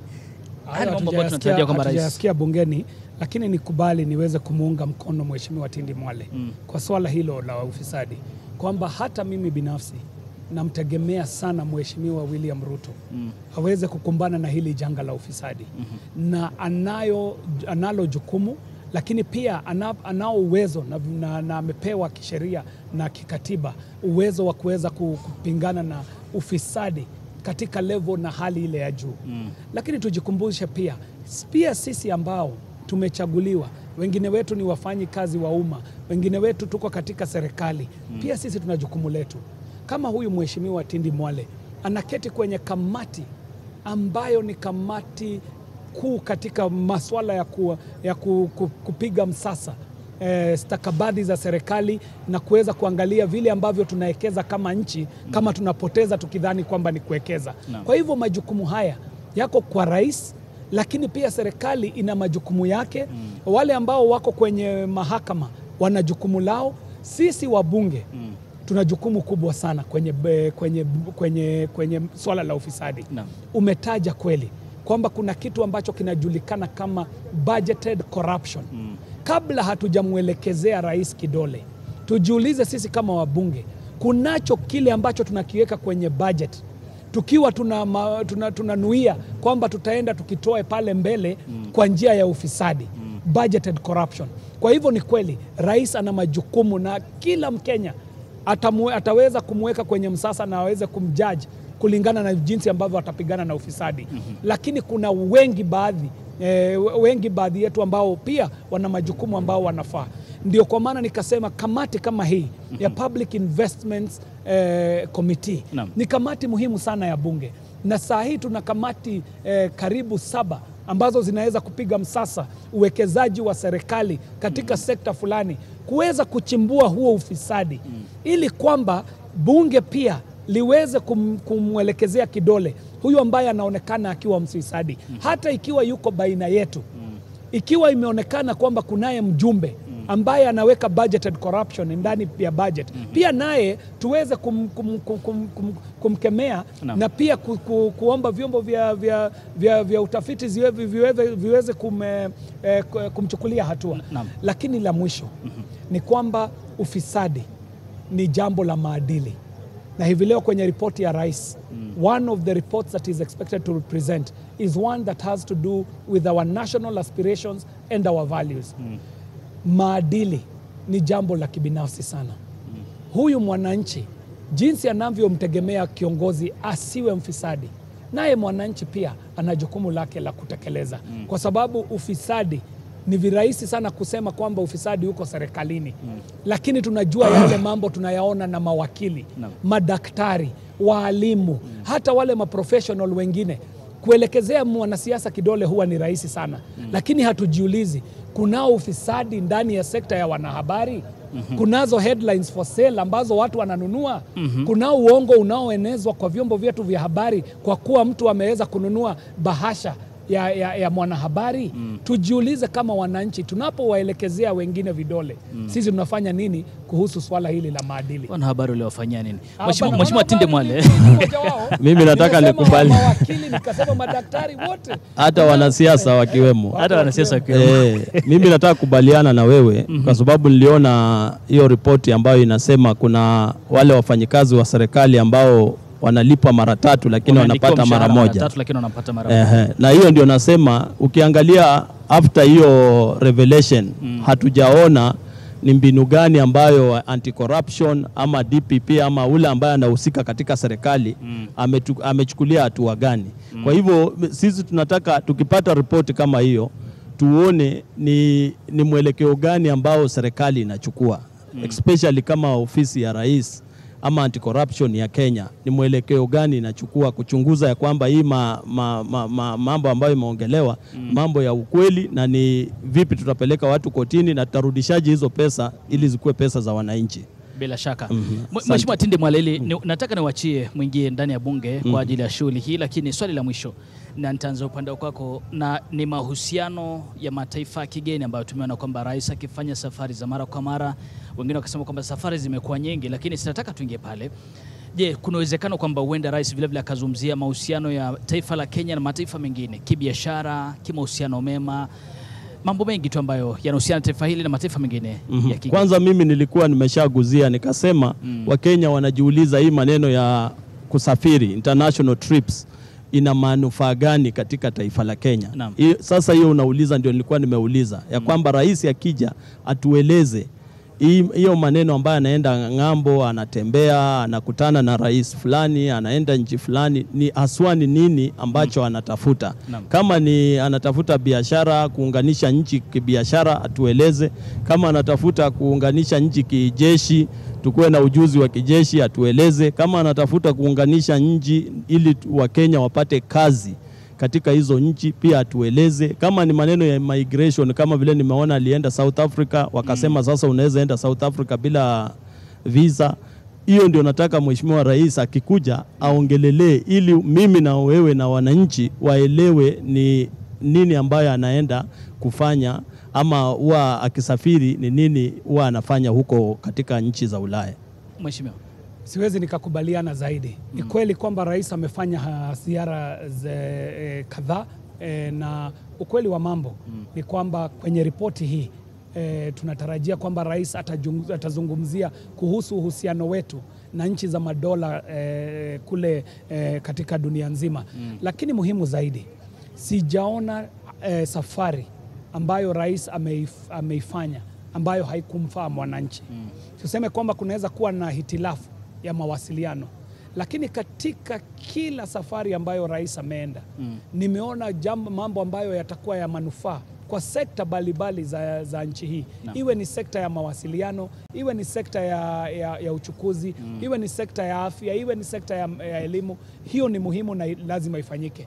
Pili, kumbuka huyu rais katika safari hizi zetu amekuwa na miswada ambayo amekuwa akileta. Miswada migumu sana ambayo watu wengi hapo awali walikuwa wanaiogopa. Ya kwanza, ameweza kuelekezea kidole mfumo mzima wa kiuchumi wa dunia, ambapo kumekuwa kwamba dunia inategemea currency moja ambayo ni dola, ambayo inaletea hata gharama ya maisha kuongezeka hapa nchini. Na umeona huo mdahalo ni mdahalo mgumu sana ambao viongozi dunia mzima huwa wanaogopa kufanya. Rais wetu anashabikiwa dunia mzima kwa ujasiri wake wa kuweza kuelekezea kidole mfumo huu wa kiuchumi ambao unamgandamiza mwananchi wa nchi hizi ndogo. Mdahalo wa pili ambao ameuleta ni mdahalo wa Pan-Africanism. Unaona vile rais wetu anashabikiwa Afrika mzima. Kwa sababu wameanza kutuambia kwamba masoko yetu ni madogo sana. Kenya kama soko ni ndogo sana. Rwanda kama soko ni ndogo sana. Tujumuike pamoja, tulijenge soko moja kubwa la Afrika. Tuweze kufanya vile ambavyo Amerika alifanya. Tukiwa na soko la watu bilioni 1 na zaidi. Ukiwa wewe ni mwananchi unaitwa Tindi Mwale na unayo bidhaa ambayo umeitoa, soko yako haitakuwa Kenya peke yake. Itakuwa Afrika mzima. Kwa hivyo nikasema kwamba, na ndipo nitamalizia, kwamba rais naona kwamba atakuja kutueleza na kutupea ripoti kuhusu msingi ambao ameuweka kwa mwaka mmoja. Na ni msingi thabiti ili tuone vile ambavyo tutakuwa kwa miaka ambayo hii. Lakini bila shaka, lakini charity begins at home. wa Dagoretti South. Charity begins at home. So hakuna haja ya rais kushabikiwa ng'ambo, na hapa kwetu ashabikiwe. Usemi wake Tindi Mwale mbunge wa kizaliwa, utawaona wenyewe ndio watakuwa. Mheshimiwa, acha tumalizie hapo, tukashabikia rais ndani ya bunge. Sasa nadhani mtazamaji, basi itabidi tumekamilishia hapo kwa sasa upande huu. Namrushia mwenzangu Ibrahim Karanja yuko upande wa ndani kule, ambapo ni upande wa bunge wanapoingilia pamoja na rais, ambapo nimeona magari makubwa kiingia. Bado rais hajaingia, lakini Ibrahim Karanja, hebu tufahamishe inakuwa namna gani upande wako? Nick, ni kweli kwamba nipo mahala ambapo Rais William Ruto atakuwa akiingia dakika chache kutoka sasa. Ukiangalia ni kwamba matayarisho yote yameshafanyika, na kwa ufupi sana naomba nizungumze na kiongozi wa wengi katika bunge la Seneti, Aaron Cheruiyot.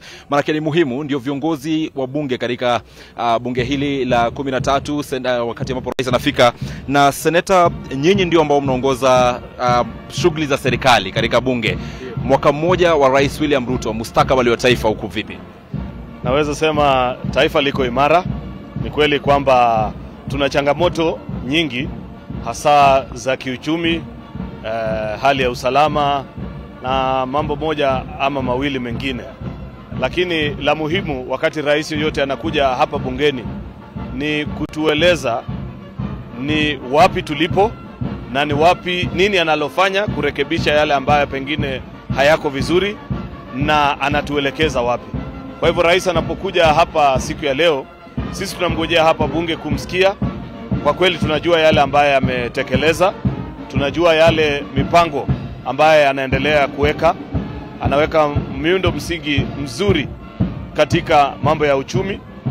Kwa kweli kwa sasa Wakenya wengi wanalalama kwamba hali ya maisha imeenda juu sana na bidhaa za kawaida hazipatikani kwa urahisi, na ni kweli hakuna mtu anaweza kuwa na tetesi lando, lakini la muhimu ambapo watu wengi husahau ni kujiuliza maswali matatu. Ya kwanza, alipata nchi ikiwa wapi? Ya pili, anafanya nini kuhusu hali hiyo? Ya tatu, itachukua muda upi ili tuweze kuona matunda ya yale majukumu ambaye anafanya katika hali hizo? Rais, wewe unajua kwamba wakati amepata nchi hii tulikuwa tumepata shida ya mambo ya deni, ya kwamba kwa kila shilingi 100 ambayo tunaokota kama taifa, shilingi 70 inalipa deni direct. Kwa hivyo anabakia na shilingi 30 peke yake kupanga kazi zote za serikali, kulipa mishahara, kupanga maendeleo na haya yote. Kwa hivyo kuna mambo mawili lazima ufanye. Ya kwanza, lazima udhibiti ile serikali na matumizi yake. Uangalie kwamba serikali haijatumia pesa nyingi, sababu pesa hizo kwanza hazimo. Ya pili, ni lazima pia uone unaweza kukopa wapi, lakini si kukopa kiholela kama ilivyokuwa kwa wakati ule ulikuwa umepita. Kwa sababu ukweli ni kwamba tukiketi tu leo na tuseme hatukopi lolote, nchi hile haliwezi kuendelea. Hata hatuwezi kulipa mishahara ile pesa ambaye inabakia kwa sababu ya hili janga la madeni. Kwa hivyo lazima uweke ile balance, uone ni vipi ambapo hautakopa kwa hali ya kiholela, lakini pia unapanga mikakati. Lakini zaidi ya hiyo, amesema lazima tuwe waadilifu kama Wakenya. Turudi mifukoni mwetu kidogo. Na ndiposa hapo wananchi wanalia sana, wanasema pengine mambo ya ushuru imebidi iongezwe, kwa sababu serikali inaweza kupata pesa kwa njia mbili peke yake. Either itoze watu ushuru ama irudi kufanya mikopo. Na wewe unajua tumebakisha nafasi kidogo sana ya mikopo. Tukizidi kukopa, pengine basi nchi yetu itapigwa mnada. Hatutaweza kufikia hapo. Lakini mheshimiwa, mahali ambapo pengine Wakenya wangetaka kuelewa, maana nyinyi mna huo uongozi hapa bungeni, ni kwamba ni sawa tunatoa ushuru, lakini ni lini ambapo tutaanza kuona matunda ya ushuru huu ambao tunatolewa? Maana walipokuwa wakiingia, Rais William Ruto waliahidi mwanzo ilikuwa ni siku 100, kisha miezi 6. Sasa tunaelekea ni zaidi ya mwaka mmoja, na bado tunazidi wengi wanasema tunafinywa. Ni lini ambapo tutaanza sasa kupata faida? Swali mzuri sana hilo, Innocent. Kitu ambao Wakenya wanafaa wajue ni kwamba zile policies ambazo unaweka, kuna muda ambaye inachukua kabla uanze kuona matunda ya hayo mipango ambayo imewekwa. Hauwezi kuweka mpango wowote leo na useme kufikia kesho matunda yake yameonekana. Uchumi haufanyi kazi namna hiyo. Kwa kweli ni kwamba hata haya ambaye tunayaona leo ni decisions ambaye sisi tulichukua kama taifa karibu miaka 3, 4, 5 ambazo zilipita, ndiposa leo tunapata mavuno yake. Yale ambaye anafanya leo, kuna yale yatazaa matunda kwa haraka. Sema kama mfumo huu wa kusaidia kilimo ambao umetokea, ambaye amepatiana mbolea na ruzuku kwa wakulima, ambapo wameweza kupanda na tumekuwa na mavuno mengi mazuri. Hiyo imesaidia kwa muda, sababu imesitiza ule uongezefu wa bei ya vyakula, na hayo tunaweza kuyapata kwa haraka. Lakini mambo mengine itabidi ichukue muda. Huwezi tu kuamka siku moja na useme tumeweza kuyatatua mambo yote yale ambayo yalikuwa yanawasumbua. Kwa kweli kiuchumi, na mtu yoyote ambaye anapinga haya either si mkweli ama haelewi kila ambaye anazungumza. Hakuna policy yoyote ambayo unaweza kuweka leo na matunda yake yaanze kuonekana kesho. Hiyo ni uongo. Haiwezi kuwa hata mwaka moja ama miwili. Kwa kikweli inachukua karibu mwaka 2, 3. Kuna yale tu kidogo hapa na pale waweza kurekebisha. Hivi nini kauli yenye uzito sana? Hivi kama kiongozi wa wengi kwenye Senate unatueleza bado tusubiri miaka ingine, umesema 2, 3. Kwa hiyo itamaanisha itakuwa hadi pengine katika kukamilika kwa muhula wa Rais William Ruto. Ni kweli kwa yale mambo mazito kama tuseme hili jambo ambalo linasumbua watu kama mambo ya bei ya mafuta, dola kwenda juu, upungufu wa madeni ambayo yanatusumbua. Haya mambo yatachukua muda kwa sababu hakuna kwingine ambapo tunaweza kupata pesa tupunguze deni kwa kikamilifu. Ukiangalia katika bajeti yetu tumepunguza ile kitu ambayo inaitwa kwa kimombo fiscal deficit, yani tofauti ya zile pesa ambazo tunaomba Na wakati tunafanya bajeti, sio pesa zote ambazo tumeweka pale kwa bajeti tunazo. Zingine tunaenda kuomba. Kwa hivyo tofauti kati ya bajeti yako na ile unaomba yaitwa kwa kimombo fiscal deficit. Tumezidi kupunguza miaka baada ya nyingine. Mwaka huu tumeidhibiti chini ya 5%. Tukifanya hivyo kwa miaka miwili mitatu, itamaanisha tutakuwa tumepunguza kwa ukubwa deni ambayo inasumbua, na hiyo itafungua nafasi ya sisi hata kuambia Wakenya kwa sasa sababu uchumi imeimarika, tuweza kupunguza yale taxes ama ushuru ambazo wanalipa, tuweza hata kufanya mipango ile ya kusaidia wananchi kiuchumi, kuwapa fedha hapa na pale na mambo kama hayo. Kwa hivyo kwa kikweli yale tetesi, yale challenges kubwa ambazo tunakabiliana nazo kama serikali hayawezi kumalizwa kwa siku moja, kwa wiki moja, mwezi moja, ama mwaka moja ama miwili. Itachukua muda. Lakini kumbuka nimekueleza kwamba kuna yale mambo ambaye tunafanya ili kwa muda kupunguza mambo ya deni. Chukua kama kwa mfano hili jambo la kupatikana kwa pesa za mwananchi wa kawaida kuweza kufanyia biashara, mfumo ule wa Hustler Fund. Ukiangalia ni jambo ambalo umeshika kasi sana. Kila county, kwa county zetu zote 45 kwa sasa wakati ambapo tunazungumza, wamekopa zaidi ya bilioni 1. Kila county wanakaribia pale. Hawa ni wachuuzi wadogo wanajikimu kimaisha kwa sababu ya yale challenges. Na hizi ni pesa ambazo kwa zamani kama wangeenda katika kukopa katika aidha mabenki ama kwenye simu za rununu, wangelipishwa pesa mingi sana. Lakini kwa leo serikali ina mpango huu ambao unasaidia. Angalia mipango kama yale majumba ambayo tunajenga kupitia program hii ya housing, affordable housing. Vijana wengi wameweza kujikimu kimaisha, kupata kazi. Sio wote ambao watafaulu, lakini kuna kadhaa angalau wakienda pale watapata affordable housing. Mradi wa nyumba ya bei nafuu. Majuzi amekuwa mbele ya kamati ya NADCO ambaye wewe ni mwanachama, huyu PS Hinga, na akisema kwamba fedha za housing hazijakuwa zikielekezwa hapo, ilhali Wakenya wanakatwa. Pengine ni kipi hasa ambacho kinaendelea? Maana ndio kauli ambayo ilitolewa na PS Hinga mbele ya NADCO. No, swali ambalo alikuwa ameulizwa ni kwamba kwa sasa mmeanza kuzitumia fedha hizo, lakini aliwaeleza mkumbuke mambo haya tayari bado yako kotini. Kwa hivyo ingawaje hatujakatazwa kukusanya, utumizi wake kwa sasa hatujaanza kuyatumia fedha hizo. Na unajua hii fund ambayo tunatengeneza si ati inafaa inatumiwa kila mwezi. Program hiyo ambayo vile imebuniwa ni kwamba lazima tukusanye pesa kiasi fulani, na itachukua muda maybe mwaka moja miwili, ili uweze kuwa na fedha za kutosha kuweza kuwapatia wale developers ama wale ambao wanafanya hii program hakikisho kwamba watakapojenga watalipwa, waondoke, mwananchi abaki akilipa nyumba hizo kwa mfumo wa polepole ule anaweza shilingi 2,500, 1,500. Kwa hivyo ni fund kubwa ambaye lazima tutengeneze kwa muda. Kwa hivyo kile inaendelea iko sawa, kwa sababu haikuwa ati ikusanywe na itumiwe kila mwezi. Ilikuwa ikusanywe iwe mingi zaidi ili iweze kupatiana ile kwa Kiingereza inaitwa off-take guarantee. Mheshimiwa Rais atakuwa akifika muda wote kutoka sasa, na itakuwa nikikuruhusu uende kumlaki, lakini kuzungumza kwa Rais na bunge ni kutokana na kipengele cha 132 cha katiba ya Kenya, na baadhi ya mambo ambayo Rais anafaa kuzungumzia kwa kimombo ni national values. Taja demokrasia, taja rule of law, taja pia sharing of resources na devolution na mambo kama hayo. Ukiangalia katika mwaka mmoja wa Rais William Ruto, tukiangazia haswa mambo ambayo yanafaa kugusilia kutokana na kipengele cha 132 cha katiba, imesemekana kwamba chini ya utawala wake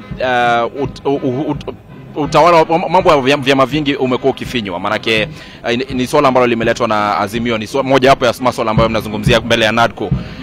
Tumpe pia pongezi, manake katika kufuata sheria tuliona aliteua wale majaji.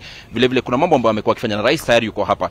National values, Rais ukimweka katika kimpatia alama 100%, utampa wapi? Mimi nitampa 75, kwa sababu wengi wa wale ambao wanalalamika si wa kweli. Mtu akisema hakuna uhuru wa kuzungumza, na wewe unajua vizuri kwamba katika nchi hii wakati zamani miaka miwili ambayo imepita hapa ulikuwa ukipinga serikali, unajua yale mambo ambayo yalikuwa yanakumba watu walikuwa wanapatikana Mto Yala, wengine wamepatikana katika misitu. Siku hizi watu wanazungumza vile wanataka. Kwa hivyo nchi iko huru, mtu anajihisi vile anasema katika kusukuma maadili mema. Wewe unajua Rais amekuwa mstari wa mbele kuhimiza hili jambo la ufisadi ambalo linatusumbua sana kama taifa, na kusema yeye hawezi kukubaliana na mambo ya ufisadi. Amekuwa akiwahimiza Wakenya kwamba tujifunze hata haya mambo ya uchumi. Ukiangalia hii jambo ambalo anasukuma jambo la sisi kujitegemea. Hayo ni maadili mema. Tusiwe watu wa kutegemea kukopa jasho ya watu wengine. Wakenya wanalalama kwa sababu tulikuwa tunaishi katika hali ya kudanganywa. Hatukuwa tunaelezwa kwamba mengi ya haya miradi ambayo tunaona na zile fedha zinapatikana ni mikopo ya watu wengine, na wakati sasa wamekujia pesa zao tunaanza kupiga kelele, tunasema tunafinywa. Kwa hivyo kama kiongozi, yeye anaelekeza taifa katika direction ile ambaye wewe kama baba katika nyumba yako unawaambia jamii mambo haya mmekuwa mkifanya hivi, lakini kwa kweli mimi naona tukifanya hivi ndivyo bora kwa sababu itasaidia taifa. Mwisho kabisa, bunge ambalo wewe unaongoza katika seneti Aaron Cheruiyot na pia katika bunge la kitaifa Kimani Ichung'wah, linasemekana kwamba halijakuwa likifanya kazi yake. Ni bunge ambalo limekuwa extension of the executive, rubber stamp kama wanavyosema wenyewe. Unasema vipi kwa kuwa wewe ni kiongozi hapa bungeni? Hiyo ni uongo. Sisi tumewaita viongozi wale cabinet secretary na PSS wanakuja mbele ya kamati zetu kila siku na tunawafinya tukiwauliza maswali kuhusu mambo ya wananchi. Wale ambao wamekosea tunawakosoa, tunawataja, tunawasukuma. Kwa hivyo ni mambo yepi ambayo watu wanasema sisi tuko pande moja ya serikali. Kwa mfano hata sheria zile zinaletwa hapa zote tunazifanyia mabadilisho kulingana na vile cabinet inafikiria na sisi vile Wakenya wanafikiria. By the time tunarudisha katika rais kutia sahihi, huwa tumebadilisha karibu 30% ama 40%. Kwa hivyo bunge inafanya kazi yake vile inavyotakana. Mfano ambao nitakupa ni ambao hukufanyika katika bunge lako, lakini bunge la kitaifa wakati wa kupatisha mswada wa fedha, wabunge waliupitisha mswada huo, lakini hao wabunge juzi katika mkutano wenu wa wabunge pale Ikulu walikuwa wakisema kwamba bei ya mafuta imekwenda juu na rais azingatie, na wakati ambapo rais inasemekana kwamba inaripotiwa kwamba alisema mikono yake imefungwa. Kwanza tueleze, ilikuwa ni kauli ya rais kwamba mikono yake imefungwa? Sio kweli. Mambo haya hakuzungumzwa kwa hali ambayo ilipatiana katika vyombo vya habari. Watu walizungumza na wakamueleza rais tutafanyaje kuhusu hili jambo la mafuta. Kwa hivyo kwa sababu ni jambo ambalo linawakera Wakenya wengi, lakini yeye aliwaeleza kwa kikweli kwamba mengi, sio yote, lakini mengi ya factors zile ambazo zina determine bei ya mafuta ni mambo ambaye hayako mikononi mwake, kwa sababu bei inaamuliwa kule nchi za nje. Lakini yale mambo kama ya ushuru ambazo zile zimewekwa, hao wenyewe kama wabunge wana uhuru wa kuja kuziangalia na kusema tutoe hii. Lakini kitu tu aliwakumbusha ni kwamba katika zile taxes zote 9 ziko katika mambo ya mafuta, kila moja ina sababu yake. Ukitoa tuseme ile anti-adulteration, basi muwe tayari kuwa wananchi watauziwa mafuta ambaye imeharibika. Ukitoa road maintenance levy, muwe tayari kwamba si barabara zetu, sababu mingi ya pesa hizo ndio tunajenga nazo barabara kwa sasa. VAT yaweza ikatolewa kutoka 16 hadi rejesho 8 ilipokuwa. Kumbuka kwamba kile nilikuambia hapo awali kwamba lile jambo kubwa ambalo tunakabidhiana nalo siku ya leo kama Kenya ni kwamba kwa kila shilingi 100 tunaokota 72 inachukuliwa kulipa madeni. Kwa hivyo ukijaribu kupunguza, yamaanisha kuna vitu ambazo utawanyima basi wananchi. Either tu punguze askari, tupunguze wafanyikazi wa serikali ama mambo kama hayo. Kwa hivyo hakuna options rahisi, kwa kifupi hayo ndio nasema. Asante sana. Asante sana. Ni kiongozi wa wengi katika bunge la Seneti Aaron Cheruiyot akizungumza kuhusu mustakabali wa taifa. Tumemruhusu aondoke manake anasikia kingora ya magari ya rais ambayo yanafika hapa katika bunge kuweza kufanya mazungumzo haya ambayo ni kutokana na kipengee cha 132 cha katiba ya Kenya. Rais kila mwaka anaruhusiwa kuzungumzia bunge, manake kumbuka katika kuzungumzia bunge anakuwa akilizungumzia taifa, manake hawa wabunge ni wawakilishi wa raia. Nikiona wale ambao tayari wamejitayarisha kumpokea Rais William Ruto, na muona spika wa bunge la kitaifa Moses Wetangula, mwenzake vile vile wa bunge la Seneti Amason Kingi, na muona naibu spika Gladys Boss, na muona kiongozi wa wengi katika bunge la kitaifa Kimani Ichung'wah yuko pale, vile vile naibu spika wa Seneti Kadhuri Murungi. Aaron Cheruiyot ambaye tumekuwa naye pia ndio amefika katika foleni hiyo ya kumlaki rais. Silvanus Osoro ambaye ni kiongozi ama ni kiranja wa wengi kwenye bunge la kitaifa, vile vile Boni Khalwale yupo hapo, nasemezana kwa sasa na Opiyo Wandayi. Iwapo Chris anaweza kutupa picha za karibu, kwa kimombo anasema ni kuzoom.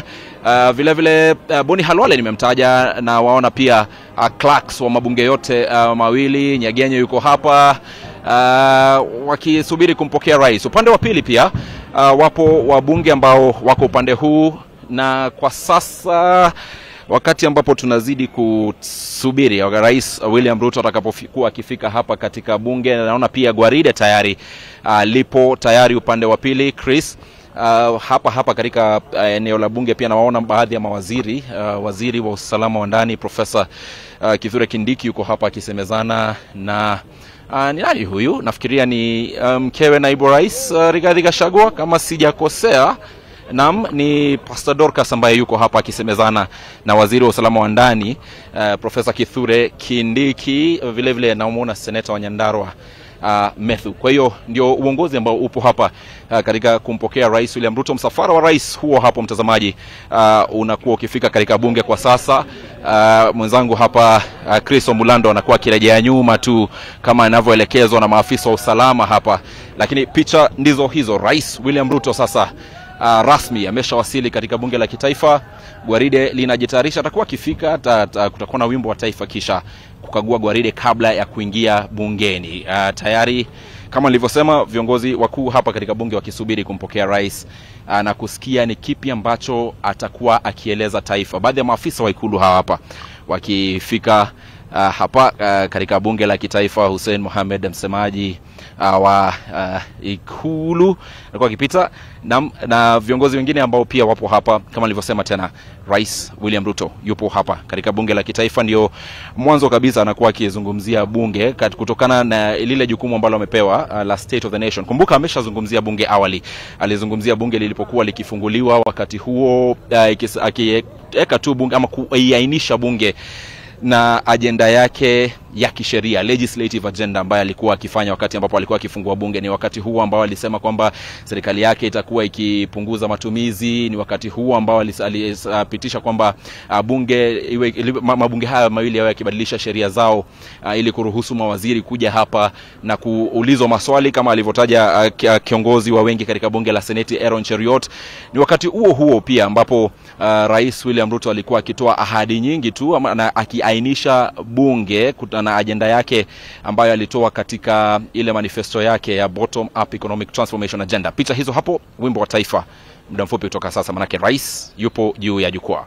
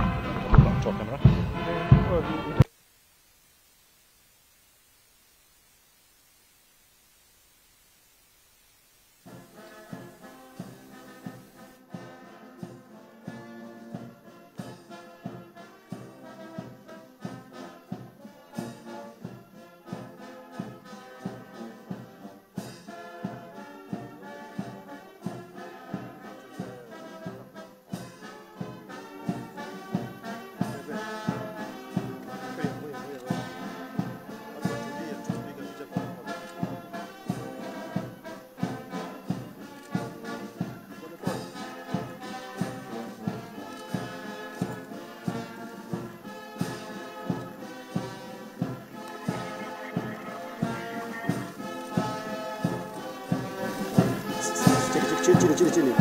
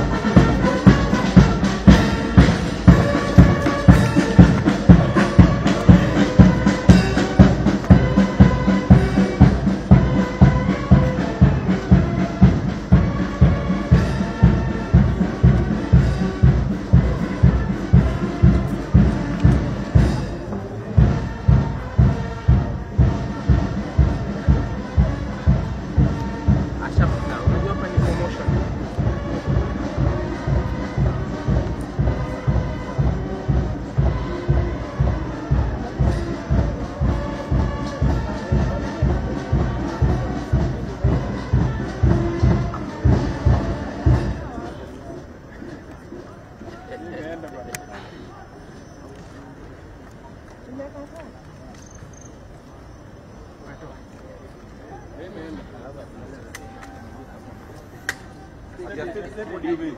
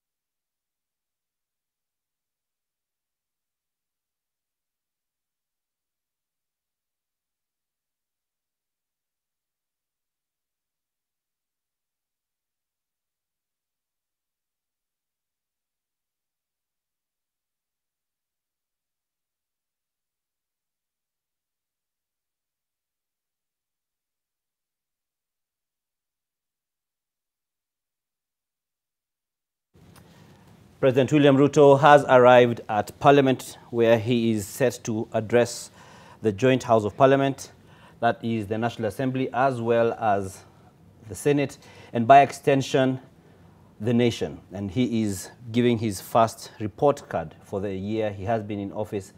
And we have seen the ceremonial color that's been happening outside Parliament buildings, that's on Parliament Road.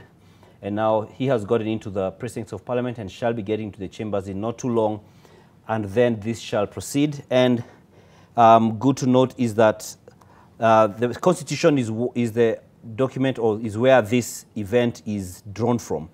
It is it is a constitutional requirement for the President to address the joint House of Parliament on the state of the nation, and the Constitution even stipulates what some of the things that need to be covered in that address. One of the things that he's expected to address is the matter of security, and currently, as we speak, there are a number of security concerns in the country.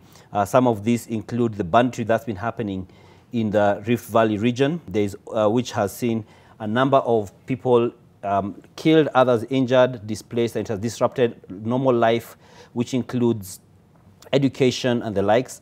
We also see these concerns on Al-Shabaab, where we have the continued threat of terror attacks in the country.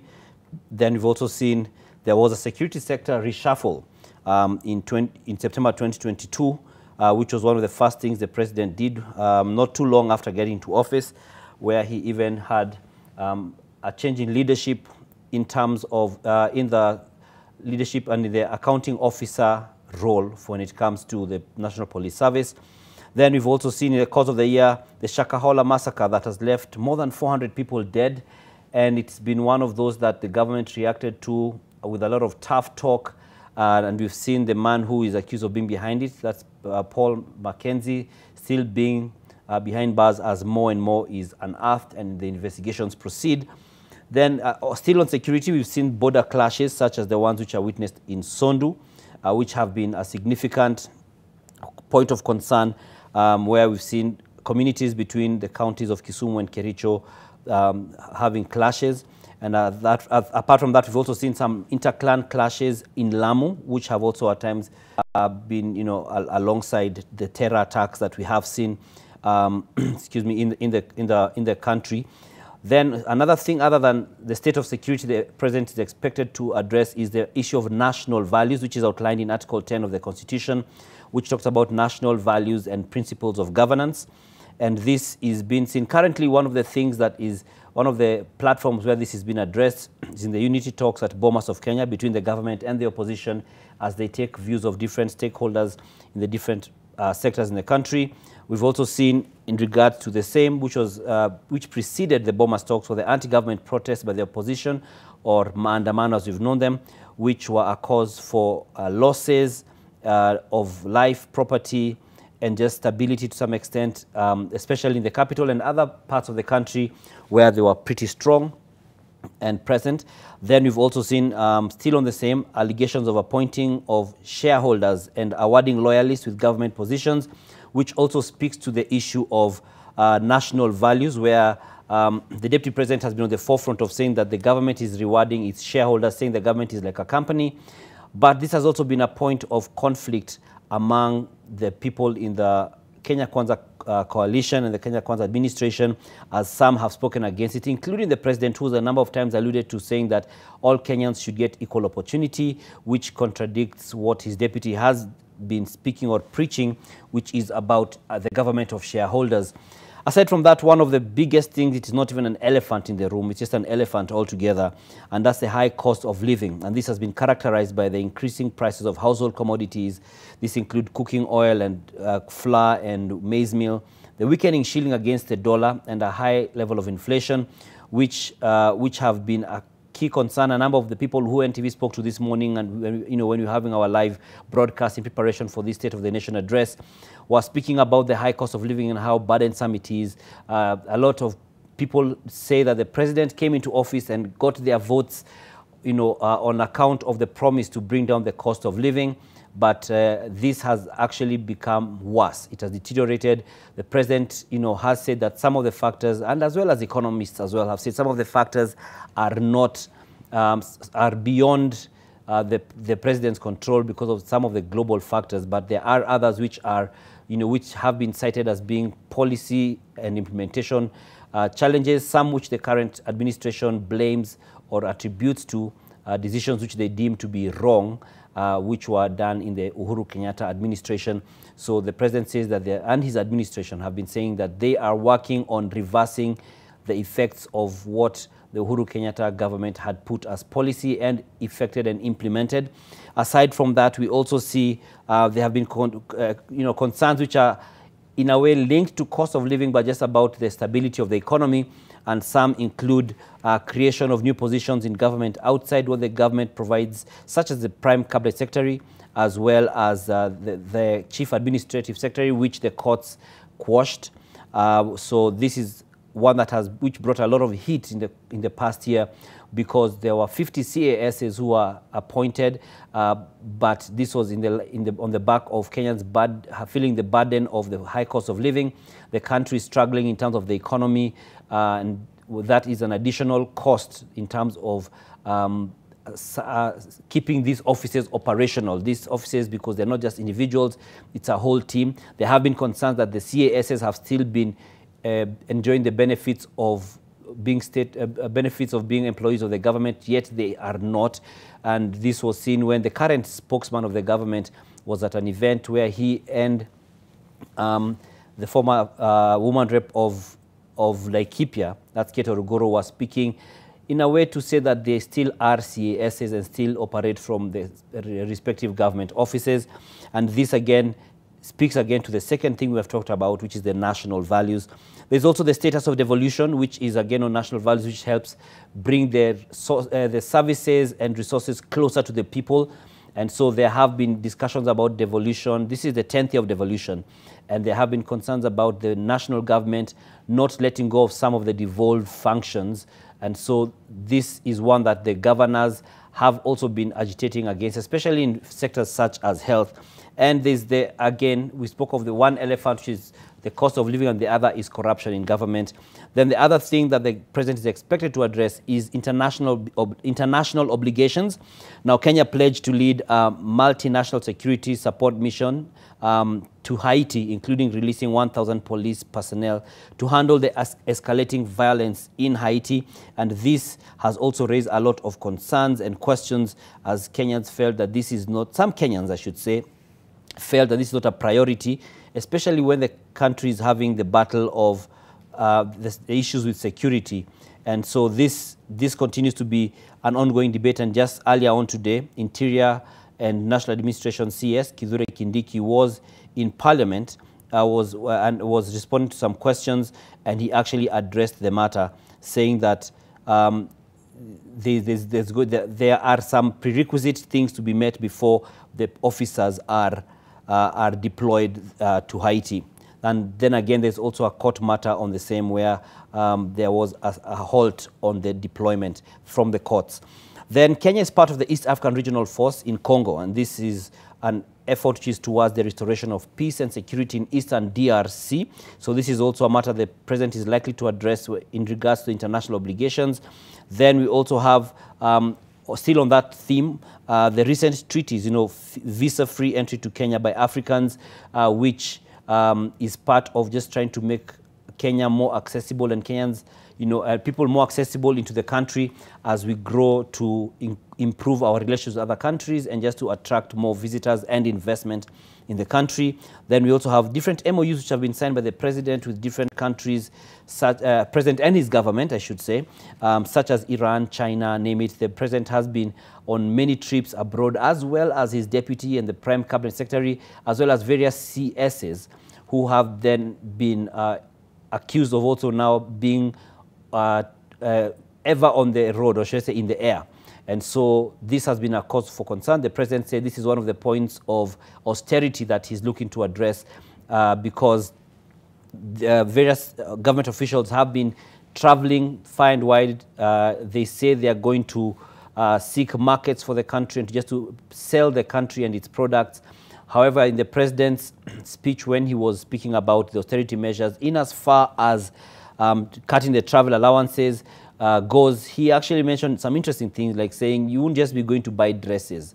The time you're spending to go buy dresses or otherwise is no longer going to be there. And so this is part of the mini budget that he proposed and sent to Parliament for discussion, just cutting down the travel dynamics. And so this is still what has facilitated the signing of the MOUs, or at least the MOUs have been signed. Some MOUs have been signed during some of these tours. Another significant thing which falls under the aspect of international relations and obligations is the King's visit, which was not too long ago, just about a week or so ago, which signaled us, what the government has pointed out to be a strong relationship between Kenya and Britain. And you see when the King was here, there were a lot of these concerns that were raised, with many people asking for compensation, apology from our then colonial masters.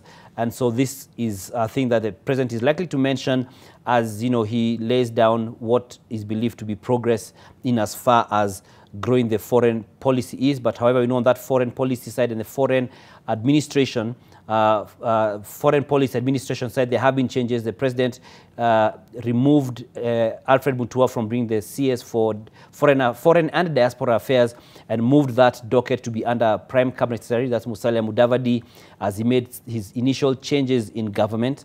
And so we see that it is a matter that is also quite keen on. And currently, what you're seeing is the procession. They are now likely to be moving towards the main chambers of Parliament, where the President is going to be making his address. But first, he shall be officially welcomed by the speakers of the two houses of Parliament. So there you can see them flanking him as he walks there. He's flanked by the Speaker of the National Assembly, Moses Wetangula, and the Speaker of the Senate, Jeff Amason Kingi, as well as other officials from the Assembly as they get into the chambers. And we shall be getting the continuation of that picture. There it is. So they shall go there, they shall do the ceremonial bow.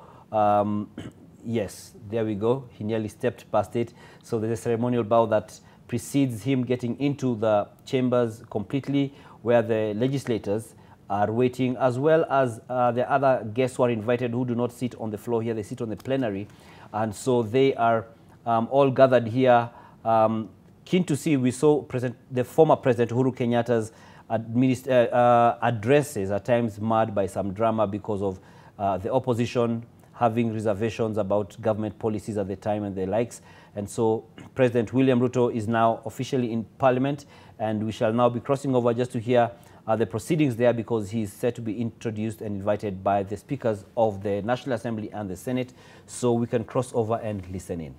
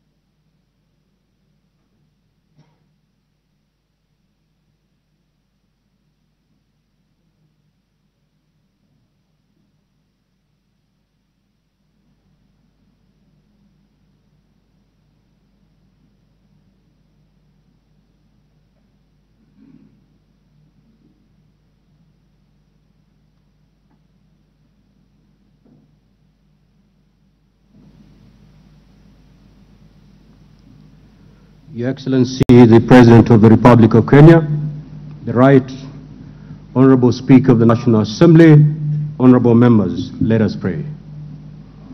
Almighty God, we beseech you to behold with abundant favor and blessings us, your servants, whom you have been pleased to call to leadership positions in this republic. We seek guidance to treat and consider all matters that shall come under deliberation in so just and faithful a manner as to advance the peace, prosperity and welfare of our country and of those whose interests we've committed to our charge. Amen.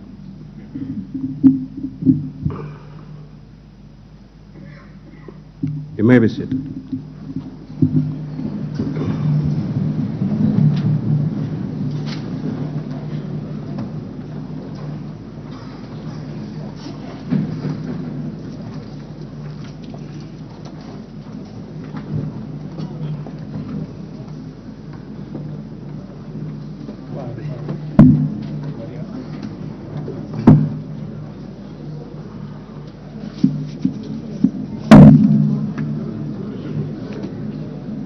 Order, honorable members.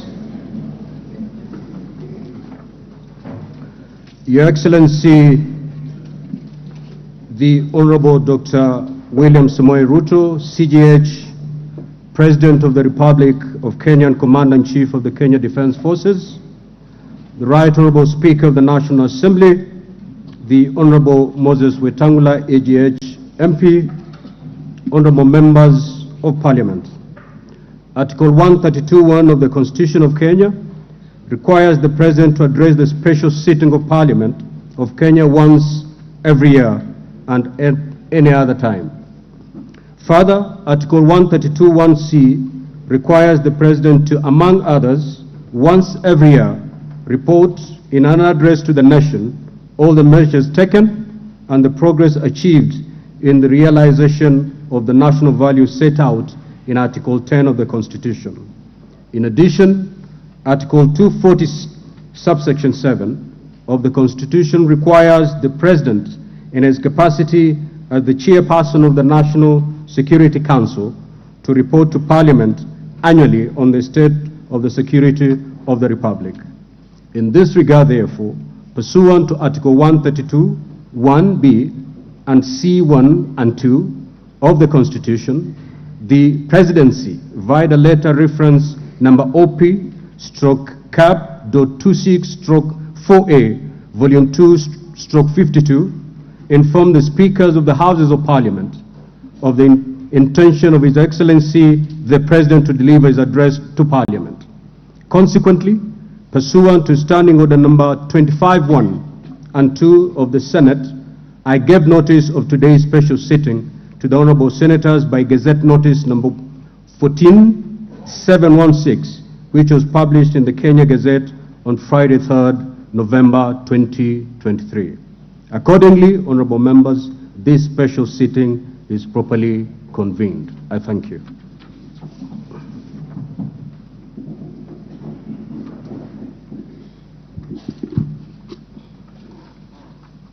Your Excellency, Honorable Dr. William Samoei Ruto, CGH, President of the Republic of Kenya and Commander-in-Chief of the Kenya Defence Forces, the Right Honorable Amason Kingi, EGH MP, Honorable Speaker of the Senate, Honorable Members of Parliament, members of the Diplomatic Corps, distinguished guests, ladies and gentlemen. Article 1321B of the Constitution of Kenya requires the President to address the nation once every year and at any other time.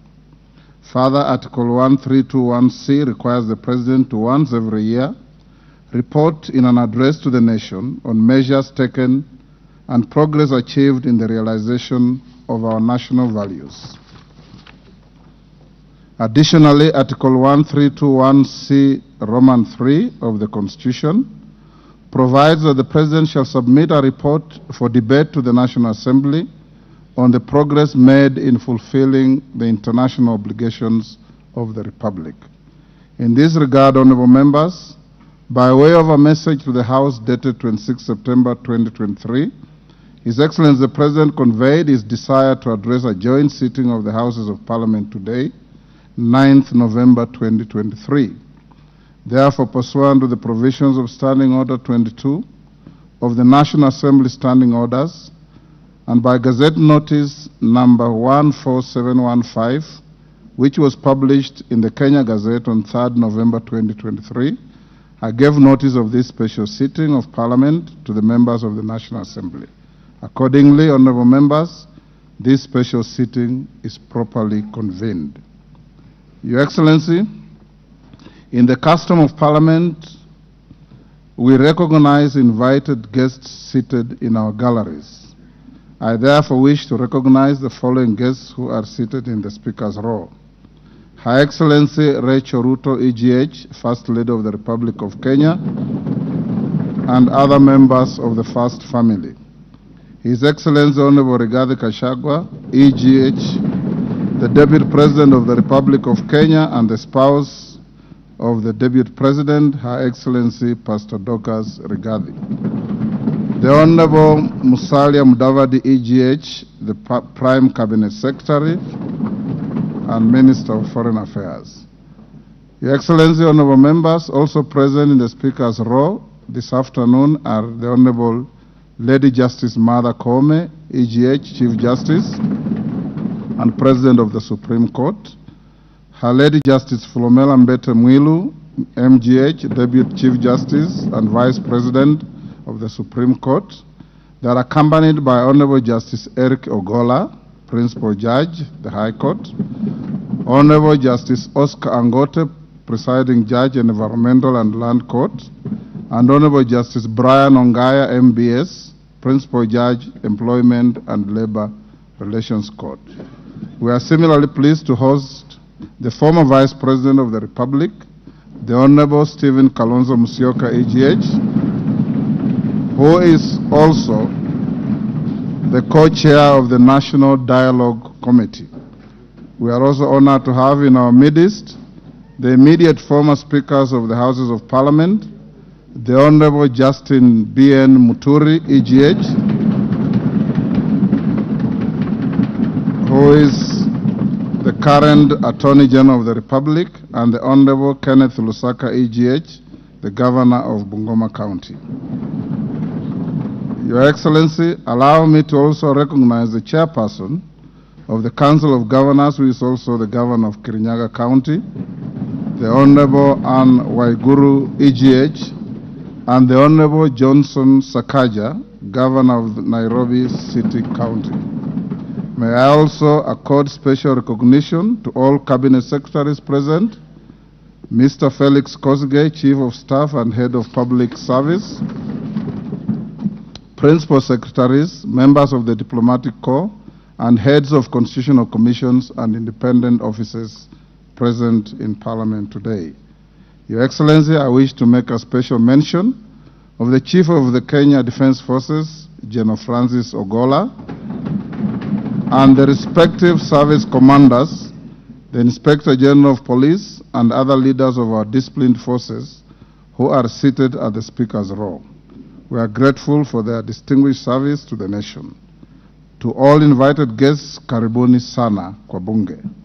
Honorable members, distinguished guests, ladies and gentlemen, it is now my singular honor and privilege to invite His Excellency the President of the Republic of Kenya and Commander-in-Chief of the Kenya Defence Forces to address this special sitting of Parliament. Welcome, Your Excellency.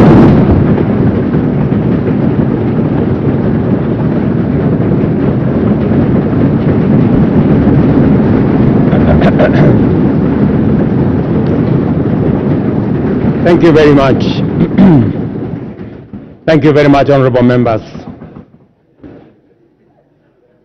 I arise before this distinguished assembly of the democratically elected representatives of the people of Kenya to discharge my constitutional function under Article 132(1)(c). The occasion requires me to give an account to the people of Kenya, the measures taken by their government under my leadership, and to give full expression and effect to to the soul of our constitutional dispensation by implementing the national values and principles of governance set out in Article 10 of our Constitution. I have a substantial report to give on the progress made in fulfilling this solemn covenant, and that the journey of transforming Kenya for the benefit of present and future generations is fully underway. Its positive effect have also begun to bear fruit across many sectors of our national endeavor, from the grassroots all the way to this capital of Nairobi. On the 13th September 2022 last year, when I took office, I undertook to ensure the urgent transformation of our economy and to stop and reverse the negative trends of runaway unemployment, yawning inequality, and widespread poverty, which have denied Kenyans their dignity and extinguished their dreams. The mass appeal of the bottom-up economic transformation agenda was due in large part to the fact that its development and articulation, as well as its content and implementation strategy, represented our national values in action. It was inclusive, democratic, committed to social justice and the protection of the marginalized. Our commitment to bring the national values and principles of governance to life in order to significantly enhance the well-being of every individual and promote the unity, stability, security, and development of our country began long before the last election and will endure well beyond our term. It has been my manifest intention to live up to all the commitments set out in the plan, and despite enormous challenges and tremendous difficulties, we have made encouraging progress in a positive direction. This has not only vindicated our philosophy of inclusive transformation in pursuit of shared prosperity, but it has also increased our confidence that we are on the right path and shall, in due course, deliver the transformation of our nation in full. It is important for us to point out that we began the implementation of our mandate to transform Kenya's economy from the bottom up under extreme difficult circumstances, not to excuse failure or to justify inability or omission to do the necessary work. Not at all. Rather, we do it to emphasize the significance of our progress, underscore the possibility of transformation under daunting conditions, and express well-founded confidence that when sufficient progress is made, we shall do much more and go much further in delivering the Kenya we want for our generations and also for posterity. In our plan, we identified three primary challenges: external shocks, fiscal distress, and structural imbalance that heavily strained our economy, causing nationwide difficulty. The COVID-19 pandemic, coupled with global supply chain disruptions and geopolitical conflicts, significantly raised inflation and interest rates, adversely affecting our economy, while low agricultural investment and a prolonged drought led to food shortages and made Kenya a net importer of food in a volatile international market. It was under conditions of such extreme difficulty that the people of Kenya entrusted us with the responsibility of simultaneously generating effective solutions to immediate problems, providing a credible pathway to stability in the medium term, and undertaking long-term structural transformation of our economy, but in a manner which paid attention to the needs and aspirations of Kenyans, especially those at the bottom of the pyramid. The transformation of our economy is not only desirable and important, it is also necessary and urgent. And the people of Kenya have made this clear at every opportunity. Our duty as leaders is to listen keenly and comply with the people's wishes. Kenyans want to proceed in a new direction and demand a new conversation that puts ordinary Kenyans, the Mama Mboga security, well-being, interests, and aspirations at the front and center of all policy and governance discourse. Citizen freedoms and fundamental rights lie at the heart of enterprise and democracy. Accordingly, our governance system must be fit for purpose, able to protect people and their belongings, safeguard freedom, facilitate democracy, and promote market efficiency. To do this, law enforcement must be robust, judicial integrity, efficiency and independence, absolute, and the right to the protection of law non-negotiable and impartial. Our police service and other actors in the justice, law, and order chain, including the judiciary, must therefore be professional, independent, impartial, effective, and inspired by national values and principles of governance. In keeping with our promise to the people of Kenya, I signed important instruments on my first day on duty. Among them, the delayed appointments of 6 judges to the Court of Appeal as recommended by the Judicial Service Commission. Enhanced allocation through this House to the judiciary by 3 billion Kenya shillings.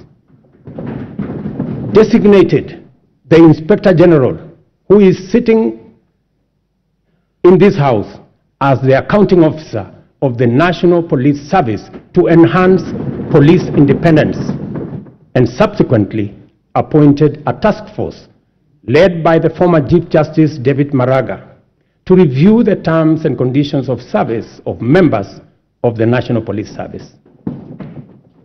This was necessary, members, so that we can cement our place as a nation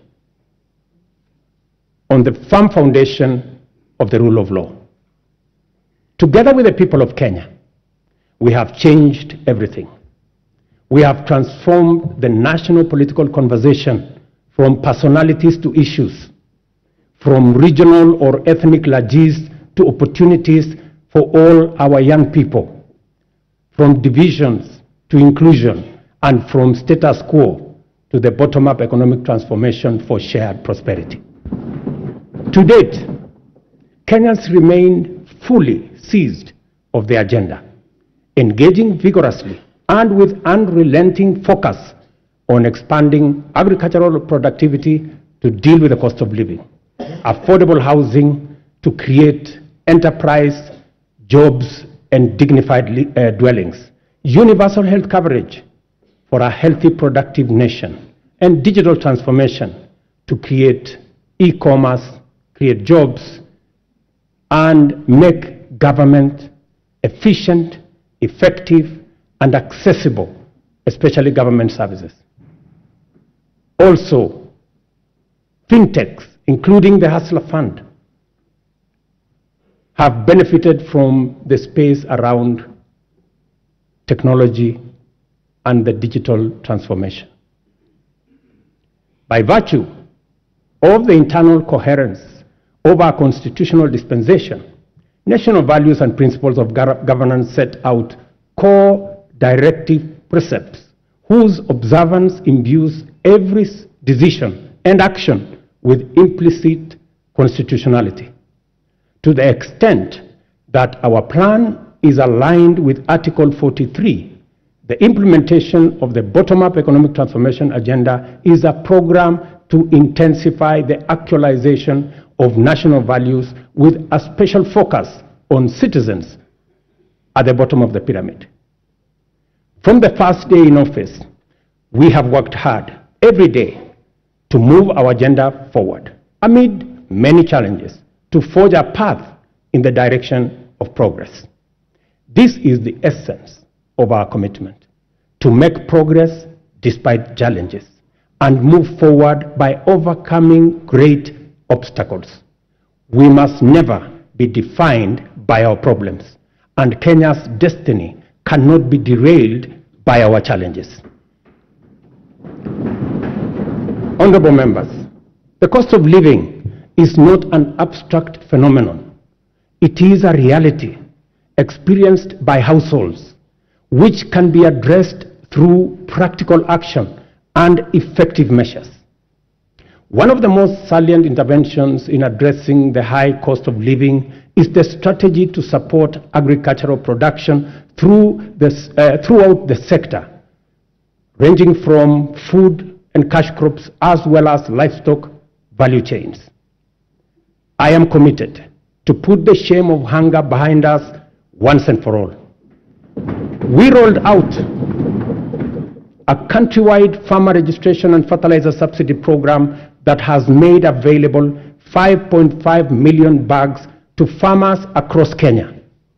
We have progressively reduced the cost of fertilizer from 6,500 to 2,500, increased maize acreage under production by an extra 200,000 acres this year, and enhanced maize production by an additional 18 million bags this year. As a result of these interventions, today a 2-kilogram packet of maize flour is selling at a low of 145 and a high of 175, depending on the brand you buy, down from 250 shillings a few months ago. The famous Gorogoro of maize is selling at between 60 and 75. Honorable members, you know how much it costed a few months ago. We have also established 22 new fish landing sites in 9 counties in Nyanza and the Coast region. We have funded and organized beach management units into cooperatives, set up 2 hatcheries in Kabonyo in Kisumu County and in Shimoni in Kwale County. And we are in the process of completing Liwatoni fish processing plant in Mombasa by end of next month, and Shimoni Fish Port by the end of next year. Again, to bring our blue economy resources into the realm of food production. To achieve efficiency, transparency, and accuracy in fertilizer distribution, we enrolled farmers on a digital register with accurate details of the location and acreage of their agricultural land holdings. This database enabled us to implement an e-voucher system through which farmers receive their fertilizer consignments for planting and top dressing of maize, tea, coffee, rice, potatoes, cotton, edible oils, sugarcane across the country. Our farmers are the best people to speak about the success of the fertilizer program. Yesterday, I spoke to several farmers in different parts of the country. Ms. Alice Nato, a single mother in a place called Milo in Bungoma, told me that the 2,500 fertilizer had doubled the yield in her farm from 52 bags of maize last year to 120 bags of maize this year. Another farmer, Mr. Albert Muni from Embu, appreciated the impact of fertilizer subsidy had in his farm and asked me to work out a way that the fertilizer can be delivered closer to the farmers rather than at the National Cereals and Produce Board depot. I assured him that I will work with the governor of Embu and with all governors to actualize his proposal for him and for other farmers who believe the same. But it was Mr. Samuel Chacha of Kuria who graphically painted the picture of transformation the fertilizer subsidy has done in his farm. With a phrase that struck my mind, he simply told me, Mr. President, shamba yangu inametameta.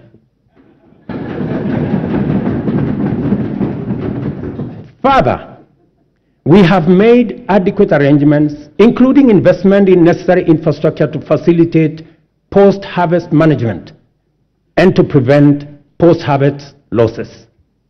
17 certified warehouses jointly managed by the National Cereals and Produce Board and the private sector owners with a combined capacity of 365 metric tons or 4,090 kilogram bags have been prepared in the maize growing areas. The National Cereals and Produce Board shall provide a subsidy maize drying service to farmers at a fixed cost, as was announced by the Minister, of Kenya shillings 70 per bag, which is a significant improvement from the previous rate of Kenya shillings 350 per bag. Yesterday again, the first consignment of the 100 mobile dryers this House facilitated my administration to buy for use by our farmers. I announced to you yesterday the first consignment of the dryers docked in the country. Additionally, we are enhancing dairy productivity for better farmer returns. The government, working with milk processors, and I had a long conversation with them in Nakuru, we are mapping the country to ensure coolers are supplied where they are needed. Soon, farmers will be paid based on milk quality, boosting incomes, and they can also enjoy global market access. Our reforms in the coffee sector are bearing fruit, with our farmers set to earn 4 times advance pay for their crop, from a low of 20 to now Kenya shillings 80, following the allocation of Kenya shillings 4 billion from the Coffee Cherry Fund that was ably facilitated by this House. Coffee reforms regulations will give farmers the necessary representation and weight at the National Coffee Auction. It is my intention to make sure that the auction operates with farmers at the center of it. These measures are expected to aid ongoing efforts, including expanding production to new counties and double coffee output in the next 4 years. The government of Kenya is currently restructuring public sugar mills, expediting the leasing of 5 companies for rehabilitation and expansion to boost industry competitiveness before the Commercial Sugar safeguards expire. The objective includes creating a competitive sector, raising farmer incomes, and enhancing productivity. This House agreed with my cabinet that we waive Kenya shillings 117 billion non-performing debt for government-owned sugar factories, for which I am grateful to this House. This House also approved 1.7 billion shillings that will go into paying farmer arrears and other complications that arose out of the challenges our sugar sector was facing. I want to promise this House that in the next couple of weeks, we shall be dispersing that money so that farmers in the sugar growing area can go home for Christmas with their money. As earlier indicated, our public borrowing had long crowded out the productive sector from the financial markets, raising the cost of credit and slowing down trade and commerce. As I told Kenyans on my first day in office, times were difficult and many people are struggling, and necessary and effective sustainable solutions were urgently needed. We must admit, honorable members, that as a country, we had been living large and way beyond our means. The time has come, therefore, to retire the false comforts and illusionary benefits of wasteful expenditure and counterproductive subsidies on consumption, by which we dug ourselves deeper into the hole of avoidable debt. The new direction may not be easy, but it is ethical, responsible, prudent, and most importantly, necessary. We've had to take hard decisions and make painful choices because we owe it to the people of Kenya to do the right thing and to confront facts as they are without flinching or equivocating. We have worked hard at home and abroad to mobilize a broad coalition of bilateral development partners. Many of them, I see them in this house, multilateral development banks and other agencies, which have rallied to pull our country back from the brink of debt distress and set us today firmly on the path towards sustainable economic growth. Our efforts to stabilize the situation have yielded such progress that next month, in December, we will be able to settle the first Kenya shillings $300 million or 500 billion Kenya shillings installment of the US dollars 2 billion Eurobond debt that falls due next year. I can now confirm with confidence that we will and we shall pay the debt that has become a source of much concern to citizens, markets, and our partners. Having said this, I further announce to the nation that our intention, consistent with sustained effort here and abroad, have enabled us to normalize our relations with the International Monetary Fund, the World Bank, the Africa Development Bank, and various development partners to such an extent that they are now working with us to implement the bottom-up economic transformation plan. As I earlier indicated, our public borrowing had long crowded our productive sector from the financial markets, raising the cost of credit and slowing down trade and commerce, especially the micro, small, and medium enterprises, including Mama Mboga.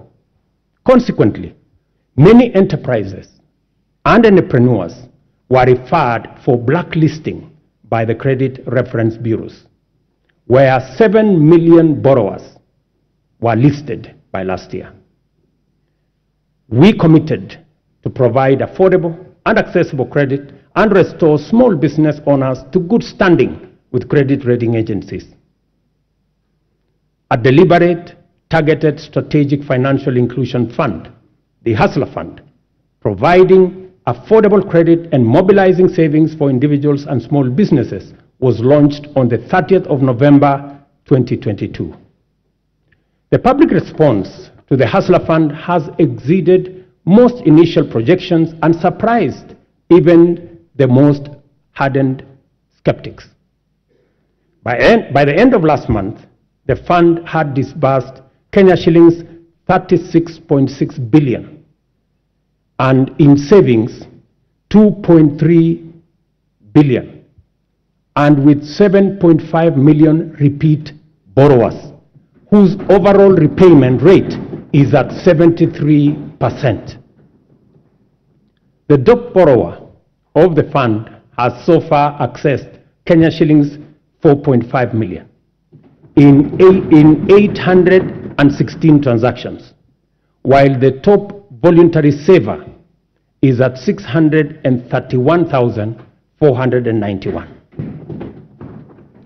In the intervening period, the Hustler Fund has also launched a group product which has attracted 50,000 active groups to the platform, and of which 20,000 have received 151 million Kenya shillings. The Hustler Fund has provided us not only the huge pent-up demand for affordable credit, but also the readiness of Kenyans to express or to embrace credit and savings and to pay their loans on time with minimum prompting. The notion that Kenyans are not creditworthy or are high-risk borrowers is nothing more than an unjust financial profiling, which has, in many instances, become a needless, self-fulfilling prophecy. Yesterday, when I called Harrison Karisa Kenga, a tuk-tuk operator in Mombasa, who has accessed 714,000 from the Hustler Fund, he suggested to me to find a way to have the fund provide asset financing so that he can buy for himself a tuk-tuk because the one he had was not his. I assured him that during my address today, I would ask the ministry responsible to respond to him. Consequently, I hereby direct the Ministry of Cooperatives and MSMEs to expeditiously engage Mr. Kenga. I will give you his telephone number. The impact of the Hustler Fund is summarized by a story of a Mr. Sospita Ondiek from Kisii. I suggest that the Kenyan film industry should look for him so that he can tell you his full story. Mr. Ondiek has a plumbing and tiling business in Kisii. And through the Hustler Fund, he has accessed 1.7 million in the many transactions he has undertaken to enhance our savings that have consistently been among the lowest globally, and to correct the delayed transformation of our social security architecture. Fundamental reforms are underway in our savings and social security space. As promised, we committed to take deliberate measures to foster a strong culture of savings amongst Kenyans and enable them mobilize resources for investment and development of intergenerational capital to eliminate old age poverty and to ensure comfort in retirement. Until recently, the rate of Kenya's public pension saving stood at 1.4 billion shillings a month, which is the lowest in our region at only 12.5% of our GDP. As a result of our initial interventions, the savings situation in Kenya is changing for the better.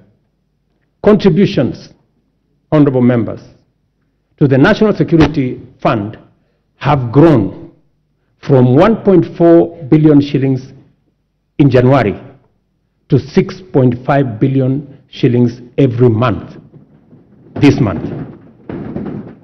The implication of this growth in our national savings is that it will significantly consolidate our nation's ability to invest in development using domestic resources as opposed to us going to borrow other people's money when they save.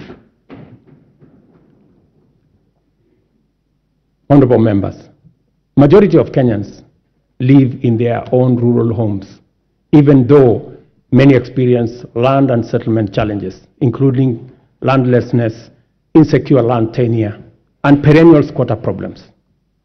Acute housing challenges are principally an urban phenomenon, and they present a serious threat to health and safety as well as dignity of people, particularly low-income earners.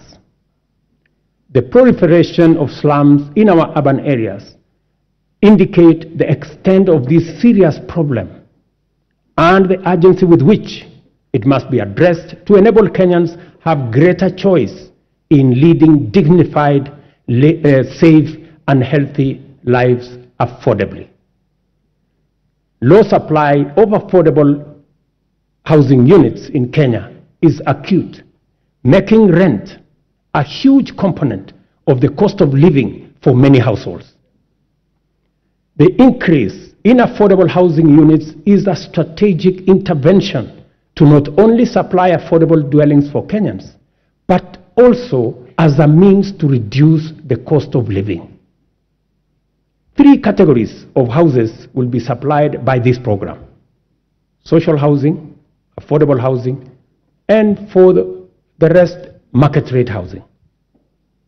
Interest on financing is where we intend to make the big difference. Interest at the moment, as all of us know in this house, is at almost 18%. But under this program, all interest should be or will be at single digit. For social housing, the interest will be at 3%. You know, honorable members, that we all get 3%. So even the people in the social space, they also deserve to get 3%. Those in the affordable housing space will get 6% and 9% for the people in the market category. The affordable housing program has received tremendous support from county governments across Kenya. And I want to thank governors, and I know the chair of the Council of Governors is here, through her, all governors who have worked with us to make sure that this program becomes a reality. The construction of 46,792 units in various parts of Kenya is already underway, while another 40,000 are ready to commence in a couple of weeks. 50,000 Kenyans are working. People who were previously unemployed, they are now engaged directly and indirectly in this enterprise. And the numbers will significantly increase as the projects move into the next phase and as we roll out many more units. A total of 746,795 housing units are in the pipeline as I talk to you, under various stages of delivery. More jobs are being created with the formalization of the Jua Kali clusters, providing products like doors, hinges, and windows. And this morning, as I visited one of the sites that I went to launch the construction in March, I was amazed that a site that was flat in March today, and I was with the Member of Parliament for Ruiru, today has 11 block units, almost at 60% complete. And I also met the Jua Kali cluster for Ruiru, and they have been given a contract of 140 million to be able to supply doors and windows. Architects, engineers, quantity surveyors, masons, electricians, plumbers, transporters, steel and cement factory workers, and hardware merchants will be partakers in this transformative plan. I spoke to Moses today at the site in Ruiru, an electrician, and he told me out of the 1,700 workers in the site today, he was in charge of 114 electricians who are engaged in that site. And he asked me, Mr. President, make sure the next site is ready for us, because we will finish this ahead of time. Let me also say, we are constructing 400 markets across Kenya to provide Mama Mboga with a dignified working environment, complete with water, electricity, and other amenities. And I want to thank members of this House for participating in various ways and working with us and also with the counties in identifying the right locations for these markets. Ladies and gentlemen, honorable members, our education system must develop a formidable reservoir of skill, talent, highly competitive and innovative human capital to support our vision of an economically transformed Kenya. Within weeks of taking office, I appointed the Presidential Working Party on Education Reform, led by Professor Raphael Munavu, my former teacher, who provided clarity on transition to the new competence-based curriculum and made further recommendations on necessary reforms in our education system from early childhood all the way to the tertiary levels. The Working Party concluded its work and submitted a report whose recommendations are already being implemented. The urgent and vexing question of transition to junior school has been settled, and the Kenya Primary School Education Assessment will be used for the exclusive purpose of monitoring learners' progress and not for placement in any grade. In keeping with our commitment, 56,750 new teachers have been employed. I'm sure the Honorable Milemba can confirm this. While 8,200 primary school teachers were retrained to equip them with capacity to effectively deliver learning and teaching at junior school levels. With changes to the entry requirements for teacher training colleges, admission has increased by 300% to now 20,456 trainees. I was privileged to be in Kwale last week to open the Kwale Teacher Training College, which had only less than 100 students a few months ago.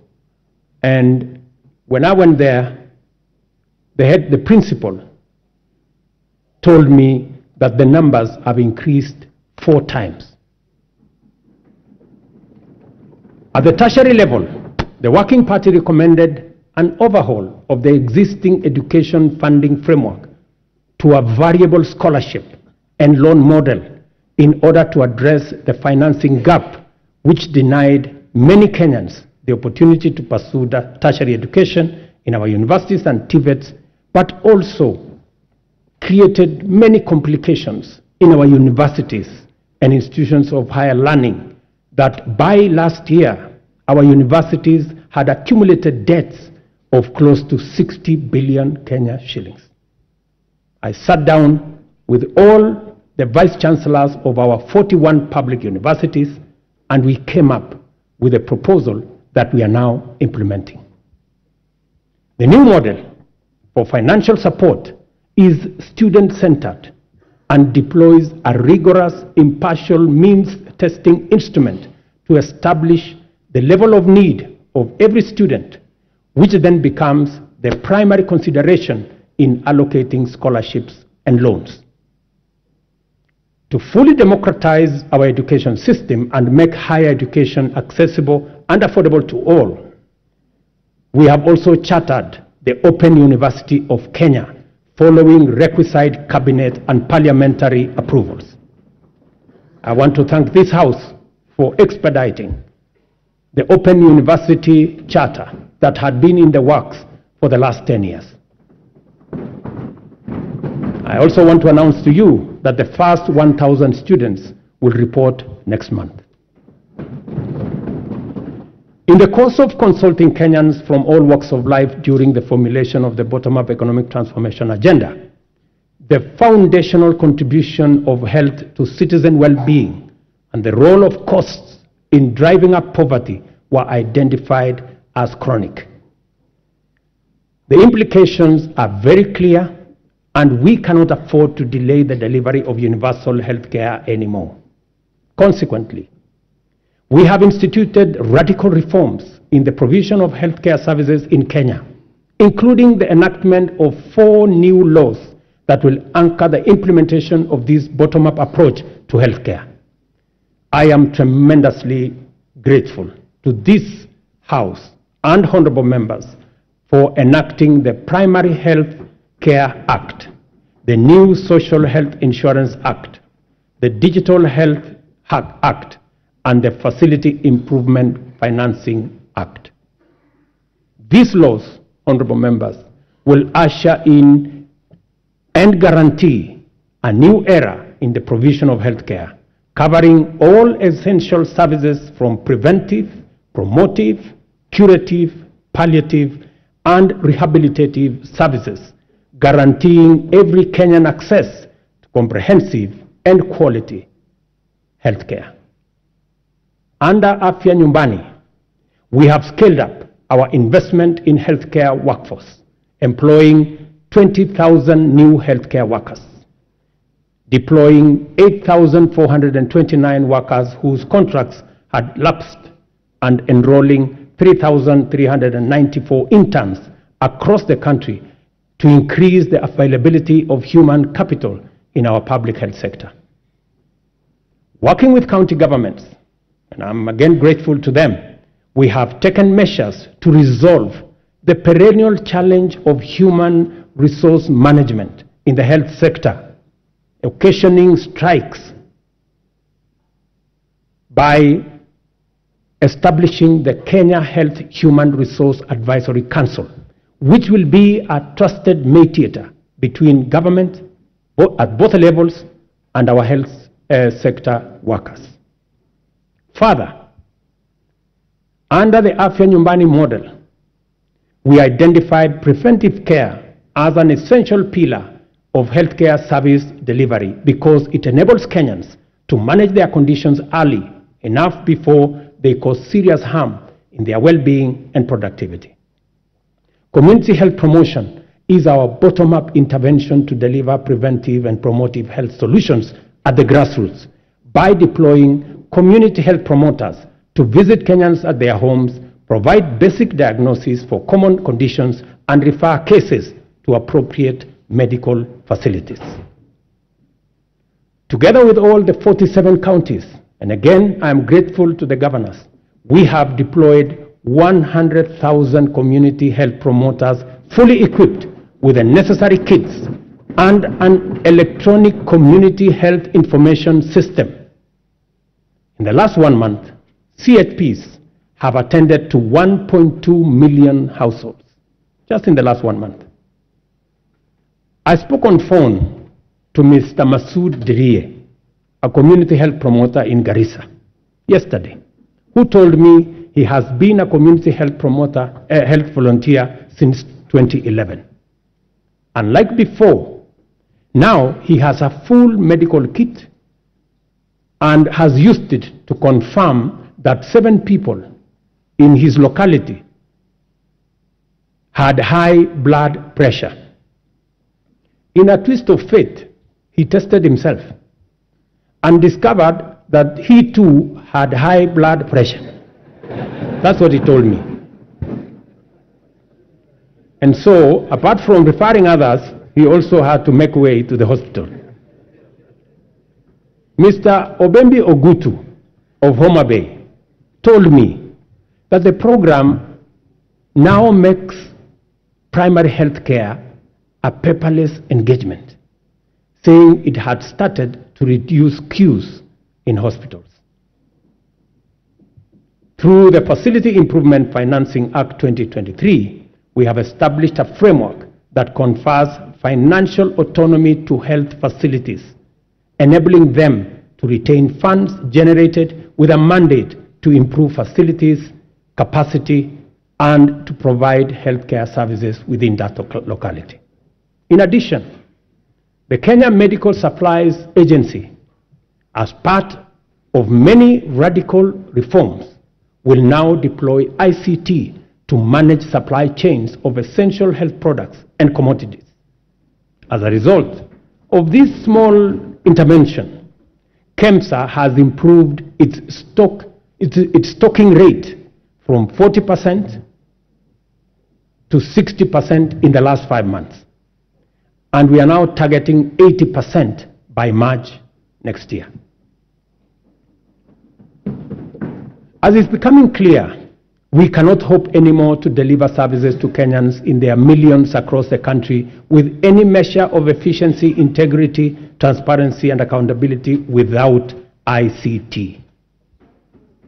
From education and health to agriculture and financial inclusion, digital technologies reign supreme in transforming service delivery, governance improvements, and catalyzing efficiency throughout the economy. We have commenced the rollout of 100,000 kilometers of the last mile fiber optic connectivity to make reliable high-speed internet available throughout Kenya, along with 25,000 free Wi-Fi hotspots in all market centers. The rollout, and I was given a statistics by the end of this year, the first 2,200 will be rolled out, and another 1,450 ICT hubs in every ward. I want to thank the membership of this House for considering to change the NGCDF Act so that you can also deploy those resources in the ICT space and enable millions of young people in your constituencies and wards to access internet and technology for digital jobs, e-commerce, and to give them the possibility of working on remote jobs. I have engaged the chair and committee of this House in that space. We have agreed on the model of how the ICT hub will look like, and I am truly grateful that Parliament came through and considered changing the law so that we can work on this together. We have expanded digital provision of public services to encompass 13,000 services to date, and it is my commitment to ensure full digitization by the end of next month.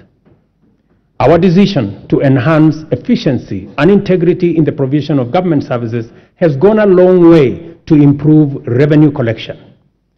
Working with the private sector, we launched the local assembly of affordable smartphones last week in Athi River.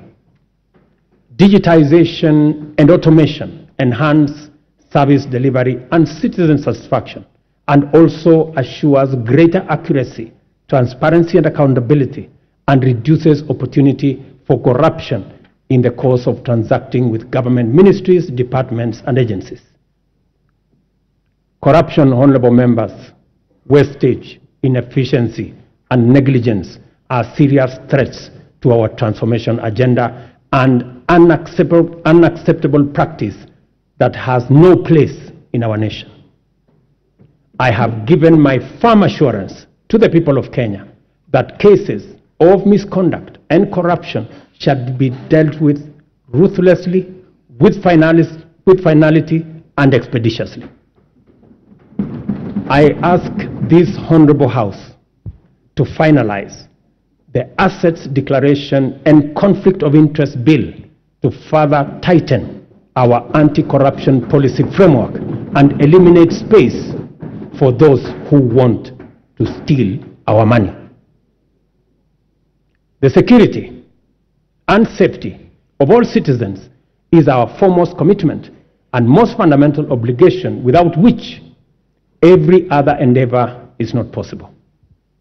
The reason why Kenya has continued on the path of steady progress is that we have maintained stability, peace, and security by affirming our territorial integrity and maintaining internal tranquility.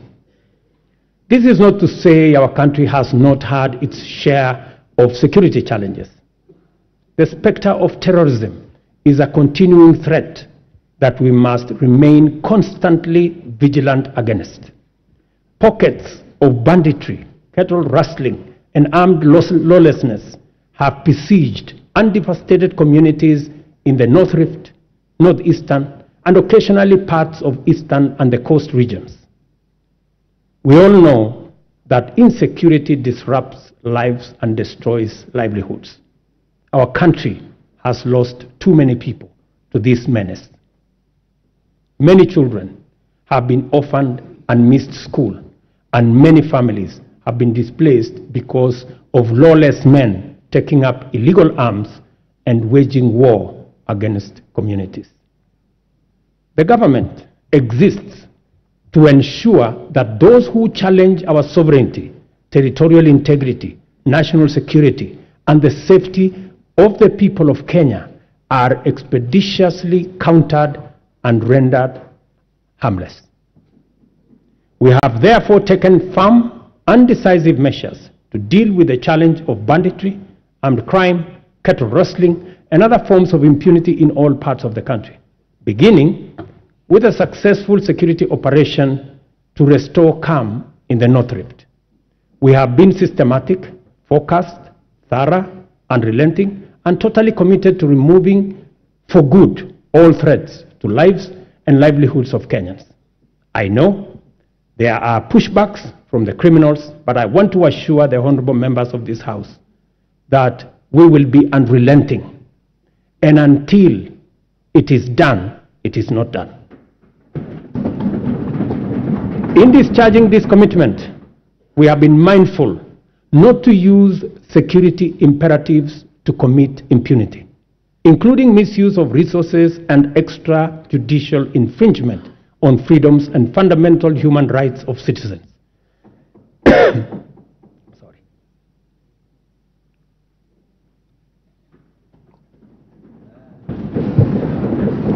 Sorry. We are conscious to provide security as a public service for the benefit of law-abiding citizens and as a guarantor of economic growth. Therefore, our security services have been committed to a citizen-centric, rights-focused, inclusive, and community-based security strategy. I am therefore quite clear that there exists no tension between the effective delivery of security services and the upholding of human rights and fundamental freedoms. We can be and therefore must be secure, yet free and democratic. In order to entrench our all-of-society coalition, we have resolved to enhance diversity and inclusion by expanding enrollment in the National Youth Service as an agency to capture young people at the bottom of the pyramid. Consequently, we are doubling enrollment to 40,000 yearly in the National Youth Service and have made it absolutely mandatory that every village, center, town, and city in Kenya is properly represented in the recruitment. To consolidate this proposition, we have directed that 80% of future recruitment to all security services, from the military, the police, KWS, Kenya Forest Service, and all other security agencies, 80% will come from the well-trained, talented, and committed young men and women who have undergone training at the NYS.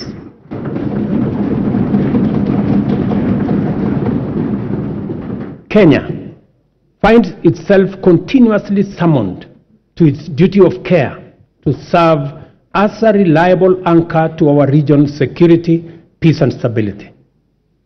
We continue to answer our historic, moral, and strategic responsibilities to deploy our resources in solidarity with our region in general and our immediate neighborhood in particular.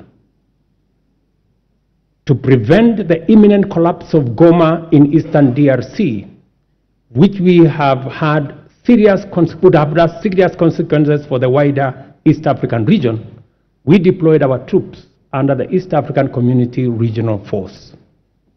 We have continued to anchor the fight against Al-Shabaab in Somalia under the Africa Union Transition Mission in Somalia. The Kenya Defense Forces continues to make Kenya proud, and I salute them. It is our firm position that only a democratically accountable system that is sensitive and responsive to the adverse and diverse composition of Sudan can secure that country. Given the regional interconnectedness, together with the Kingdom of Saudi Arabia and the US, we have engaged the Jeddah process as IGAD to fashion a framework that will be best placed to successfully deliver peace in Sudan. Honorable members, our economy is firmly interconnected with regional, continental, and global economic systems. Our security and stability is likewise integrated with those of our neighbors. Kenya has a fundamental, essential, legitimate, and clear interest in conducting robust diplomacy in form of bilateral and multilateral engagements. For the last 12 months, we have continued to fulfill our international obligations through Kenya's leadership in the international arena. This is underscored by the high-level summits Kenya has hosted and participated in. Kenya successfully hosted the inaugural first-ever Africa Climate Summit. We also hosted the 43rd Ordinary Session of the Executive Council, the 5th Mid-Year Coordination Meeting of the Africa Union, and the Regional Economic Communities, and the first-ever African edition of the Berlin Climate and Security Conference in Nairobi.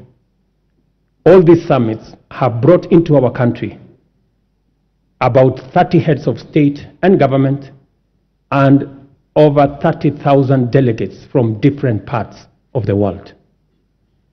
The government has made deliberate efforts to harness the immense and potential of Kenyans also in the diaspora. Indeed, I established the State Department of Diaspora in the Ministry of Foreign Affairs so that they can fully participate in the affairs of our motherland. I have committed to work collaboratively, consultatively, and collectively with the counties and all Kenyans to uphold our cherished national values as human dignity, equity, social justice, national unity, inclusiveness, integrity, good governance, transparency, and accountability. I encourage all honorable members and indeed all Kenyans to embrace an open mindset in regard to national strategic interests and to leverage on our rich heritage and diversity. One of the greatest strengths of our country is our capacity to devise bold, unprecedented solutions to our threats and challenges, create imaginative strategies to avert danger, and chart new paths to deliver us from adversity. There is no doubt that our nation has been confronted with immense pressure emanating from political misunderstandings sometimes and electoral disagreements.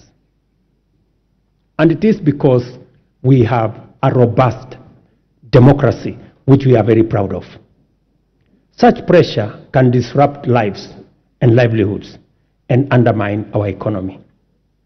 Thankfully, Kenyans always find the moral strength and political imagination to reach across the political divide and engage in dialogue in the spirit of goodwill, fraternity, and commitment to the national interest and the welfare of the nation.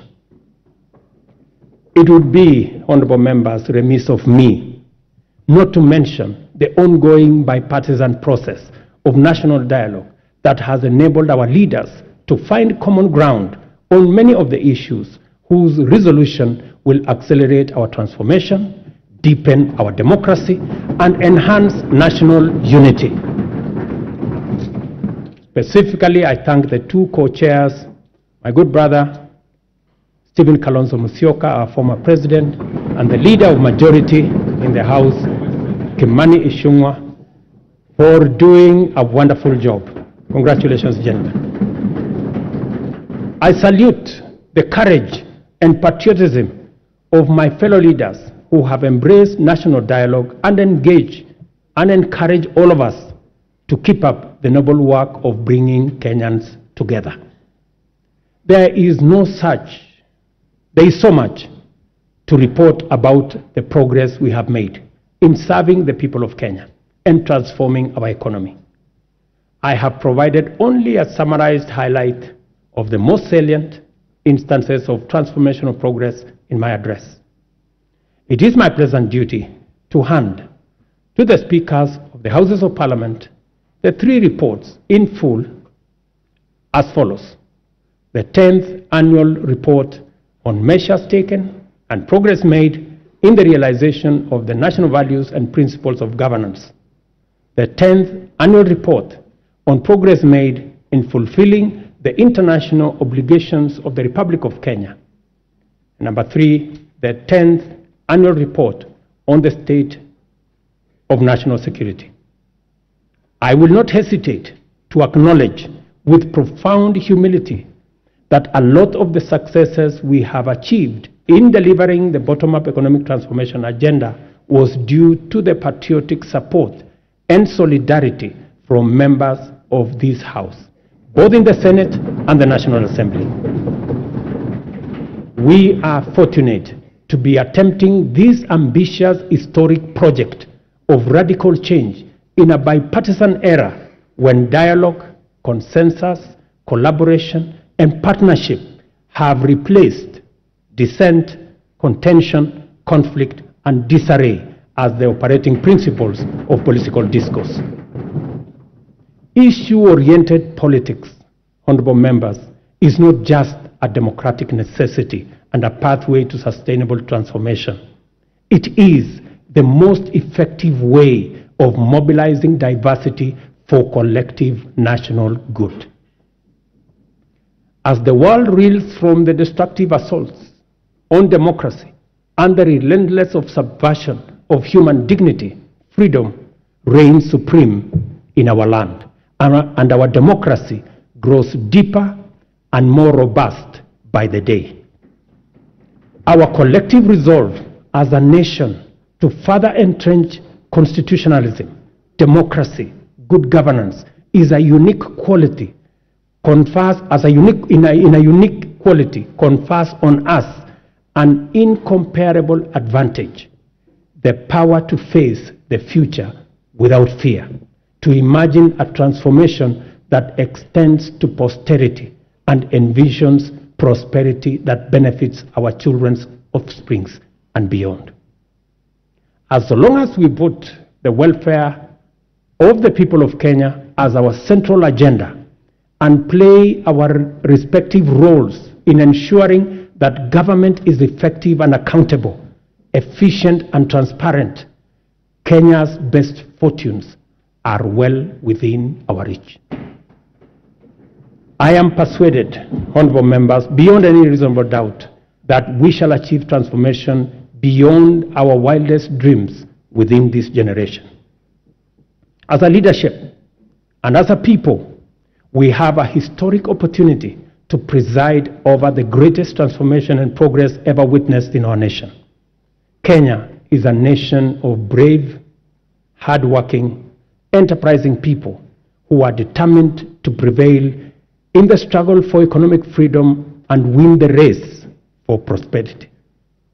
In a nation like ours, great deeds will be accomplished whenever and wherever opportunity exists. This is why the hard work we have done is already showing the promise of abundant fruit. We have laid a firm foundation for rapid development, and Kenya is no longer on the marks. The state of our nation at this moment in time is prepared, all set, and ready to go. I thank you, God bless you, and God bless Kenya. Thank you very much.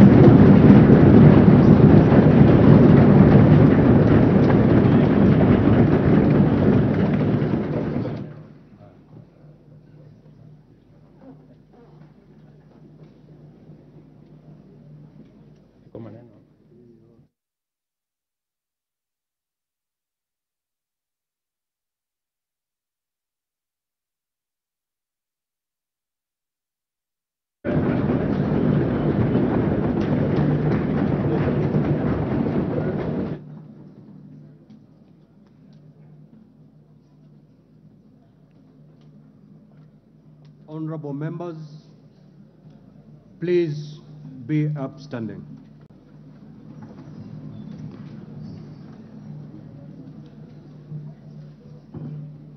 Your Excellency the President, the Right Honorable Speaker of the National Assembly, honorable members, we have come to the conclusion of the business of the day, and it is now time to adjourn. The Senate stands adjourned until Tuesday, 14th of November 2023 at 2:30 p.m. in the Senate chamber. I thank you. Honorable members remain upstanding. Honorable members of the National Assembly, the National Assembly now stands adjourned until Tuesday, 14th November 2023 at 2:30 p.m.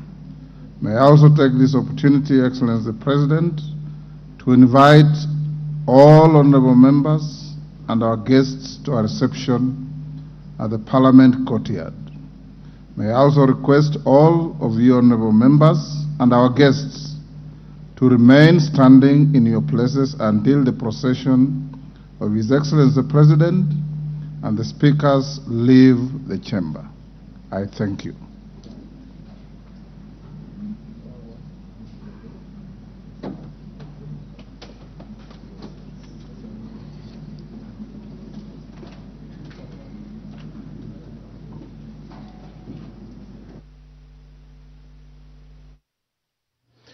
You have been watching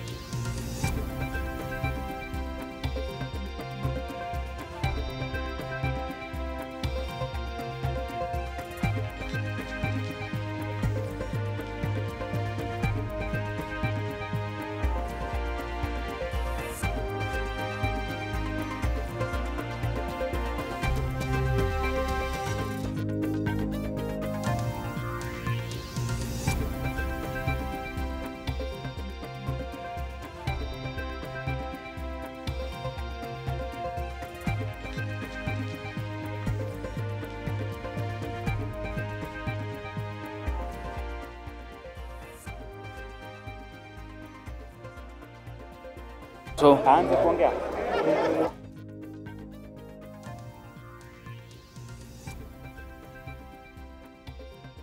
Mtazamaji, huu ndio mwisho wa hotuba yake Rais William Ruto mwaka 2023, hotuba ambayo imekolea mambo mengi yaliyokuwa matarajio ya Wakenya, mambo ambayo walitaka rais kuzungumzia mambo ambayo alihitaji kusikia kutoka kwake Rais William Ruto kwa siku ya leo, kutoka katika swala la uchumi, mtazamaji, tukielekea kwenye swala la usalama na vile ushirikiano baina ya Kenya na mataifa ya kigeni. Mambo hayo yote bila shaka ameyazungumzia Rais William Ruto. Na nigusie tu kidogo katika swala hili la ufisadi. Vile Rais William Ruto amelizamia swala hili kwa kusema kwamba masuala ya ufisadi, viongozi ambao watapatikana wakishiriki ufisadi, mtazamaji, watakuwa wanavaliwa vilivyo na sheria na katiba na vile serikali yake katika wakati huu ambapo anajaribu kupigana na swala hili la ufisadi. Vile rais ameweka wazi kwamba atajaribu kupitia kwa serikali yake kwa njia yoyote ile kuona kwamba njia zote za ufisadi zimezibwa kwa wote ambao wanapanga kushiriki katika swala hili la ufisadi. Vile rais amelizamia swala la usalama, akigusia swala la wanamgambo wa Al-Shabaab, hasa wakati ambapo wamekuwa wakihangaisha taifa katika eneo la Lamu kule katika kaunti ya Lamu. Na bila shaka mtazamaji, kabla ya kuangazia kwa kina zaidi swala la uchumi, hebu tupate waheshimiwa hapa wawili watatu tulizungumzia swala hili. Mheshimiwa, karibu sana kwenye NTV. Hebu niambie, umeridhishwa na hotuba ya rais kuhusiana na hali ya taifa kwa sasa? Kulingana na hotuba ya rais katika bunge la kitaifa leo ilikuwa ni nzuri. Nilifurahia kwa sababu wana mpangilio jinsi Kenya ilivyo wakati huu, maisha ngumu ilivyo, na amekubali kwamba maisha ni ngumu, lakini ametuahidi kwamba ameweka mikakati ambapo ile deni ambayo imefanya Kenya maisha iwe ngumu ataweza kuwajibika, itawezwa kulipwa kwa wakati ambayo inayofaa, kama hata yule Eurobond ambaye itakamilishwa, anasema by mwezi wa 12 itakuwa imekamilika. Na jambo ambalo nilifurahia sana ni kwamba mambo ya usalama amesema kwamba atazingatia kabisa, hasa hii usalama, mambo ya ukaidi hii na mambo ya wizi ya ng'ombe, wizi ya mifuko, kuharibia watu maisha na kuharibu mambo. Amesema atakuwa na husika. Najua mimi natoka Baringo Kusini ambapo Kabindasum, mahali primary school ambayo ilikuwa na ukora. Walifanyika shambulizi kabla ya mtihani kwanza. Walifanyika shambulizi kabla ya mtihani wa KCPE kwanza. Sasa kulikuwa na hiyo uvamizi kabla mitihani ya kitaifa. Na tuliona yale ilifanyika. Baadaye wale wakurugenzi ambao walikuwa na husika walikuwa nataka kufunika kwamba hii kwako na vita. Kana kwamba hata waliweza kusumbua KNBRs na walisumbua hata journalists ambao walikuwa waandishi wa habari ambao walienda kutoa hiyo habari, na walijaribu sana kufunika. Lakini rais amesema kwamba tutazingatia kwamba kuna usalama kwa kila mahali. So hiyo ndio furaha yangu, nione watu wangu wamerejea huko upande ya Rugus, mkutane na Harabal jinsi nilikuwa nauliza jana waziri wa usalama, na haya akajibu hivyo. Sasa natarajia kwamba kutakuwa na mikakati ili watu wangu hata ile maisha yao ambao walikuwa wamepoteza vitu vyao wataweza kuangaliwa. So hotuba ya rais ilikuwa ni safi. Tutapata nafasi kuanzia wiki ujao tuangalie kwa kiini na tuweze tujadili katika bunge. Asante sana mheshimiwa. Mheshimiwa, karibu sana kwenye NTV. Pengine rais amezungumzia swala la ufisadi sana na amelizamia. Je, umeridhishwa na hatua ambazo anasema rais kwanza kwamba zimewekwa kupambana na hali ufisadi kwa sasa? Nataka kushukuru rais kwa kuja kutuaddress na kuaddress nchi nzima. Lakini mikakati ambayo aliongea kuhusu jitihada ya serikali ya kupambana na ufisadi hazikuwa kamilifu vile. Kwa sababu ufisadi inaangaliwa katika hii serikali na udhaifu kiasi. Ufisadi ndio inaharibu Kenya. Ufisadi ndio inamaliza Kenya. Hata hatuhitaji kuongeza taxes Kenya hii. Lakini tukiziba mianya ya ufisadi, Kenya itaendelea mbele. Angalia wenye wako kwa serikali ndio wale ndio wanaenda. Ameongea kuhusu accountability. He talked about a bill on declaring self-interest, alafu also declaring wealth declaration and conflict of interest, a bill. I mean, hawa watu huwa hawachukui hii maneno seriously kwa sababu wenye wako na mali ni watu wenye wako kwa serikali. Mimi kama Dr. Lilian Achieng Gogo niko na kanyumba moja Sasa nita declare nini? Na watu wenye wako na hiyo mali, they don't want to declare. I want to implore him to move with outside words. Waanze implementation.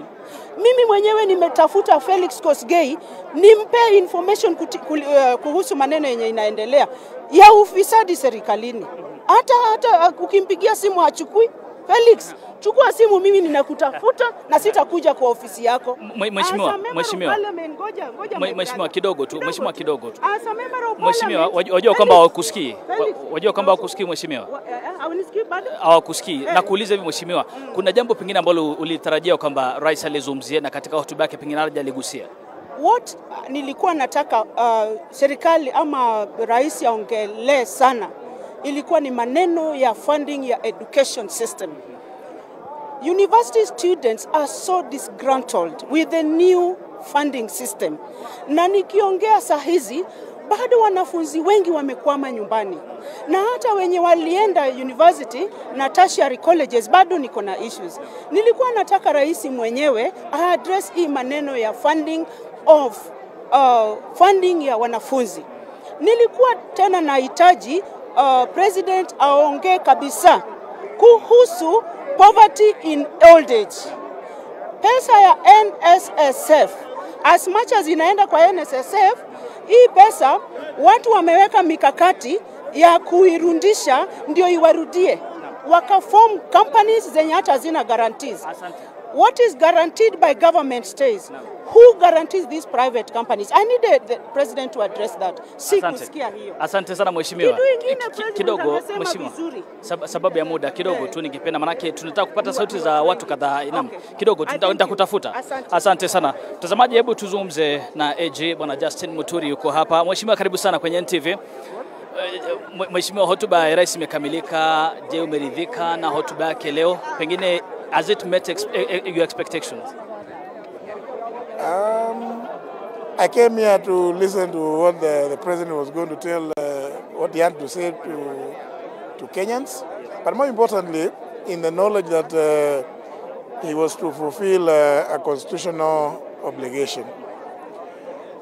In fact, I think the president stopped, as he said, he could not narrate everything that his administration has so far embarked on in fulfilling the obligations under the Constitution, many of which he took the liberty to give examples.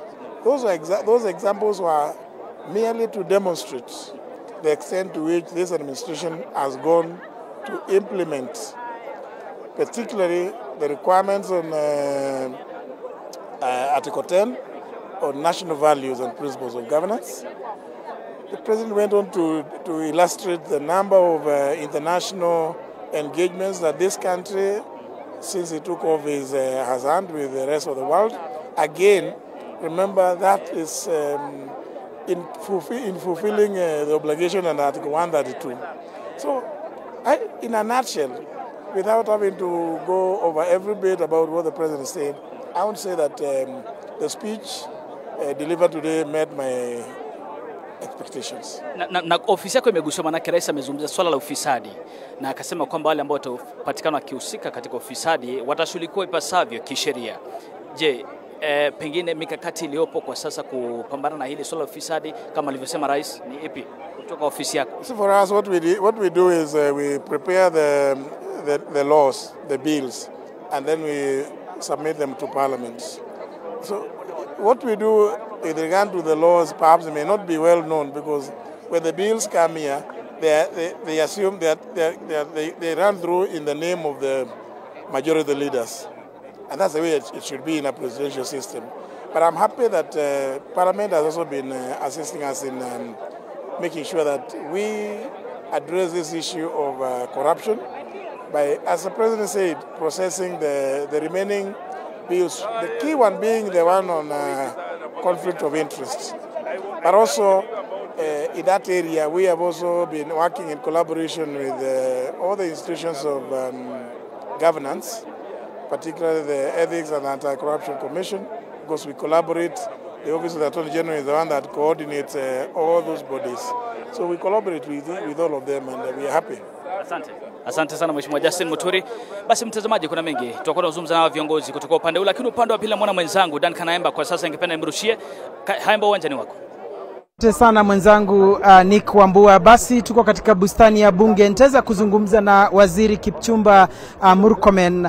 Pengine utueleze your take, President's maiden State of the Nation address. Of course, the first time he came, it was to open the newly elected parliament, the 13th parliament.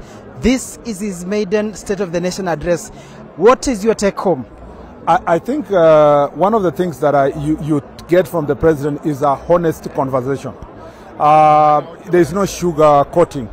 It is about appreciating the situation that we are as a country, from our economic situation to the financial situation, and having practical but long-term solutions, because it would be easy to go the populist way, and the populist way would be subsidy here, throw this thing here.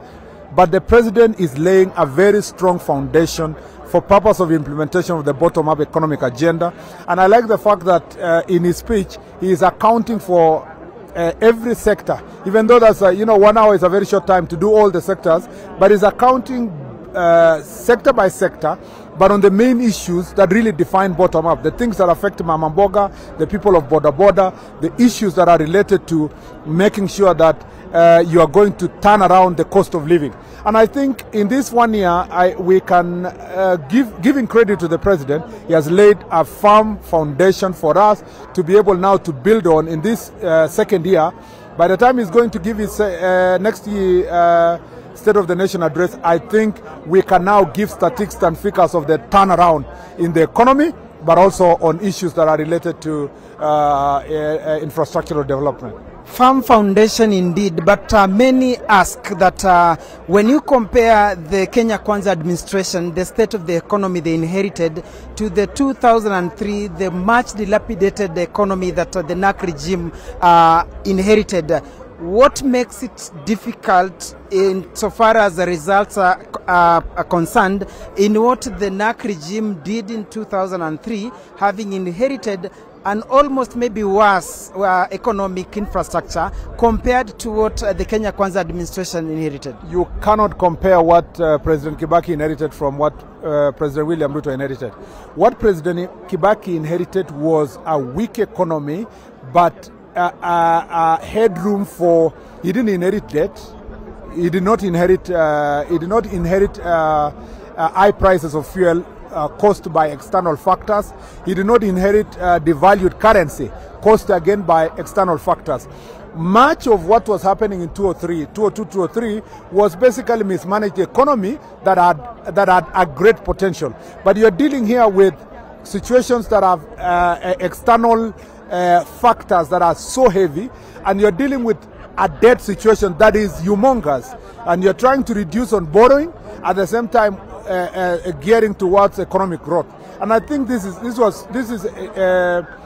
far much different, and President Ruto has steered it in a very cautious but bold manner. Lastly, address us on the issue of security challenges in the country. We appreciate the fact that you come from the North Rift, Elgeyo Marakwet County to be specific. Those who believe that even your neighbors, they are not sure whether they will wake up tomorrow to have their livestock still intact.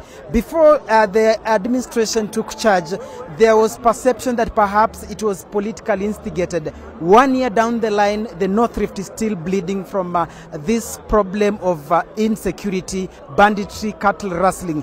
What would be the end game to this? It would be a lie to say that banditry started 10 years ago, 20 years. It is something that is about 60 years old, and it has been consistent for a long period of time. The difference between what we are doing and what happened in the second term of Jubilee administration is that we are taking bold steps. And the Minister of Interior and my colleague Professor Kindiki has done tremendous job. Many families have returned back. You yourselves cover the stories in Baringo, for example. People have gone back to doing their farming. In Kerio Valley, we have reduced the cases to specific areas. And I think the progress we've made, we must harness it and build on that foundation to make sure that we complete the remaining. On our side, as a Minister of roads and transport. We've done also tremendous work to open up roads that help our law enforcement agencies to access the most difficult terrains. And I believe that the progress that we are building on and what Professor Kindiki is doing with his Ministry of Interior, I think we are going to have exception. This will be the administration that will end the banditry in Kenya. Thank you very much. That is Transport CS Kipchumba Murkomen. Over to you Nick Wambua, iwapo unanipata basi chukua hatamu. Naam, bila shaka Haemba, mengi yanaendelea upande huu, bila shaka viongozi wakijadiliana kuzungumza hapa na pale. Nadhani kwamba wanajaribu kuzungumzia hotuba hii ya rais kama ilivyokamilika. Nizungumza na baadhi ya viongozi hapa. Karibu mheshimiwa. Mheshimiwa Kajuju hapa. Hujambo na karibu. Pengine tuzungumzie hotuba ya rais, umeipokea namna gani kwanza kabisa? Kwanza niseme asante sana kwa rais wetu William Ruto, sababu amekuja kuongea na nchi kwa State of the Nation Address, kutuelezea kulingana na vile alikuwa anatafuta kura zake na anaahidi wa Kenya kama tuko kwa hiyo barabara tayari, na vile anaendelea kutupangia tukiwa wa Kenya wananchi ambao anaongoza. Na nimefurahi sababu nimesikia ameshikilia mambo ya ukulima, ameshikilia mambo ya fertilizer kwa wakulima, na pia ameshikilia kuhakikisha kwamba watu wetu wamepata afya bora. Ndio sababu ameongea na watu wengi, community health providers, wale walipewa hiyo kazi na wakasema ya kwamba wanafanya kazi. Pia tumeongea mambo ya independence ya institutions. Ameinsist na amesema tena sana ya kwamba sisi constitutional commissions, sisi judiciary, tunafaa kushikilia na kuhakikisha kwamba nchi yetu iko na accessible services. Tumechunga transparency na efficiency ndio wananchi waweze kupata kazi inafanywa na wale wameajiriwa nchini kufanya kazi. Vile vile rais amezungumzia swala la serikali kuu kufanya kazi na serikali za kaunti. Na jana asubuhi ya leo uamuzi ambao umetolewa kuhusiana na mama Mwangaza kutoka kaunti ya Meru, kaunti utokayo nadhani kama sijakosea. Je, hisia zako ni zipi kuhusiana na swala hili na semi zake za rais pengine? Unajua rais amesema ya kwamba amefanya kazi vizuri sana na serikali za majimbo. Na pia tunaona ya kwamba katika ile jimbo letu la Meru kulikuwa na tashwishi pale ambao wale MCAs walikuwa wamefanya impeachment na ikakuja bunge la seneti, na ndio kawaida inafaa impeachment ikipitia county assembly inakuja seneti, alafu seneti nayo inadhibitisha ama inakataa. Kulingana na wisdom ya Senate walikataa ile maombi ya County Assembly. Kwa hivyo sasa ni kazi kwa governor wetu wa Meru ajue ya kwamba arundi afanyie wananchi wa Meru kazi, sababu kile kitu mwananchi wa Meru anataka ni service delivery. Na president wetu amesema ya kwamba ameachilia pesa ile inafaa kutoka kwa national government iende kwa county governments. Kwa hivyo sasa mimi ningeomba tu yule governor wetu wa Meru aanze kufanyia wananchi kazi na jaribu sana kuleta uwiano kati ya wananchi wa Meru, ndio sasa kila mtu akae kwa amani na tukae tukiwa tunapendana. Kwa hivyo tunasema ni asante na tunashukuru kwa siku ya leo. Asante pia kwa mheshimiwa. Mtazamaji, nizungumze na mheshimiwa mbunge wa Garissa mjini kabla nirushie kwake Duncan Haemba kidogo tu dakika moja. Mheshimiwa, karibu sana. Asante sana. Hisia zako ni zipi kuhusiana na semi na hotuba ya rais ndani ya bunge, na hasa ukigusia swala la bipartisan talks ambapo amezungumzia wanakamati wawili ambao walikuwa naongoza kamati hiyo, Kalonzo Musyoka na Kimani Ichung'wah. Unazungumziaje semi za rais kuhusiana na uwiano wa taifa? Okay, asante sana. Mimi ni MP wa Garissa Town. Na nataka first of all kurudishia shukrani our president for the good address he has given to the nation today. In my opinion, he was giving us a feedback on the programs and that he had laid down in the first year of his administration. A feedback such as mambo ya chakula, the impact of the results out of the fertilizers, subsidized fertilizers given, and all the other factors that helped to reduce the cost of foods and cost of doing business in this country. So for that we thank him. Secondly, on the issue of security, one thing that caught up my attention was the fact that the fight against terrorism should be done within the precinct of the law. That the security agencies must act within the law in order to fight terrorism, not the way it is now, where people are adopted individuals are executed without the due process of the law. Now, on the issue of you have raised on bipartisan talks, that is a good thing from the president, a good gesture from him. He won the elections for sure. Those who had a complaint, an issue within on this issue, he is trying to bring the country together. And we fully support him on that, so that our country, this is our country, we have nowhere else to go. And everybody who has an issue must also be ready to work within the precincts of the law and the constitution. So we are happy of what he has done. On the other issue, the president also talked about, the other issue the president talked about of importance is education. In our region, we have a serious problem of teachers, and he has recruited 56,000 teachers, and now he has promised to do more, and that we have also met the president before in his State House, and he has promised us as the people from that region that we will be given an affirmative action plan in order to close that gap for teacher shortages in the region. Asante sana mheshimiwa. Nasema ni asante. Basi mtazamaji, nimrushie mwenzangu Dan Kanayamba, namuona yuko tayari upande wa pili vile vile, aendelee na haya mahojiano. Hayamba, uwanjani wako. Asante sana mwenzangu Nick Wambua, kwa kweli mambo yanaendelea kufikia kikomo hapa katika bustani ya bunge. Kwa sasa niko naye mbunge wa Dagoretti Kusini KJ John Kiarie. Kwanza kabisa tunaona leo rais amefanya hotuba ambayo si ndefu sana, na kuna wale wengine pengine watafikiri kwamba alikuwa anatoa hotuba hiyo kutoka kwenye kichwa chake, yani off cuff, lakini yaonekana mambo yamekwenda kisasa, teknolojia. Manake ikakuaje? Je, ni mitambo ya bunge, teleprompters za bunge, au ni namna gani rais ameweza kuwasilisha ujumbe wake leo kwa taifa? Asante sana Duncan Hayemba, na shukran sana kwa NTV kwa kupeperushia wa Kenya taarifa hizi moja kwa moja. Niseme kwamba rais amekuwa ni champion mkubwa sana wa teknolojia. Ndio kwa maana kwenye mpango wa Kenya Kwanza unaona kitu ambacho kimetiwa kipaumbele sana ni swala la the digital super highway, ambayo amewekeza kwa njia kubwa kuhakikisha kwamba kunayo kilomita 1,100 ya fiber ambayo itaongezwa, kunakuwa na kwamba kutakuwa na digital hubs ambazo zitakuwa ni 1,450, na kutakuwa na wifi hotspots katika soko zetu, soko moja, soko 25,000. Ni kumaanisha kwamba amekipa kipaumbele sana swala hili zima la teknolojia. Lakini sio kwa maneno tu, katika kuleta hotuba wasomi wanasema kwamba kuna style na kwamba kuna form. Kwenye style uliona kwamba vile ambavyo aliwakilisha hoja zake ilikuwa ni tofauti sana na vile ambavyo kumekuwa kukitendeka hapo awali. Wengine hata watadhania kwamba rais alikuwa anaongea kutoka kwa kichwa chake, lakini ametumia teknolojia mpya ambayo ni teknolojia ya teleprompter. Lakini ukiingia kwenye form nayo utasikia kwamba ameweza kutumia mbinu mpya za kuleta hotuba. Ati kwamba jana kabla hajahutubia nchi, rais aliweza kuongea na mamia wa Wakenya.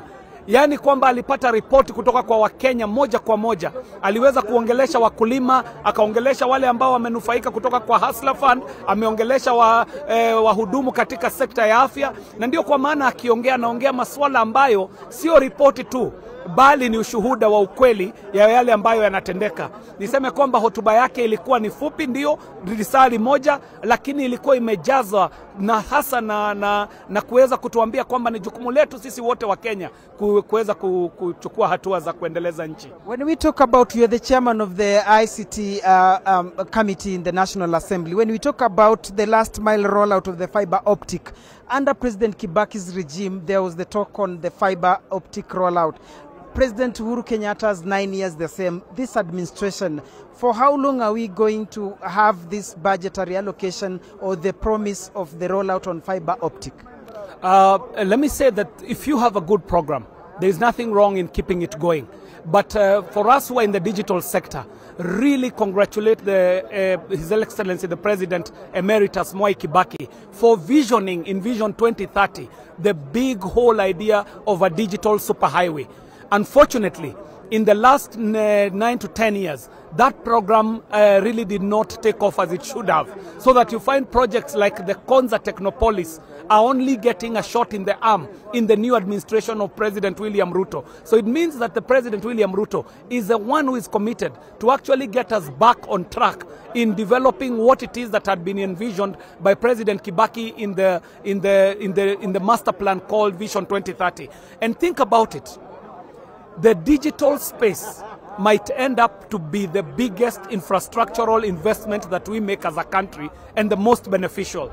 I'm speaking from Dagoretti South constituency, where we have seen the impact of the digital innovation hubs at Kabete Technical and at PC Kenyanjui, where young people are getting some digital literacy skills, and in a matter of weeks, they come from learners to earners. What does that mean? It means that the traditional places where we have been looking for opportunities for work, which has been government and the private sector, are being complemented by digital jobs that can be done 24 hours a day, and the earnings are impressive. Duncan Kayemba, I would request NTV to just take some time and study the digital innovation hubs concept and see the benefits, where we are finding in one of the centers, learners are earning in excess of 2 million Kenya shillings a month out of digital jobs. So this investment in the digital literacy and in the whole digital economy space is actually going to bear fruit. And to my mind, it is going to be even more critical. But is it a question of fattening a bull before slaughter? Because you remember there was hue and cry in the finance bill before it became an act on some of the taxation measures that had been proposed by the committee. Of course, there was uproar. So on one hand, this administration says it's going big on digital economy. But on the other hand, it had already removed its sword, ready to yank off a sizable chunk of whatever the creative economy is getting from the digital space. So is it the question of fattening a bull before slaughter? Actually not. Actually not. Duncan, you've got to think about it, that in any economic sector, if you are making an earning, it is assured that it shall be taxed. In fact, the debate that was there in the finance bill, and it is a debate that we won, we who are in the creative economy space, was the debate on the amount, because the committee had proposed to do a tax increment that would see people in the digital space paying in excess of 15% in taxes. And we decided that that shall be too high. And that is why we were giving a pushback to the finance committee. And the president had the cry of the people in the digital economy. And it came from a high of 15% to now the low that we are seeing of 5%. But the big issue here is the principle of it. You who runs a TV station pays taxes. So if someone is going to be a digital content creator, some of who are earning in millions a month, they should also be onboarded into the tax bracket. The thing is that the taxes should not be punitive. But think about it. The bigger point I was making before the interruption, the bigger point was that the digital space might end up being as important, if not more important, than your traditional high capital intensive infrastructure sectors. We have been over-investing in agriculture, over-investing in education, over-investing in roads, and it's a good investment that bears fruit. So we need to think about the nascent industries, industry like the emerging technologies, the industry in media, the industry in the digital economy, which will end up also contributing in a big way to the economy of this country, and exponentially so. The results, as I said, are almost immediate. Thank you very much. That is Dagoretti South Member of Parliament, KJ, who is the chairman of National Assembly's Security Communication and ICT Committee. Mandera County Woman Rep, Mheshimiwa, could you tell us, Mheshimiwa Kasim, I almost thought that maybe I'll be calling you a name of a male gender, but thank you for that nonetheless. What is your take from the speech, especially on matters of universal health coverage? Because the president, of course, after the rollout, the launch on Mashujaa Day, as a woman from northeastern Mandera County, what is your take from his speech?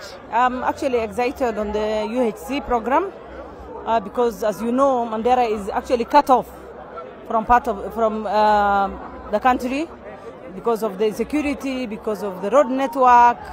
At least one side of it is on health, because Mandera has the highest maternal mortality and infant mortality.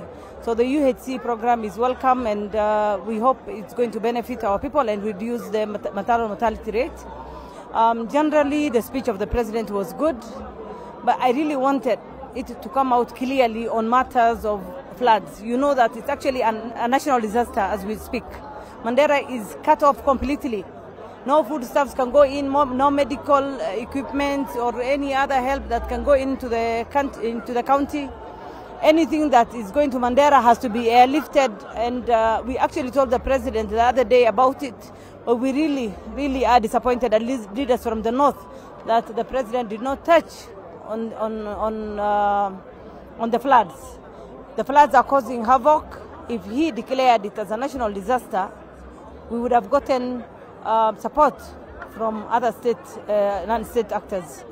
Thank you very much. Mandera County Human Rep, of course, expressing her disappointment that the issue of floods that is now a big concern in northeastern part of the country. We are still programmed with the traditional 8 provinces. So when we talk of northeastern, eneo la kaskazini mashariki, ambako wanasema kwamba wametamaushwa, manake mvua masika yameanza na hawakusikia serikali ikigusia mawili matatu. Je, ni kuambua sijui utatueleza vipi? Naona kuna wabunge ambao uko nao, na tunapochungulia rais anafanya nini hasa? Wamepanga foleni wengi, lakini Haemba, hilo ni swala muhimu ambalo rais hajalizungumzia, manake vile vile kumekuwa na utata. Je, ni El Nino au si El Nino? Rais hajazungumzia hilo kabisa, na nadhani kwamba ndo hilo bunge anazungumzia.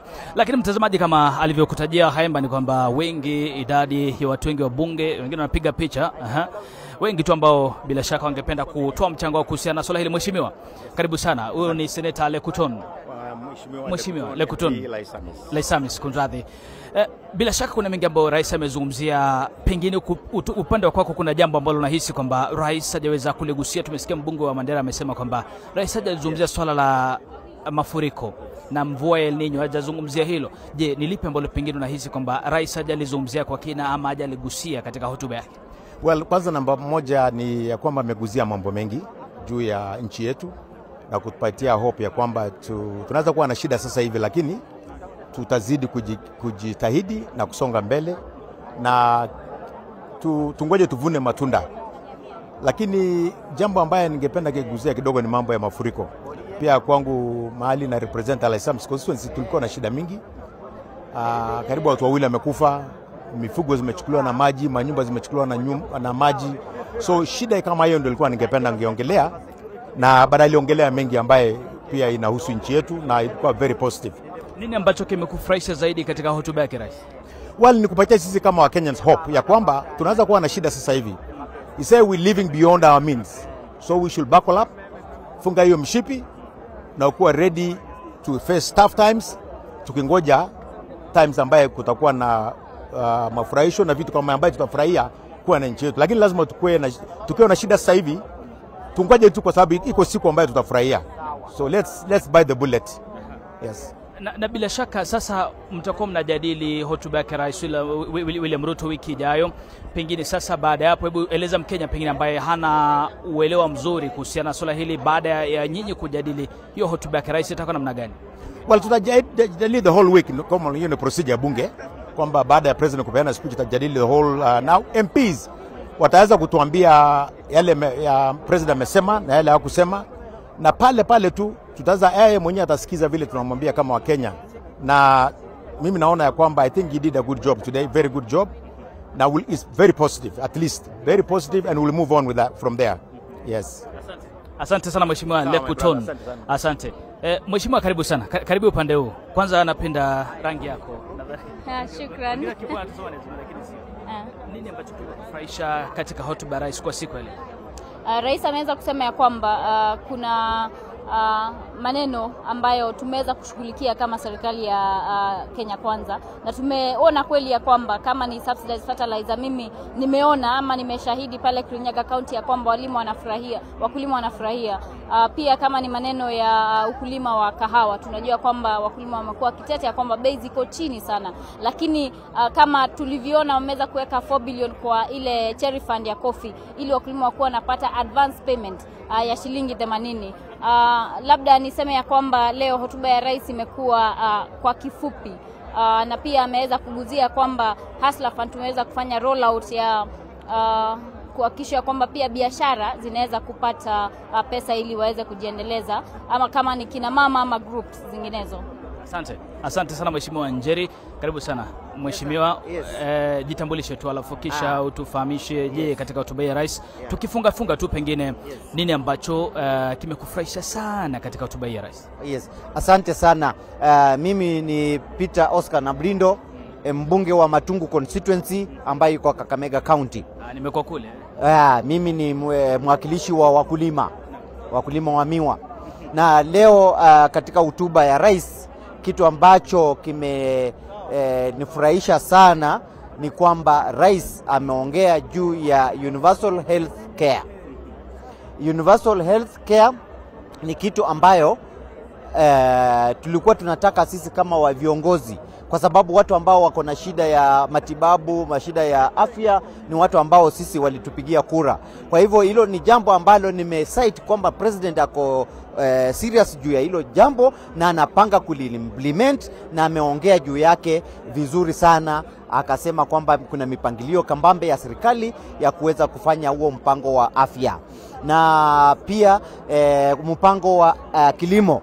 Ameongea juu ya kilimo kwamba wanapeana mbolea, wanapeana mbegu, na wakulima wingi kupata kama kule kwa Rift Valley upande ya Western wametoa mazao kuliko yale ya mwaka uliopita.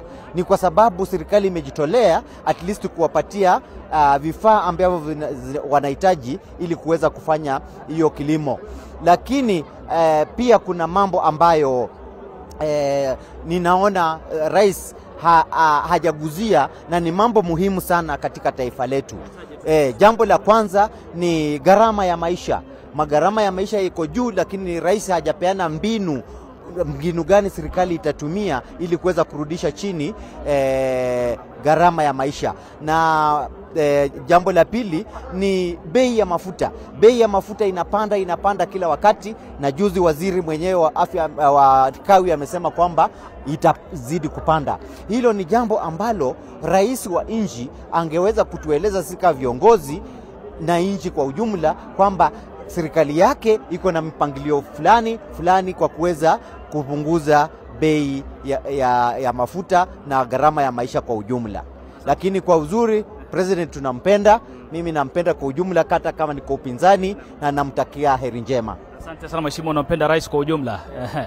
Asante. Na basi kwa sababu umesema kwamba kuna mambo ambayo serikali hajagusia, hii ni afisi ya msemaji wa serikali, naibu msemaji wa serikali Mwanaisha Chizoga. Yeye alikuwa bosi wangu, ndiye msingi wa karia yangu ama kazi yangu ambayo nifanya kwa sasa. Karibu sana Mwanaisha. Asante. Pengine manake unajua kwamba kuna baadhi ya wabunge ambao tumezungumza nao hapa nasema kwamba rais hajagusia swala la mafuriko, swala la El Nino. Kwanza nataka kuelewa, je, kuna El Nino kama mvua El Nino ama ni mvua nyingi tu ambayo inashuhudiwa humu nchini? Unajua kwa sasa ni mvua nyingi ambayo inashuhudiwa, lakini El Nino si kwa mvua peke yake. El Nino wakati mwingine ni mafuriko ya maji yakiwa mengi ambayo yanaathiri maeneo ambayo yako na nyanda za chini. So inaweza kuwa pengine Nairobi mvua si nyingi hivyo, lakini kama kule maeneo ya Tana River na Mandera maji yote yanateremka kule. So athari za mvua nyingi ya huku ndio inasababisha mafuriko katika maeneo. Lakini la muhimu si kwamba ni El Nino ama ni mvua. Ni je, serikali inafanya nini kuhakikisha kwamba wale wanaoathirika na maafa ya mafuriko wanapata usaidizi? Jambo ambalo rais hajalizungumzia katika hotuba yake. Hakulizungumzia leo, lakini mikakati ipo. Jana waziri Bi Malonza alikuwa katika maeneo ya Mandera na Tana River akiangalia hali halisia. Tumeweka fedha za kusaidia wale ambao wameathirika na mafuriko. Shirika la Red Cross likishirikiana na serikali wamepeana vyakula, wamepeana matent katika wale wameathiriwa. So process ipo. Sasa zingine mambo mengine ambayo yanaendelea kufanyika si lazima rais ayaseme, lakini mikakati ipo, na runinga yenu ya NTV iliangazia swala hilo kwamba mambo yapo yanafanyika, lakini we need to do more. Na kumbuka ushirikiano wa serikali kuu na county government, mikakati ilikuwa imewekwa awali ya kukabiliana na mvua ya El Nino ambayo sasa ndio yanaendelea. Kwa ile mikakati ya fedha tulizoweka katika serikali kuu na county, hasa manufaa yake ndio tunayaona kwa wale walioathirika. Ili tufunge, maana maelekezo yangu nitajua nitaniambia kwamba tufunge. Mwisho kabisa, kifupi tu, umeridhishwa na hotuba ya rais kwa siku leo? Miaka nyingine tumeona kwamba hotuba inakuwa ndefu, saa 2, leo imekuwa kama saa 1 hivi nadhani. Umeridhishwa na hotuba ya rais? Kabisa, leo ilikuwa fupi and to the point. Ni maswali na sio maswala nitafanya, maswala nimefanya. Changamoto zipo, lakini bei ya chakula ya unga imeshuka. Changamoto zipo, lakini tumeweza kutoa masuala ya elimu. Changamoto zipo, lakini tunashughulikia. So it was positive, imepatia Wakenya matumaini, and we're looking forward to do more for our people. Yeah. Asante sana Mwanaisha, nasema ni asante. Mtazamaji, basi itabidi tukamilishe hapo. Wabunge ni wengi, alafu muda ndo haupo. Niwape salamu tu tafadhali. Mbunge wa Lamu Magharibi na kwa wakaji wa Lamu Magharibi, leo tumekuwa na hafla mzuri ya rais na ametueleza mambo mazuri ambayo vile mikakati ile ambayo ameweka ya kubadilisha nchi. Umeridhishwa na semi zake kuhusiana na hali ya usalama katika kaunti ya Lamu? Usalama Lamu umeimarika kwa sababu kutokana na ile mikakati waziri wa usalama Profesa Kindiki ameweka wakiwa na Duale, kupitia ushirikiano wa viongozi, tunaona hivi kuendelea mbele Lamu itakuwa sawa, na wale ambao walikuwa wanatusumbua mikakati yao yote imeshindwa. Kwa hivyo asante sana. Asante mheshimiwa, acha tuzungumze nao wengi manake watakuwa ni wengi sana. Kuzungumza na bunge siku mzima si rais mheshimiwa. Karibu sana. Umeridhishwa na hotuba ya rais na mambo gani pengine ambayo haja kufurahisha? Hotuba ya rais imekuwa nzuri sana. Number 1, aliongea within 1 hour na akamaliza speech yake. Tena hakuchelewa sana kwa sababu alifika kabla ya 3, na tena wale watu walikuja wakamuona, tukamsikiza ni wengi sana. Ile mambo yamezungumza ni ya maana sana, yenye inaguza maisha ya watu, yenye inashughulikia maisha ya watu, na ile nini bottom up approach yetu amezungumzia vizuri. Mambo ya Hustler Fund yenye imetransform people's life, housing, affordable housing ameongelea. Alafu tena in order for us to reduce mambo ya prices ya chakula, amesema the first way we can solve that problem is to produce enough of our food. Na tena ametuambia vile already tumeproduce more than what we have been producing, 18,000 metric tons this year, which is a big thing, na through the fertilizers yenye amepatia watu. Na amesema kuna farmer amemwambia ati shamba yake inametameta, na kwa hivyo ameguzia ati shamba yake inametameta, na ameguzia watu wengi sana, na hata coffee farmers, tea farmers wameongelelea vizuri, na wale pia mambo ya fish pia ameongelelea vizuri. Lakini mimi ningependa kusema hivi, watu wa Northern Kenya, wanyama wetu pia waliisha kwa sababu ya drought yenye ilikuwa. Saa hizi tumepata mvua, lakini mvua imefanya a lot of destruction. Kuna haja ya serikali yetu kufocus on that area, alafu tuone vile mambo iko. Asante sana. Asante sana mheshimiwa. Mheshimiwa, unakimbia, mimi nakuhitaji. Sawa. Basi mheshimiwa, tena kwa haraka maana naarifa kwamba muda umekwisha, tunafaa kufunga.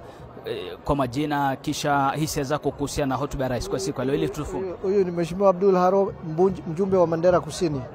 Hisia zangu kuhusu hotuba ya rais ni kwamba hotuba ya rais ilikuwa nzuri, ilikuwa tamu sana, ilikuwa fupi kulinganisha na hotuba zilizoko hapo mbeleni, na aliweza kupeana motisha katika mambo yale ambayo alizungumzia. Aliweza kuzungumzia kuhusu Hustlers Fund, aliweza kuzungumzia mambo ya housing, aliweza kuzungumzia kuhusu sera za afya, aliweza kuzungumza mambo ya usalama kule North Rift. Hayo mambo ambayo aliyaguzia kwa kina, na akatoa ushahidi wa kutosha kuonyesha kwamba yamefaulu. Pia kuhusu fertilizer na vile fertilizer inachangia usalama wa chakula katika nchi hii. Lakini mambo matatu ambayo hakuyaguzia, na nafikiri kama angeyaguzia, basi nikiyataja, moja ni El Nino ambayo inagonga nchi hii kwa sasa. Sehemu nyingi za nchi hii zinasumbuliwa na hiyo gharika. Ya pili ni bei ya mafuta ambayo tunaambiwa itapanda hivi karibuni, ambayo pengine angezungumza kupatia Wakenya motisha, na pia sera mpya ambayo Wakenya sasa wanalipishwa passport, ID card na vitu kama hivyo. Pengine angezungumza hiyo kupatia Wakenya motisha, kwa nini sera hiyo ni nzuri, ingekuwa mzuri zaidi. Asante sana mheshimiwa. Basi mtazamaji, kuna mengi ya kuzungumza, kuna wengi viongozi kuzungumza. Haemba namtafuta, nadhani kwamba yuko vile anahojiwa kule. Yuko hapa karibu. Unajua kijisuti ambacho umevaa leo kaka, chamana sana. Nimeona baadhi ya wanahabari wanakutafuta wakiuhoji, lakini si hoja. Wasemaje? Ni cha kidogo tu cha raia wa kawaida, manake unajua hali ya uchumi imekuwa ngumu zaidi. Tunapotamatisha, je, uweza kutueleza, wamesema rais alikuwa mwepesi sana kumalizia hotuba yake kwa muda wa lisali moja. Ni kwamba ni mambo ya haraka haraka ama hakukuwa na mengi ya kulieleza taifa? Pengine manake hii ndio ilikuwa hotuba yake ya kwanza kwa taifa. Kuna pande nyingi za kuangalia swala hili Haemba, manake Mwanaisha amezungumza hapa na kusema kwamba rais amezungumzia yale mambo ambayo amefanya, na sijui kama ukizungumza mambo ambayo utafanya ukikadiria ndio unachukua muda mrefu, na hapo umefanya mambo ambayo pengine yanatoshana muda ambao unatumia, sijui kama ni kweli. Lakini nadhani kwamba pia kuna mazoea pia ya kwamba hotuba zinakuwa ndefu. Rais kwa upande wake amefupisha na kufanya mambo yake kwa rahisi, kuzungumzia mambo ambayo ameyafanya, mambo ambayo vile vile wanakadiria kuyafanya Haemba. Pengine nawe upande wako wewe, hotuba ya rais imekuridhisha? Mambo yapi pengine unahisi kwamba ulitarajia rais azungumzie lakini hakuweza kuyataja? Labda nimuulize aliyekuwa ndani, Mheshimiwa Irene Mayaka. Ninaulizwa, hotuba ya rais ilikuwa fupi sana. Wewe ni mwanachama wa upinzani Azimio, chama cha ODM hususan. Kama upinzani, je, unapoangalia utendakazi wa serikali, na una uhuru wa kuzungumza Kiswahili ama Kiingereza, je, utendakazi wa serikali kwa kipindi cha sasa, rais anapotubia taifa kwa mara ya kwanza kuelezea mikakati ambayo ameifanya kuhusiana na masuala ya masuala muhimu, unaweza kutueleza vipi? How can you rate this government? For me, on a scale of 1 to 10, I would rate this government at 2. Na the reason ambayo nasema hivyo ni kwa sababu rais leo amekuja akatupatia hotuba ambayo imesound kama manifesto. Ni kama kwamba natuambia hizi ndio vitu ambayo nataka kufanya. Lakini swala nyeti ilikuwa katika hii mwaka mmoja ambayo umekuwa rais wa Kenya, umefanya nini? Economy ya hii nchi iko wapi? Si ndio? Kwa sababu ya kwanza kabisa, hii maneno ya pending bills. Pending bills right now is a big issue in county government and in national government. Lakini sikumsikia rais akiongelea mambo ya pending bills hata dakika moja. Ingine ni kwamba aliongelea sana mambo ya fertilizer. Lakini pia kuna mambo ambayo are a big deal in this country. Kama rais huwezi kuja kuongelea about individual examples na unasahau ya kwamba tuko na macroeconomic issues. Nchi hii inflation imepanda katika mwezi moja, in a span of 1 month inflation imeenda juu. CBK lending rate imeenda juu, hajaongelea maneno hayo. Maneno ambayo yalifanyika jana, internal security akatupatia new fees, kama kwanza kutuambia kwamba ukitaka kupata ID inatoka 200 imeenda 1000. Kila kitu katika nchi hii imetoka bottom imeenda up. Sikumsikia rais akisema ya kwamba, kwa sababu saa zingine kama kuna shida unasema ndio kuna shida, lakini hii na hii ndio tunafanya. Hii imekuwa tu ni speech ya kutupatia promises na promises ambazo hazina mwelekeo. Naam. Kabisa muda umeshayoyoma, lakini pengine nitakosa sana kumaliza swali moja peke yake, manake nimepewa dakika 2. Kama upinzani, utendakazi wa serikali ni lipi ambalo unaona ndio ni upinzani, lakini utendakazi wako kama upinzani ambao unasema ni kweli hapa serikali imetimiza? Wewe kama mwandishi wa habari umetembea nchi hii, umeona ni nini wamefanya yenye imebadilisha nchi hii? Sababu mimi sijaona kitu. Ile wanadandia ni mambo ambayo Uhuru Kenyatta alifanya, mambo ya Huduma Center na mambo ya ujenzi wa nyumba hizi za National Housing. Ningependa kusema hivi, serikali ya William Ruto, kitu ile tunaomba tafadhali wapunguze uongo, waache kuhadaa wa Kenya. Wakati rais anasema eti ametengeza nyumba 1700, nyumba 1700, fundi ambao wanatengeneza nyumba katika nyumba moja ni karibu fundi watano. Fundi watano, hizo ni kazi karibu kazi 3.5 million. 3.5 million jobs zikiweza kuongezeka hapa Kenya, uchumi utaonekana. Kwa hivyo lile jambo tu mimi ningependa kusema, rais amekuwa na ustadi mkubwa katika kuchanganya maneno na kuchanganya wananchi, lakini sasa tunasema apunguze uongo na aweze kufanya kazi. Apunguze story, aanze kufanya action. Hiyo ndio tunasema aweze kufanya. Kitu ambacho naweza kuwapatia heko ni katika kupeana zile mbolea. Mbolea wamejaribu kupeana, lakini pia tunaomba waongeze kitu inaitwa extension services, ndio wakulima waweze kujua kile ambacho wanafaa kupanda, tuwe na mazao mengi katika nchi yetu. Asante sana. Asante sana mbunge Anthony Kibagendi, manake nilisema ni kweli kwamba tunatamatisha, lakini seneta ambaye gavana, seneta, unajua wanachanganya, amevaa kofia nyingine, sasa ni seneta, alikuwa gavana Ali Roba. Ulikuwa gavana, wewe ni seneta. Unapoangalia utendakazi wa serikali, unaona tofauti gani wewe ulipokuwa gavana miaka 9 na sasa serikali ambayo imemaliza mwaka mmoja? Je, Wakenya wana matumaini mengi sana kwa serikali, ama serikali ya Kenya Kwanza imeanza kwa kujichanganya? Thank you very much. I would like to weigh in on this issue of the State of the Nation address. I want to congratulate the President for having given an elaborate speech that virtually touched on every sector. But as a leader from northern Kenya, representing the pastoral communities and also the party leader of UDM, I feel impressed on the basis of the fact that the entire livestock sector that touches on ASAL has not been discussed at all, while coffee sector, milk sector, sugar sector, and all the other sectors have been discussed. And an issue that is also affecting gravely the region I come from, of El Nino, has not been also discussed.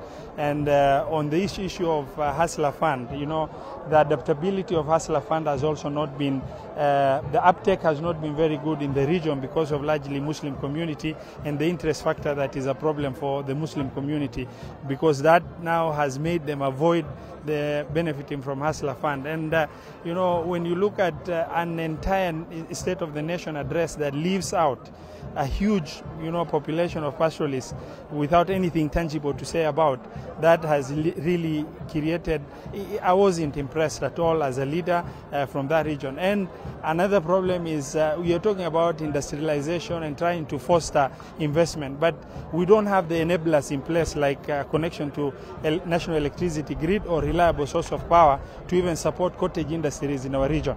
If that has not been mentioned, then it means that what it appeared to me is a situation of all of us are equal, but others are more equal than others. Thank you very much. Senator, you are a governor. Yes, it's true you are not impressed because there are issues that they've not touched about. But you are governor for 9 years. What maybe did you put in place that maybe you think the government should have picked from where you left? Not to overshadow, the State of the Nation address, but we have done, in the capacity of county government, health sector improvement, water sector improvement, the road that was inaccessible, we've done more than 2,000 kilometers, but of Maram Road, because the resources are not available to do tarmac roads. We've done tarmac roads in the urban center of Mandera, among many issues, and the colleague who has taken over is continuing with the same. However, there are issues that are within the resource purview of the national government, such as electricity grid, connection to national electricity grid, the issues of livestock sector support. At the county level, we've tried to do our best, and the pastoralists are from devastating drought situation that has caused massive loss of livestock. I was expecting, this is the livelihood, the mainstay of the livelihood of pastoralist communities, and even though now we've had rains following, that has also followed with devastating El Nino situation. That has not been covered. The issue of restocking for livestock sector has not been covered. When we talk about, leaving debt into billions for other sectors, but this sector has not been mentioned, and that means that region has been left out. You are in Azimio, you crossed over to Kenya Kwanza. Are you disappointed, briefly, that it's not what you expected when you crossed over to Kenya Kwanza? I'm sure the situation would have been worse had I remained in Azimio, because here we have the space to be able to discuss the gaps and the shortfalls, and I expect that hopefully this reflection is going to be taken seriously. Thank you very much. Thank you very much. I can see you are ready to bolt, but I was not asking another question. Thank you very much, Senator. Huyo ni Senator Ali Roba ambaye anasema kwamba kwa Kiingereza there's nothing to smile about. Manake alicheza kiazimio, kisha mambo yalipoonekana baada ya mechi kukamilika akasema kwamba jezi ambalo alikuwa anavaa ni la Kenya Kwanza. Je, tunapofunganya tutarajia yapi katika mkondo unaofuata kwa serikali ya Kenya Kwanza? Bila shaka kwanza Haemba ni kwamba watakuwa najadili hotuba hii ya rais wiki nzima, wiki ijayo kama bunge, na bila shaka kutokana na hakuna ambacho watakataa. Mambo yote ambayo wamezungumzia hasa upande wa Kenya Kwanza watakuwa na endorse ama watakuwa nakubaliana na rais katika mambo mengi ambayo amezungumza katika hotuba yake. Hivyo basi ni kusubiri kuona na kuwasikiza wabunge wiki ijayo watasemaje kuhusiana na hotuba ya rais katika kikao cha bunge, katika bunge la kitaifa na nadhani vile vile bunge la Senate. Naam, mtazamaji, kufikia hapo sina budi ila kutamatisha kutoka kwangu, lakini kwa kuwa mimi si anka, sijui vile nitasema back to you in studio. Kwa hivyo nitamwachia anka mwenyewe aweze kueleza walio upande wa pili. Back to you in studio. Huo ni uchakaramu Haemba, lakini ni sawa. Basi mtazamaji, niruhusu tukamilishie hapo, tufungie hapo matangazo yetu ambayo tulianzia mwendo wa saa 12 asubuhi na Zainab Ismail akaingia Lofty Matambo akiwa na mwenzangu Olive Barrows, akakwepo Ibrahim Karanja, Sydney Chazima, kikosi chote kuongezwa na Mablet na Mwita Mabel, wote wamekuwa hapa, Mike Wainaina, kikosi kizima cha NTV. Sitawataja wote maana majina ni mengi, lakini mtazamaji, vile vile niseme ni asante sana, shukrani sufufu kwa kujiunga nasi kuanzia mwanzo hadi sasa tamati. Hatungefanikisha kama haungekuwepo mtazamaji. Hivyo basi niruhusu niseme ni asante sana. Kwa sasa na kuaga, mie kwa jina naitwa Nicholas Wambua, mwenzangu mchakaramu mwenzangu amekuwa ni Dan Kanaemba. Basi kwa sasa niwarejeshea upande wenu kwako Jonte.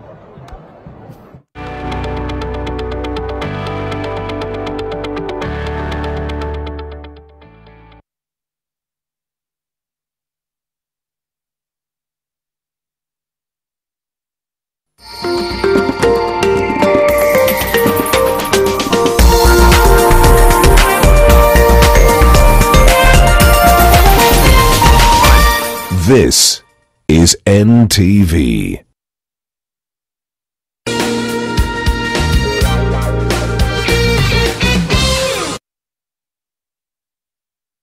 You can now manage all your finances with one app. Link your bank cards and enjoy fast, safe and convenient transactions no matter the bank or mobile money network you're on.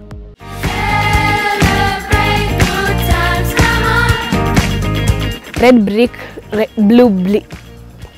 Sorry. Red brick, blue brick.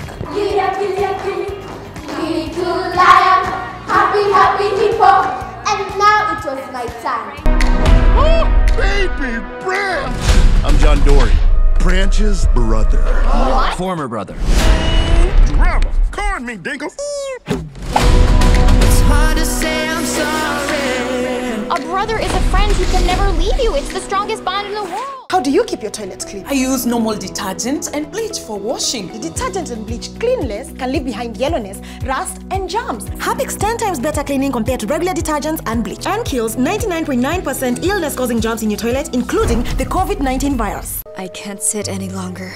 I'll talk to Nikita and Vasil. Find out how things are. Nastya, you can't go there. Nastya, it's dangerous, Nastya. Let the police take care of this. Nastya, it's useless for you to go there. What do you mean that he's gone?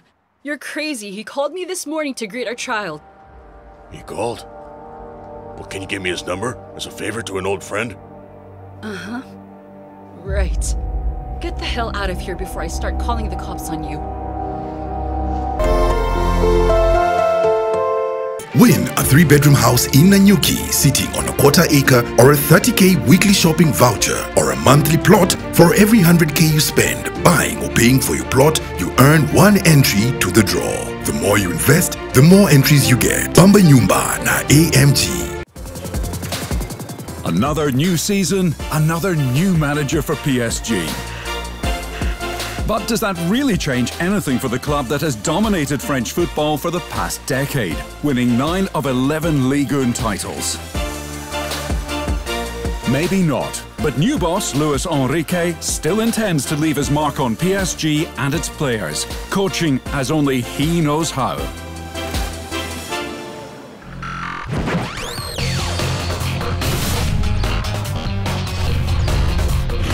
And people come in and they're like, oh, it works. I can have ice cream and I'm not in any discomfort. I recommend Sensodyne because it works. It's brilliant. You can now manage all your finances with one app. Link your bank cards and enjoy fast, safe and convenient transactions no matter the bank or mobile money network you're on.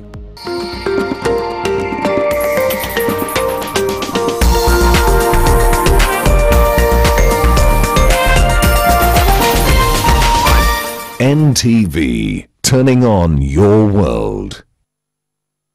The following program has been rated PG. It may contain scenes unsuitable for children under the age of 10. Step to the right one time, to the left, then pause. Trended reverse. Don't go, I'm kudai. Oh, when me feel a share, I not don't drop. Yes, Kadunda. Karibu Kanairo, karibu Kenya. Kujani kushova koza wa Kenya. It's feeling good, feeling bright. Hi, what's up, beautiful people? This is your girl Nadia Mokami, aka the African pop star. And you're watching Kwetu Mix ndani ya NTV. Keep it locked, straight up.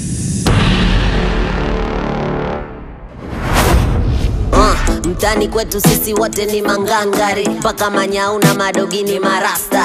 Kwetu washosho wanatafuna gajaba, tukikata mboga tunatumia gapanga. Wede jing, gero na wafling, umojing, rima ya wazing. Mkuru kwa jenga ni baroda tunatries, kanga kanges mana milimindo zing. Usione nimengara ukaniomba hela, baada ya wiki chache nimeamua kuoga. Kwetu mamanzi hawapakagi mapoda, wanapiga makonyagi wengine wakinywa soda. Meni ule boy lazima waniekange debate, mi ushinda nafanya wakwe na deep hate. Niite grave digger, na pull up na kitrigger, na kuinza gidipa, dipa. My headshot zitaja kuna stop, ni design zimeriate, sema tuko high top. Kakidim ni lazima mindo na kilight up. Kakidim broza mambrea na kilight up. Ngalimi kijenge majengo kwa mrombo, ngarna nino matengeru na matejo. Uskatize kiboya mitaa ya ololo, tapigwa roba za mbao uimbe wa Apollo. Aradi dando tunakimbiza mado, vibe kibamba unaweza chachisha aro. Style ziko baganika ni za masholo, au chachisha aro. Aradi dando tunakimbiza mado, vibe kibamba unaweza chachisha aro. Style ziko baganika ni za masholo, au chachisha aro. Rosari na kuteki vila rosa, Lego locha anariang nikangede.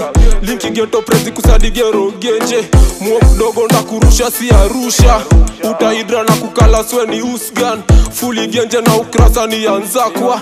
Tumenjavu atuzache na warazi, sacho chwez tuna wamocho waragi. Ima ukigota tuna kujibu awa, vibes za weekendi ni kuzoza na mira.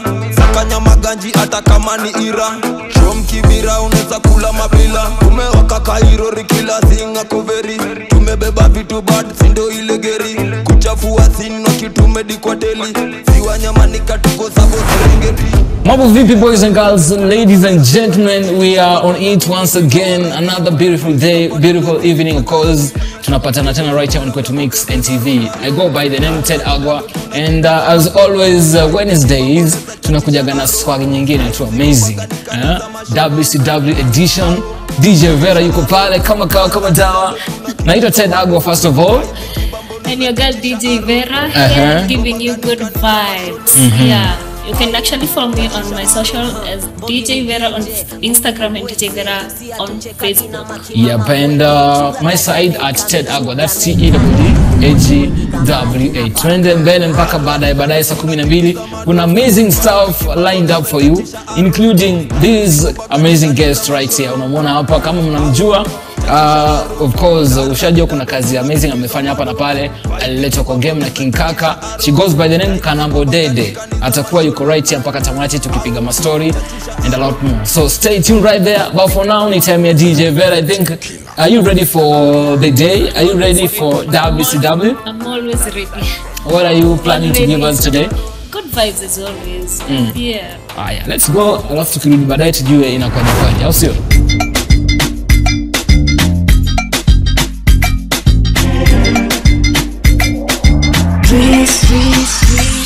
First time that I saw you to know that I want you, then I got to know you. See me kayo wingine, ni wewe too much on mwangu.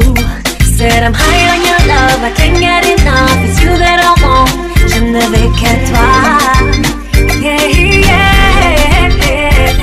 Usiniache, don't let me go. Usiniache, don't leave me alone. Don't let me go. Don't let me go. Now me keep the baby.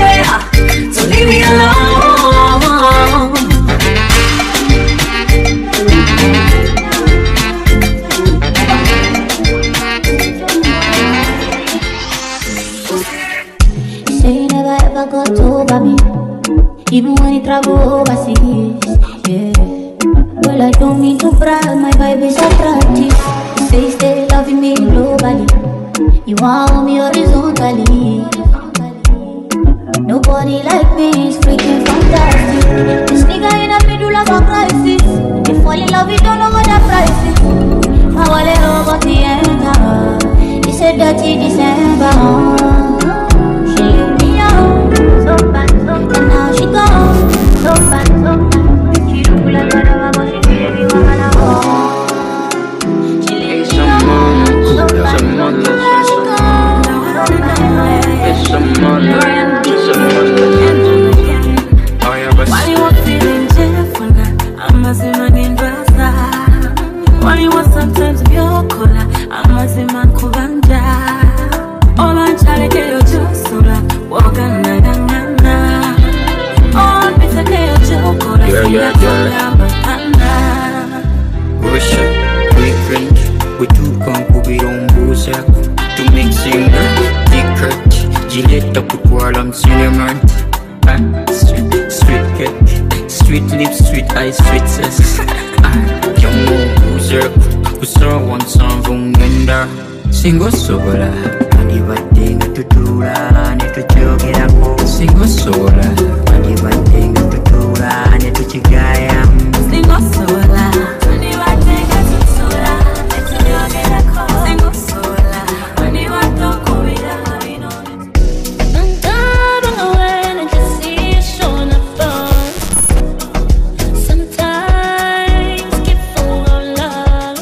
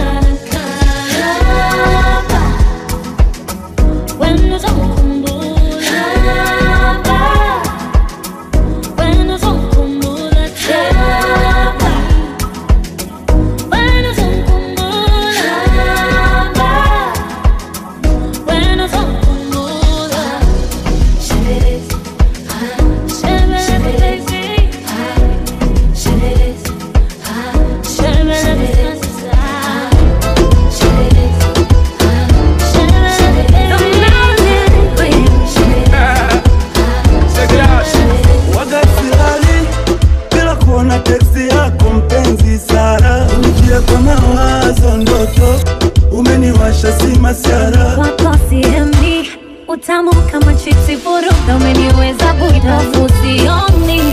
Niendeshe unavyotaka penzi shaka shaka.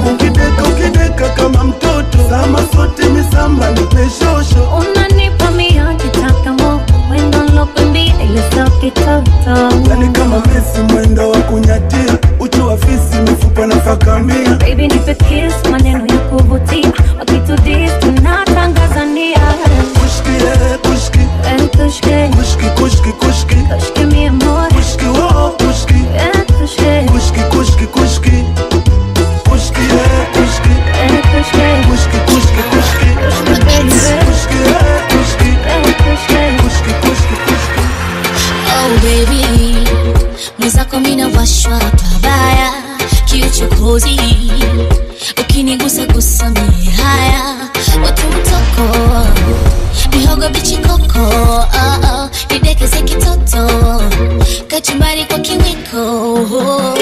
I wanna be solo, na unifanye utakavyo, baby give me some more, ziteke zangu hisia. I wanna be solo, na unifanye utakavyo, baby give me some more, ziteke zangu hisia. Aibu, aibu, aibu, aibu, aibu, aibu, aibu, aibu.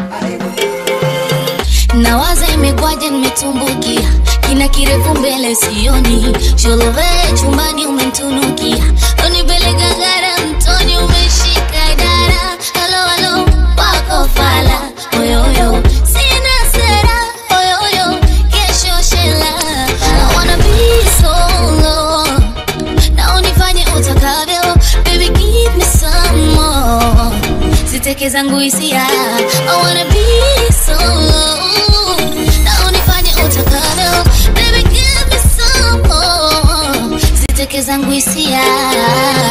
Aibu,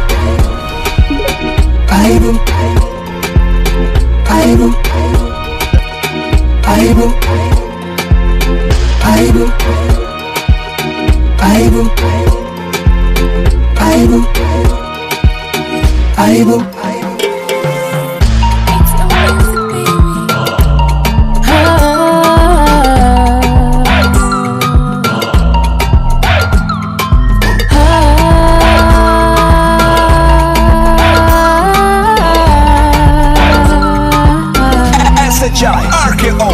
Najiuliza kwa nini macho yangu mekundu, kwa taarifa yako nimetoka kulia, hivi utaniumiza hadi lini litundu la moyo wangu, mie mwenzako nipate tulia, japo moyoni nimejawa na subira, kuishi na wewe mekuwa kazi, naona kama inashindikana kweli, kama siyaoni vile nantia hasira, madhila wanifanyia wazi, kuishi na wewe naona nishafeli, nichambane na mademu wako, japo miwasishika kisimu yako, hivi kwa nini hawatosheki kwako, waniandame mie unigombeza wendo zako, kisa tunaishi kwako, ushaishukisha thamani yako kwangu mie,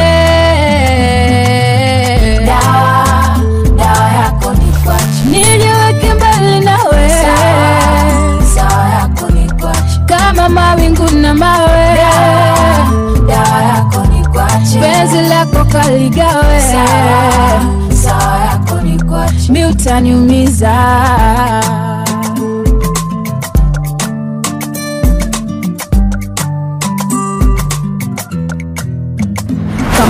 It is what it is. We still right here. Kama ndo najiunga na sisi, karibu sana. It's not late. Tell a friend to tell a friend that kwetu mix iko on air. Mimi naitwa Ted Agwa, kama kawa kama dawa. Mimi naitwa DJ Vera.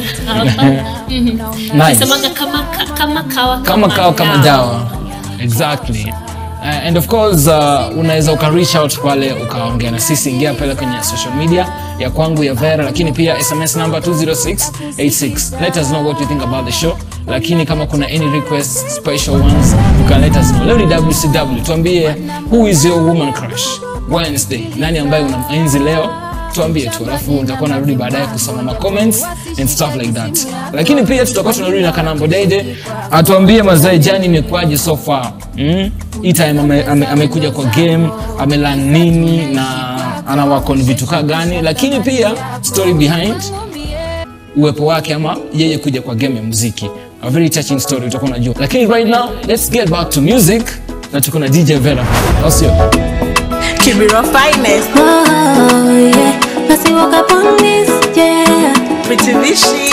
Terrence on the track. It's the day, nimengoja kwa hamu. Leo ni leo, nakutana na mpoa wangu. Ananichanganya, napoteza fahamu. Pale kwenye video call, namtia wazimu. Natumai uko ready, siku njema uonekana asubuhi. Najua uko happy, uiweke mbali wasiwasi. Napenda akinidekeza, anaponikasirisha namuna nibembeleza. Najua unapenda kikudekeza, anapokukasirisha kinuna kubembeleza.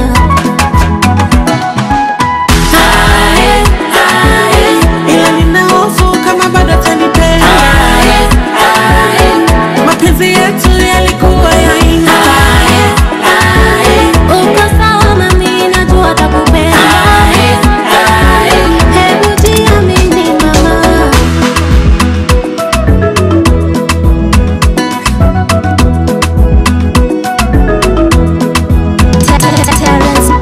track. SPM Studios.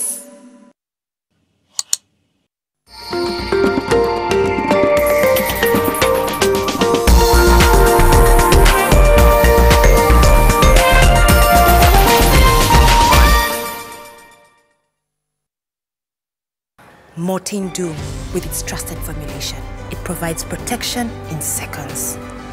So spread the Mortein Doom message of how we, you and I, can fight to end malaria. Mortein Doom, Kenya's #1 choice. I can't sit any longer. I'll talk to Nikita and Vasil, find out how things are. Nastya, you can't go there. Nastya, It's dangerous, Nastya. Let the police take care of this. Nastya, it's useless for you to go there. What do you mean? That he's gone? You're crazy. He called me this morning to greet our child. He called? Well, can you give me his number as a favor to an old friend? Uh-huh. Right. Get the hell out of here before I start calling the cops on you. Win a 3-bedroom house in Nanyuki sitting on a 1/4 acre or a 30K weekly shopping voucher or a monthly plot. For every 100K you spend buying or paying for your plot, you earn 1 entry to the draw. The more you invest, the more entries you get. Bamba Nyumba na AMG.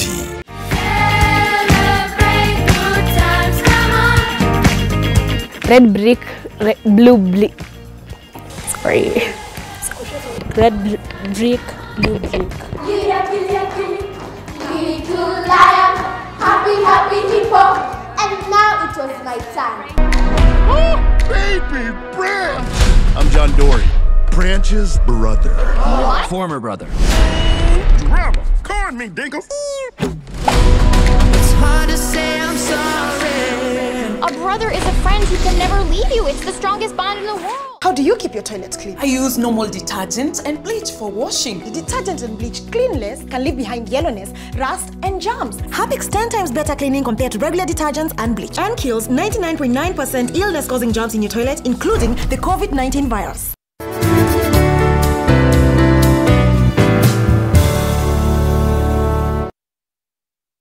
Jina lako nani? Naitwa Emboko. Wewe weka pesa zako wapi?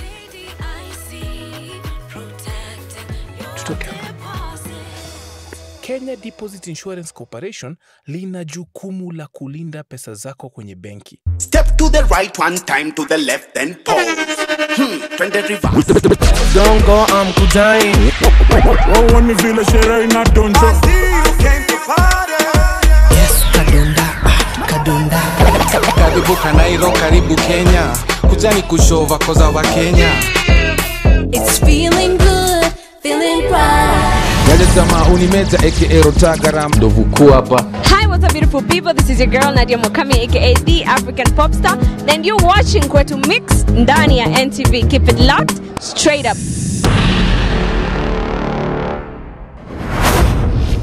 Baba hajawahi ni sare hata kukiwa genje aje. Baba atashinda hata nikishindwa na mambo. Baba hajawahi ni sare hata kukiwa genje aje. Baba atashinda hata nikishindwa na mambo. Ajai change leo jana na tomorrow. Tushahidi shugali chumvi na tudoro. Sana nipa plenty aje sa tuboro. Na Shingo ni togoro from mabati. Na invest uogoro nimelan so much. And I am willing zaidi hata swimo shalo. Bado huzama pia uko by my side. I mean hushala fear false prophets. Wanauza nasikia wanaguza mabea. Hey Mungu bana tafadhali nipe nguvu sana. Ona meterere ni kwe matike wa todo. Gayore ni hoya na mane monene todo. Arutire Israeli kumami siri. Na nene joe ne kodu tana siyo siri. Baba hajawahi ni sare hata kukiwa genje aje. Baba atashinda hata nikishindwa na mambo. Baba hajawahi ni sare hata kukiwa genje aje. Baba atashinda hata nikishindwa na mambo. Just sema tafikisha kama poster. Reason behind me na daily nina prosper. Tokea leo nataka convo na wewe. Nimezungukwa na mabonzo na mwewe. I'm sorry, sijaingia church in a minute.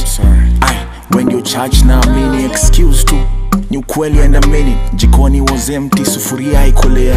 Tumbo empty, tulidoze na matears. I mean, side tuna cheers. God is good, tunaikula na mapears. Na mastingo za bonus, I was tainted. Na mashimo ka donut. I'm sorry, nishaiku doubt ka Thomas. Was bad, I mean, saini mepona na benkiko. Umeseti mko. Mungu Baba right from there just played a very good song ambayo ina inspire, ina educate, ina burudisha and stuff like that. Welcome back. Niko to Mix right here. Your boy Ted Agwa, niko na the amazing DJ Vera as usual. Yep. Unaweza waambia handles zako wa kufollow pale? Instagram DJ Vera, Facebook DJ Vera 254. Na nikicheki hapa guys tayari wanachangamka pale. I can see my requests and nini and all that. Tutakuwa naangalia pages different kama ni Facebook ama ni Instagram baadaye niweza kuwa big up. Lakini right now introducing the one and only Kanambo Dede. Umecheki kwa hiyo song hapo Mungu Baba, one of the best songs ambazo zimetokea this year. Mambo vipi? Niko poa. Karibu sana kwetu Mix. Asante, nashukuru. Definitely ushafanya interviews kadhaa, right? Yeah. Tangia umeanza muziki mpaka sasa hivi, what can you say about the music industry? Yes, you expect sana. Mali nini iko like where I'm standing. Naweza sema Kenya nimelan ni usi expect more, like usikuwa una expect usikuwa na over expectations. Okay, nice one. Well, story yako ni very touching by the way. Kuna video yenye ilikufanya ukajulikana, right? That snippet yenye ilifanya mpaka ukatafutwa na King Kaka, si ndio? How was it like kufanya something ambayo baadaye ikaenda viral, ikafanya wasanii wakubwa wakakujua mpaka sasa hivi uko signed? Ilikuwa experience poa sana. Tangu niko mtoi nilikuwa natamani kuwa msanii. Kwa hivyo ukisha go viral hivyo na si cloud chasing inakuwa feeling poa sana. Hakuna mambo mengi. Unaweza kusema King Kaka ameplay role gani kwa Kanambo Dede the artist ambaye sasa tunamuona? Kwanza amesimama na mimi. Unajua kama yeye ange reach out, ninge trend tu hizo siku kadhaa alafu niishe hivyo. Kwa hivyo amefanya jina langu ikue hadi sahi na tuna believe itakuwa na ikue. Bado amekuwa budangu. Amenilipia fee, amefanya vitu zingine mingi zenye siwezi sema unea. Amekuwa best yangu, amekuwa kini advice, amekuwa mentor, amekuwa vitu mingi at the same time. Kwa hivyo hizo ndo naweza sema sai. Big shout out to King Kaka, kazi amazing sana ambayo anafanya in the game. Na by this time uko almost kumaliza high school. Uko sasa from? Naenda form 3 next year. Almost there mazee. All the best, tunakuish all the best katika your endeavor, muziki, masomo and stuff, ndio. Tutakuwa tunaendelea na Kanambo Dede right here, lakini DJ Vera the one and only, the beautiful one. Uko na swali tutakuwa namuuliza. I know definitely, ndio. Yeah. Hiyo tukiget back, lakini when I look at what's happening on social media, kuna ngoma inaitwa Kesho ya Bridget Bull. Naijua has been requested by somebody pale. I hope kama time itaruhusu itakwenda come through. And then Nadia Mukami, siko sure definitely among songs ambazo zinapendwa sana. Yeah, and you need to know kwamba a producer ambaye alimleta Kanambo Dede kwa game, after kuwa identified na King Kaka, producer ka come through kumfanyia kazi amazing, akajulikana ni nini. Yuko right in the building, atakuwa na come through kama inawezekana, at least atuambie vitu gani unique ame notice about Kanambo Dede and everything. Lakini kwa sasa tuta go back to music. Unajua ni WCW fulani hivi ambayo imetulia, ngoma za kila vidavi, ngoma za wadada ndio tunacheza nayo leo. Usiende mbali. Combination sounds.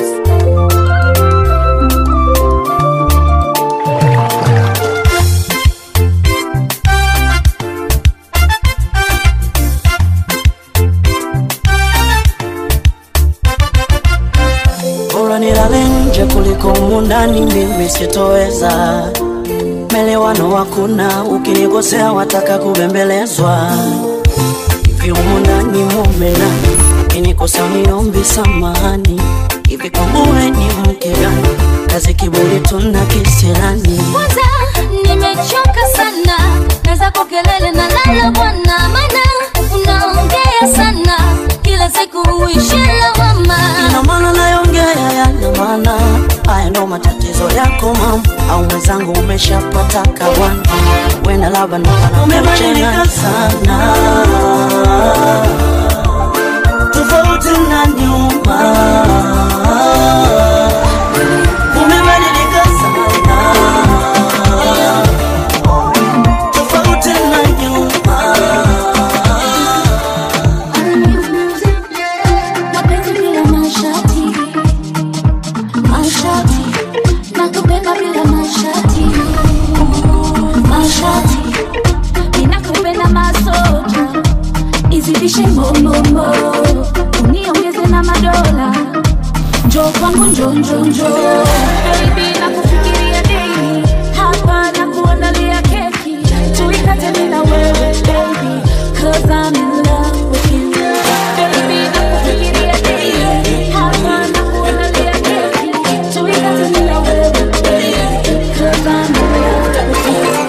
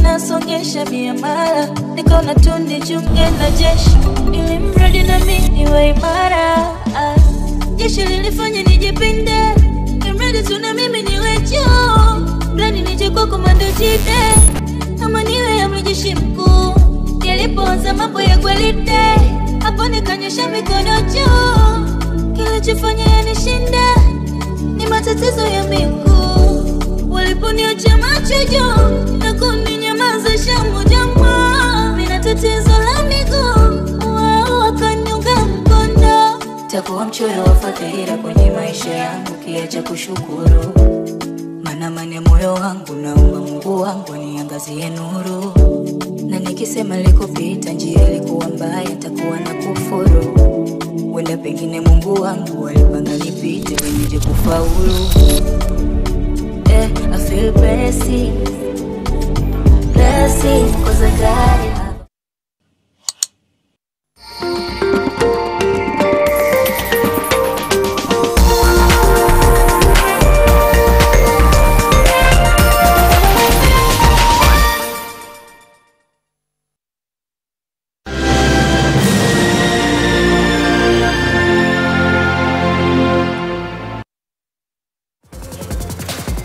Another new season, another new manager for PSG. But does that really change anything for the club that has dominated French football for the past decade, winning 9 of 11 Ligue 1 titles? Maybe not. But new boss Luis Enrique still intends to leave his mark on PSG and its players, coaching as only he knows how.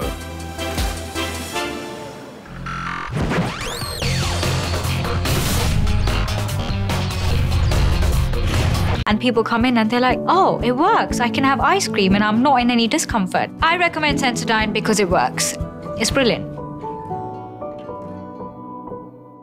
The Motindoom liquid electronic device, which is every corner giving your loved ones a peaceful sleep. Together, we can fight to end malaria. Motindoom, Kenya's #1 choice. You can now manage all your finances with one app. Link your bank cards and enjoy fast, safe and convenient transactions no matter the bank or mobile money network you're on. Discover a future of inclusivity at the inaugural Pensions and Conference 2023, KICC Nairobi, November 28th to 29th, 2023. Theme is Enhancing Social Protection and Inclusive Growth. Engage in exclusive exhibitions, personalized sessions, and extensive brand exposure, fostering meaningful connections. To secure your place, contact William at 0728 550 319. Be part of transforming our future into one that embraces social security and inclusivity, shaping a society where everyone thrives. Protect future yako. Now it has been 2 great days where we've had discussions on how Africa transforms after the virus. And it's very clear that the solution on the future of Africa lies with Africans. It lies right here with our people. In the 2 days, we had good discussions on what we need to do about this continent, and we were challenged that what is important is what we do in terms of the actions we take to actually transform this continent. Such comments like, there are as many stories as there are Africans.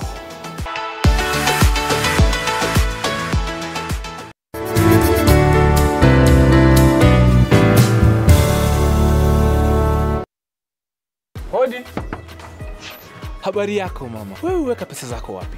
Mimi huweka pesa zangu kwa hii mkebe. Mama, sidhani hiyo mkebe iko safe. Kenya Deposit Insurance Corporation lina jukumu la kulinda pesa zako kwenye benki. Step to the right, one time to the left, then pause. Twende reverse. Don't go, I'm kudai. Oh, when me feel a share in a donjo. Yes, kadunda. Karibu Kanairo, karibu Kenya. Kujani kushova koza wa Kenya. It's feeling good, feeling right. Gaja sama unimeja aka Rotagaram. Ndovu ku hapa. Hi, what's up beautiful people? This is your girl Nadia Mukami aka the African pop star. And you're watching Kwetu Mix ndani ya NTV. Keep it locked, straight up. It's a WCW, boys and girls, ladies and gentlemen. Yani niko na DJ Vera, lakini pia tuna make sure kwamba tunakuletea wasanii ambao wanafanya poa kwa game. Na leo kama Wednesday, tunahakikisha tunaleta Galdem ndani ya mjengo, kuongea and everything. Make sure unaingia pale kwa social media, kama ni page ya Kwetu Mix, X pale Kwetu Mix, @TEDAGWA, TEDAGWA 20686 pale kwenye SMS number. Tuende mbele kwa pamoja, au sio? Nilikuwa nabonga na Kanambo Dede, nikakuuliza ulifilaje mazee kuja kwa game, nini that feeling, first time unaingia kwa studio una record ngoma, kwanza ilikuwaje hapo? First time kuingia kwa studio professional. Ngoma kwanza uli record na Vince on the Beat, right? Hebu feeling ilikuwaje? Sikuwa najua kwanza yeye ndo producer wa Kali. Ndo nikasikia ile big shout out to Vince on the Beat by the way. Ndo nikajua haya, kumbe ni big deal hivi. Niko kwa studio ya Kibuda. Nilikuwa nasikia poa. Sijui nisemeaje. Hauku panic like hiyo tension? Nilikuwa na hiyo tension, lakini bado nilikuwa na ile njaa ya ulikuwa aggressive, Nice one. Na that moment una record, ulipata challenges ama alikuguidaje, vitu gani lazima alikushow ikafanya kwa record vizuri and all that? Sijui kama nilisumbua producer sana. lakini mi pande yangu haikuwa na wacha jizungumzie. Tuko naye right here by the way, yako somewhere. Vince, unaweza kama kidogo tu kama I don't know kama mambo vipi? Nakuaje sana? Kanamu. Lakini tumekuja na wewe. Yeah, anaitwa Vince on the beat, producer wa Calligraph, lakini pia anafanya kazi na wasanii different kina King Kaka, na yeye ndiye alimleta Kanambo Dede. Kanambo anasema hakukusumbua, lakini pia as a producer ambaye ni producer mkubwa, uliruhusu share idea na wewe ama ulikuwa tu wewe unamdirect ili kumsikiza? How was it like? Yeah, one time big shout out to Kanambo Dede. Siku zote. Mimi nilikuwa believer wake wa kwanza kabisa kabla ya tuseme hata King Kaka. Kama najua. Mimi wasio wananijua na kuanga pale Instagram tafuta wasanii chipukizi nini. So hiyo channel ya Kasabos, big shout out to Kasabos. Nilikuwa namcheki sana. So when Kanambo alikuwa kwenye channel, nilimuona wa kwanza. Nilikuwa yani nilikuwa like 1 second behind because nilikuwa nimpigie nikapata King Kaka mshampigia. But all in all bado tuko na yeye hapo hivi. Tuko na yeye mkakutana mkafanya kazi pamoja. So it's a success man. One thing ambayo naweza kusema ni unique about Kanambo Dede ni personally my chemistry with her is insane. Sijui wengine wapaje na yeye. Sisi tunapokuwa tumebond ajabu mwanadamu. Kweli. Usiogope kuchoma, sema tu mali ana fail pia jamani. Au vipi? Kitu gani ambayo Vince akiwa studio anafanya, of course labda ni kukufanya kuwe bora, but inakukera kidogo? Siko ubaya lakini siko ubaya. Sema tu hapa. Siko ubaya. Kitu gani? Anakuwa honest mbaya. Kiaribu atakwambia Isaac feature. So anakwambia ngoma ni mbaya. Na ni muhimu na msanii labda ameka nguvu zote bei ngoma ni mbaya. Unajua saa zingine tumekuwa in this position kwa sababu unajua mimi mwenyewe nimekaa kwa game for like a decade. 10 years. So saa zingine msanii anaweza kuwa anafikiria something. Mimi kama veteran tufanye hivi because the market ina demand it. So that's what's up. Sawa. Usiibe nafasi ya mwenzako. Next week on Monday kama utapata nafasi utakuja kwa show. Si ndio? Tutakuwa tuko tu right here. Wacha tumalize na Kanambo mzee. Big shout out. Yeah. So tunarudi kwa the superstar. Umemsikia producer. Napenda the fact that producer anaweza akakuwa so close na an artist, wana share ideas, lakini pia akikosea anamwambia na vitu hizo. That's the way to go. Kanambo, wewe unadhani tunaweza kukuona wapi in the coming years when you finally done with high school now? Umeingia sasa mzima kwa muziki. What do you want for yourself? Unataka kufika wapi? Tuseme international. Na nataka kufika international. Okay. Unamwangalia nani when you talk about international levels? Tuseme kwa marapa ama kwa generally too. Doja Cat na kwa garapa. Doja Cat, Lil Wayne, Nicki Minaj. Kwa wasanii ma vocalist Adele. Utafika. Weka tu nguvu zaidi. Tunakaa kumaliza. Lakini right about now wacha tupate ngoma yake kati ya songs ambazo alianza nazo. In fact ngoma ambayo ilikuintroduce kwa game. Angalia pale camera, introduce the song. Guys waicheki. Ngoma ya kwanza inaitwa Wallahi. Ni story. Kwa hivyo inaanza kama story, inaisha kama story, ni katikati story. Usikose kusikiza na usupport your girl. Nilikuwa nashika yole, kapigwa ball nikarudi kwa mkoro. Sina hata form, sijui kulea mtoto. Pesa kidogo matumizi nazo mobjo. Ribani zangu zina trend kwa masoko. Alipata ball na alikuwaga mono. There you go, we'll be back, don't go now. Nilikuwa nashika yole, kapigwa ball nikarudi kwa mkoro. Sina hata form, sijui kulea mtoto. Pesa kidogo matumizi nazo mobjo. Ribani zangu zina trend kwa masoko. Alipata ball na alikuwa gamono. Sasa mtoto amepata mtoto na burden yote imeland kwa mkoro. Wanauliza nani yako responsible? Ni fala flani, I don't like talking about you. Went from the top nikusho vile ili start. After Raimani kaingia seko. Mama kanais at least ako na hope. it's a good start for a firstborn. Nilibambika cause I was at another level. Story ya Bayo na Kem hatuwezi nego. Sikuanga into studies tangu kitambo. Backbench jeshi yangu, jeshi ya mambo. Mahomies wangu wote nikani masaiko. Party after party hakuna kurudi home. Madhea kadai that's it, I'm on my own. Nikabidi nende ghetto kusaka form. Kama uwadhufu ndo alikuwa my first boss. Mina swao na watibu hangover ya ngango. One day from work nikafika home, nikapata roommate ameteka huyu boy. Okay, it's not lakini nikahana form day. One day tu kijana haendi kwao. To cut the story short, alishapata gahao. Before we even see it, tushakuwa family. Nishapata shame to me, he's just a friend. Mwenyeji akazeda kaniachana mgeni. Alichoka maisha ya ghetto ye hawezani, lakini hakumedia naniachana nani with a stranger under one roof. Ranani nakwambia nikamuvia haina na meet me tups alicheat na mimi sogopi kusema cause I end sorry. Ikakuwa big deal, I'm the bad bestie.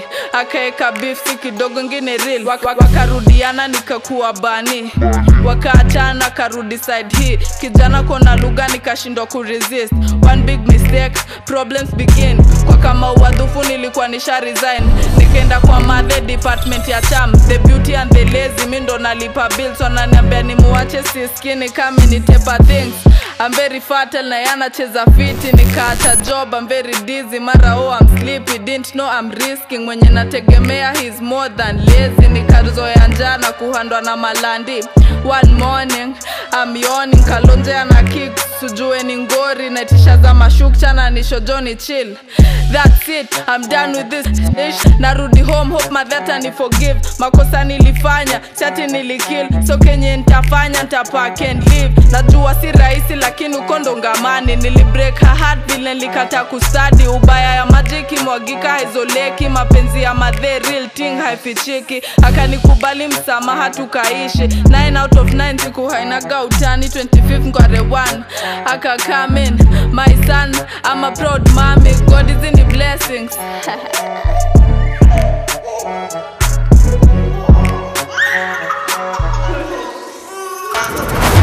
Amecheki hapo walai mazengoma fulani ambayo ina inspire lakini ina educate. By then we noticed that one about ziko na maana sana. Endelea hivyo hivyo. Vera had something alikuwa anataka kuuliza. Yeah, hi, sasa kana. Niko poa. Actually, ule kama pa jina Kanambo. Ina sounding funny sana kwa watu wengi. Mimi nimetoka Islando, nimetoka 14B. Nilipata hiyo jina nikiwa class 7. Nilikuwa napenda kuchill na maboys. Nikajipata tu napenda kujiita hivyo. Ilianza kama mchezo, ikakuwa area yote watu wananiita hivyo. Nikaona ina haja kuidrop. Ulianza kuitwa ama ulijiita? Nilijiita hivyo na ikakuwa watu wananijua hivyo. Watu wakaikubali hivyo. Na iko na maana yote Kanambo Dede. Kuna Vibes Cartel, akona ngoma inaitwa Rambo Kanambo. Ukisikiza ile ngoma kama unaweza elewa ile kizungu yao. Anaambiaga mtu go get the money in a one go. Anaambianga mtu anaitwa Rambo Kanambo. Kwa hivyo mimi I'm getting that money in a one go. Perfect. Okay, nice. Another thing I wanted to know. Umesema uko form 3. Ndo naenda form 3 next year. Unaenda form 3. Okay. So how do you handle sai venye uko shule? How do you, cause sai when is celeb, yeah? How do you handle it wasomo na your lifestyle? Yeah tu. Yeah. Ukikaka nao wanakuzoea. Kwa hivyo hiyo inakuwa rahisi. Alafu hapa nje watu wanajua niko shule, kwa hivyo wananitreat tu kama mwanafunzi. Una feeling type wewe, una feeling mimi ni ule msee shule ama unakwanga tu